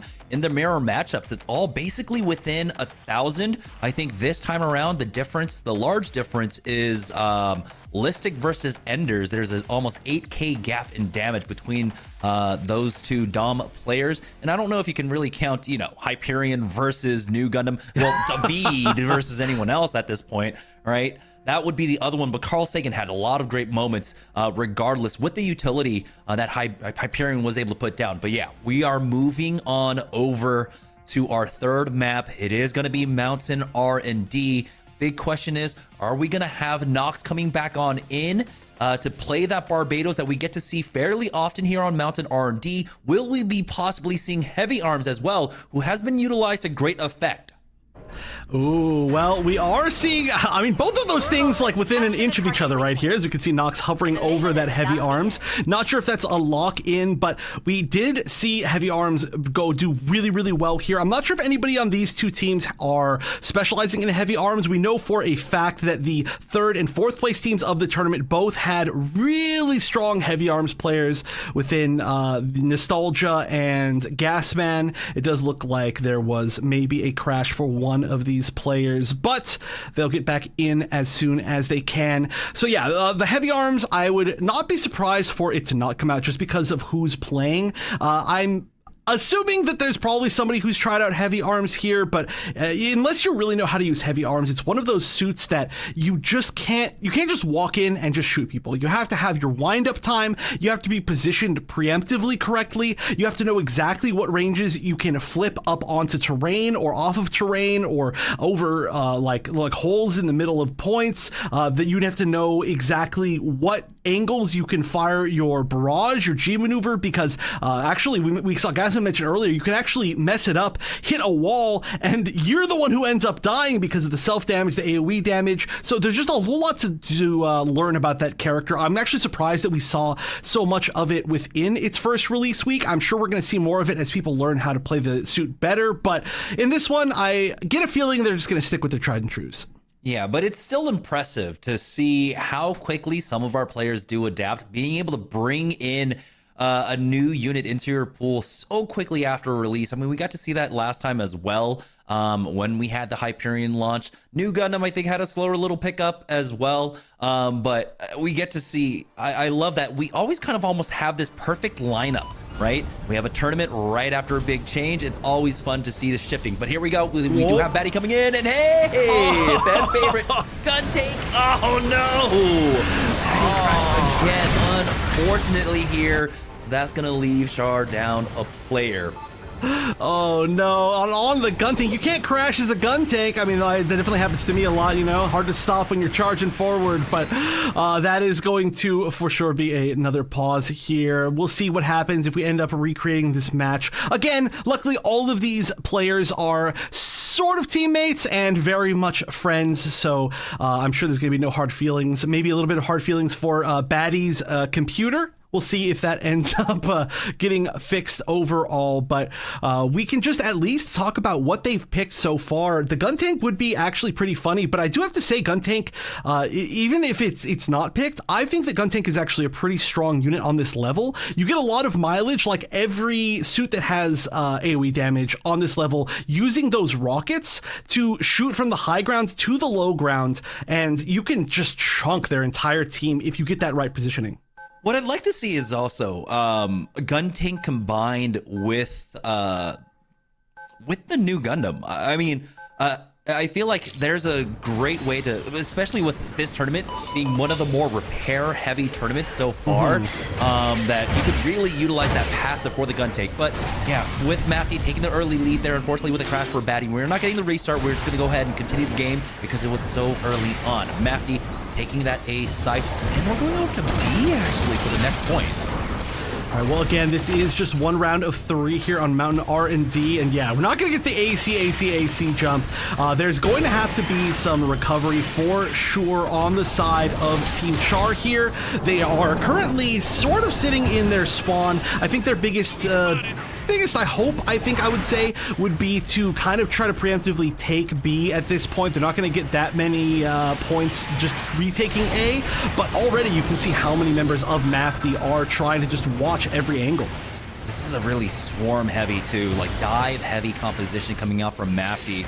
Having that Zaku 2 range, having the dive of Nox. Arrow does have to be careful, dropped a little bit low, but he's able to back out, pick up a health pack. That's going to be all the percentage point going the way of Mafty as we now swap on over to B site. Quick kickoff from Arrow, but the backup is there. No, never mind. He picked up 2 off of that Heat Hawk slash. Subject also has that Hades ready to finish off the fight, but the point unlocked in 10 more seconds, and it's all Mafty in control of this site. Yeah, they held such a great control of just that top area. They actually jumped to both sides before the first site ended, and so they will already be in control completely. Kaiser flying over, trying to potentially find a flank, but Zyros already gets picked off by Focus, so they're already down a player in this fight. We're going to see a little bit of a jump up there from Nox, just trying to see if there's anybody to pick off, but there's not even anybody close enough, and that, I mean, bodes well, because you're just sitting there getting points. Oh man, you can feel the anticipation. They want to push up. Subject, no, gets burned down. It's going to be Liquid who actually falls throughout all of that. Still though, the kills coming on in. That's going to be 3 pickups now. And they're not able to utilize any of their G maneuvers for this hold. Despite the punch coming out, it delays only just for a moment there. And so Char will be able to pick up their first percentage points here in this round. 10% and ticking up, but they still have a long ways to go to try and match Mafty. That was a beautifully executed punch into Firebomb. That was exactly what you want to actually do there. But oh my gosh, the honest subject just got absolutely melted by those headshots. You hear beep, beep, beep, beep, and it's just melt. Batty trying to fight up there on the high ground. Not going to have the easiest time. Has to back up just slightly. But oh, Nox, that's scary. Zars has to be wary of somebody just jumping up into the air. And no kills from the core fighter. Unfortunate. Oh man, I don't know. Is Arrow on, the Zaku 2 range, or is he on the custom, just taking out all of these gun tanks at this point? Batty is sent back to spawn now. For Char, we do have 4 G maneuvers online, almost 5. Kaiser is there. Same on the other side for Mafty. So this is about to be absolute chaos. Ooh, this is, a huge G maneuver from Nox. That's 3 down at least, and the rest of the team is so low. Gets 1 follow-up himself, and Batty going down 2. Nox staying alive through the entire thing. That is why Nox is one of our MVP potentials. Okay, I come from Overwatch, and right there I had flashbacks of Genji blades. That was beautiful coming out from Nox. Now extra time taking away Mafty. Take a convincing round number 1. Oh my gosh, that was again the best opportunity that I think Char had to fight back into that game, completely shut down by that single G maneuver. It is very difficult to avoid any sort of, I guess, I don't know how to exactly explain it, but any G maneuver that covers an entire lane in this map. Like, for example, that G maneuver, the Unicorn G maneuver can be very strong, just firing down these lanes. The punch, of course, we've seen be absolutely amazing. So using those well when your opponent is trying to push up to the high ground can mean literally everything. And now we are one round away from Mafty becoming our champions of best in the West. We need Team Char to make some sort of adaptation. Well, for sure. Remember, if they want the reverse sweep, well, you got to get the reverse sweep in rounds as well, right? So maybe they're just building up the tension, the anticipation for it. But for Mafty, they're looking absolutely immaculate here. A little stumbles early on, but they picked it up once again, and they are showing their dominance. They're proving why they were able to be back-to-back over again, winning tournament after tournament. Now they're just one short round away. No swaps coming in for compositions. Baddie sticking with that gun pick as well. Devotion on that Unicorn too. What kind of swaps can they make? What kind of adjustments can they make for this one? We're starting it off on the outside here on the C site. Well, at the very least, they're going to be able to start a lot stronger this time around. At least they have the opportunity to, no disconnects. That was very unfortunate, but they're going to have to take this and run with it. Unfortunately, both Baddie and Zyros getting picked immediately is going to give a great position to Mafty as C begins to unlock. They get the first initial pick off. Nox was able to get into the back line, but ultimately, Offbeat Alligator will be able to take him out.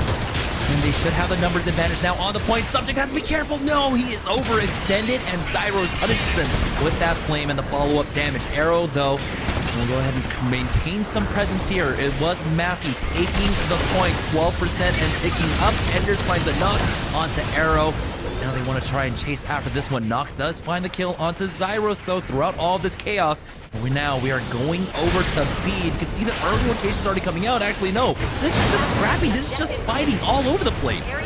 Actually, this is something I gotta just point out in the middle. I just realized because of their roster changes, I think this is actually now the full Team Gundam Unicorn that we saw originally, even in like Halloween Havoc and Celestial Assault. I think that's what Team Char has switched to. I believe that's the full roster. They haven't been playing with that the rest of the time with players like David, for example, but I think that's the case. Somebody can correct me if I'm wrong, but as I say that, they are taking the site for the first time. However, it's only 4%. They're now gonna have to fight for B. They're up in numbers, so they have to hold this position strong.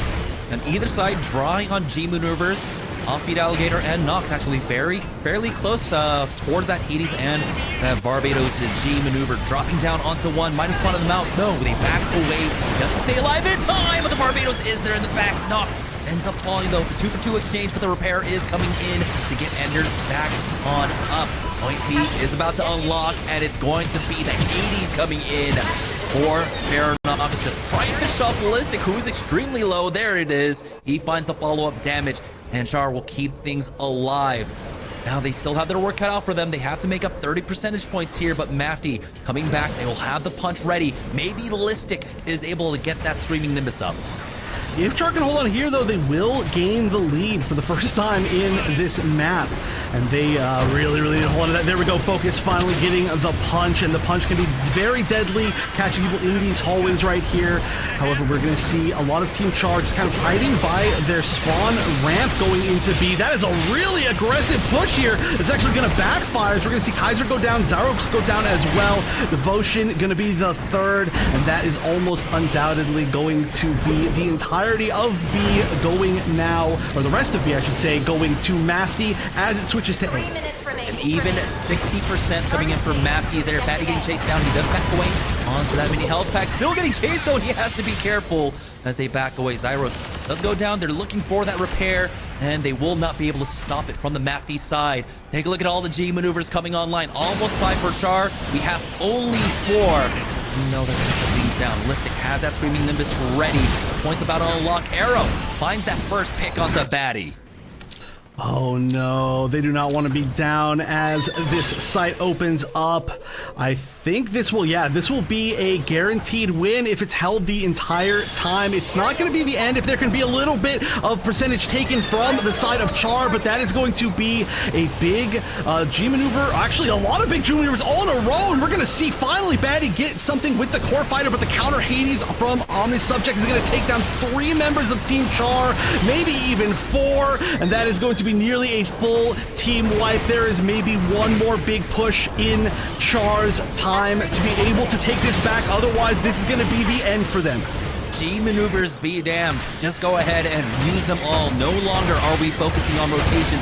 No more discipline about that. It's all a scrap for the finish here. And now with Mafty finding the picks, it's going to be a 1-for-1 exchange as Focus and Zyros falls. 98-99. Someone needs to get onto the point for Char, but here it is, the back line, and that will be the finish. Mafty will close this out in clean fashion. The 3-0, your champions for the GENL Best of the West. They have earned the title Best of the West for sure. I don't think that was a question in anybody's mind. Very well deserved. You love to see the play in that final game where a lot of these teams were trying some new things just to try it out. But overall, like I said, not only are they the best in the West, but the fact that their sister team technically got second means that they're kind of the double best of the West. And Mafty, despite the fact that they got run back on them in the previous tournament, have come back and proven themselves to still be consistently the strongest team in the West, even when there are players from other regions introduced, and you love to see it. It's the kind of dedication that you love to see push a team to that level. And, you know, we got to see some of these videos talking about, or where Enders actually was talking about how even though they are winning so much as a team, they continue to try to improve. And it's weird to say that because Enders, of course, was on the second place team here, but it really is almost in its own way one big team. But congratulations to them. Very well deserved for sure. Yeah, no resting on the laurels. That's what he said. Always go back on tape, take a look at it, make sure we improve for the next one. And I'm so glad to see it again. It's been an amazing weekend of matches. We got some great moments, multiple best of threes this time around, which is always fun to be able to see that come through. But it was a 3-0 finish for Mafty. They will be walking away with that $1,000 purse, splitting that amongst the squad. And of course, whatever else our great viewers were able to contribute throughout the weekend. So thank you all so much for that. Now we do have a few more things to get through though, because we still have our MVP vote. We need to find out who that is. So we're going to get word from production sooner or later what that is. We also have to take a look at the stats for that end of the map, because I love that we've been able to add on more and more features for this tournament. We are continuing to grow here for GENL. I'm so excited that I've been able to do this with you as well, Evan. Me too. This is, I mean, I'm always just looking forward to this so much, and especially over the past month where, you know, we haven't had any of our tournaments in particular. It's been like, oh, I really miss it. Like it's kind of a bummer not being able to do it because it started happening pretty frequently, but I'm glad that we were back for this. We got to showcase a lot of power from a lot of different regions. We got to showcase just again how our players have grown. We will be, of course, going into, you know, the official like $20,000 tournament soon. We actually have another tournament that is part of the Pilot Academy coming up soon. I believe it's called Final Strike. Don't forget to sign up for that. That's coming up very, very soon. It's going to be, I think, your last chance, at least with GENL, to be able to get points for the Pilot Academy. You want to qualify for sure, but you know that I'm for sure rooting for every single player that is in here. It's great to see how they've grown. It's great to see like what new suits they use and what new strategies they have and how they're using the new stuff. Like, for example, the heavy arms, which we got to see this time. We got to see the Hyperion last time. So it's always just such a great time for me. It's just too fun. Yeah, Final Strike will be taking place this weekend, and so it's nonstop action here for competitive Gundam Evolution, and I am all here for it. Still waiting on word from our production to see what we're going to be doing next. I would love to, of course, take a look at the stats just again to see maybe David, is he just unmatched in terms of damage when it comes down to it? Will he be able to at least finish off that streak? Well, remember though, they actually switched David out for this map. This was the one where they did. Never mind. I know. That's all we got to think about with stats, right? It's just like okay, in my brain, it's stats, David. okay, what else happened, right? Like, that's just how it's been going through this entire day. I don't know if we've ever seen anybody this dominant as far as damage numbers, but like I said, I'm pretty sure, somebody in chat tell me if this is true. I believe this is the full original roster of Team Gundam Unicorn that was playing in like kind of the end of last year. We've got Baddie back, we have Devotion. I'm pretty sure that's the case. Regardless, you can see pretty high damage across the board. Yeah, but man, Subject, excuse me, doing a fantastic job. And really do want to highlight Arrow, who has been spectacular on that Zaku 2 range, even in the matchups. You know, it honestly felt like it came down to a lot of the Zaku 2 range matchups just being a difference between who got the support first, who got the peel to come back to help out in that Zaku 2 range duel. But Arrow was doing an amazing job all tournament long on it.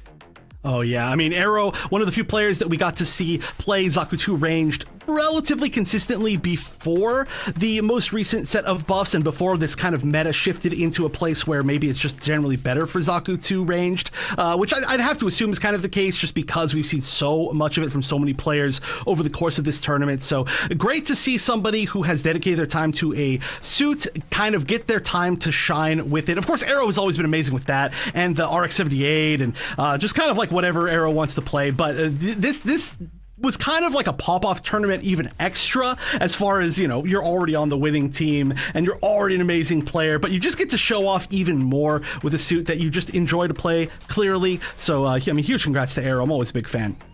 Yeah, and also I want to shout out all of our Sazabi players. It's been a difficult tournament. We got to see how much focus was being put onto them, and this was, you know, a big turnaround because the meta shifted in a pretty drastic way, especially if you're the main tank player of a squad. Losing out on a support, right? Even if it's the extra armor provided by a Unicorn or the solo heals coming out from a Methus, you actually had that. We got to see a difference here in how teams had to play and regroup, because a lot of the times it seemed like people were just either waiting for the Pale Rider heal or everyone just grouped around a mini health pack, just kind of around the bonfire waiting for it. Yeah. I mean, aside from certain points where people really felt like Unicorn was really strong, we only saw, I think, a robot almost is the only, or on Team Tekka Dynasty is the only like methods of almost the entire broadcast. I'm sure there was some probably off stream, but it is wild to see people going so much for that kind of prevent damage and then try to win the fight and then just heal back naturally rather than actually trying to heal up with any sort of active abilities within the fight, aside from, of course, the Pale Rider healing pack. And it tended to work out, right? It seemed like it worked out pretty much every single time that people started going for, especially like we had the Hyperion Sazabi double shield type comps, which were going very, very well. The Hyperion showing off that it's still really useful, even though it's not going to do quite as much damage as it was before the most recent patch.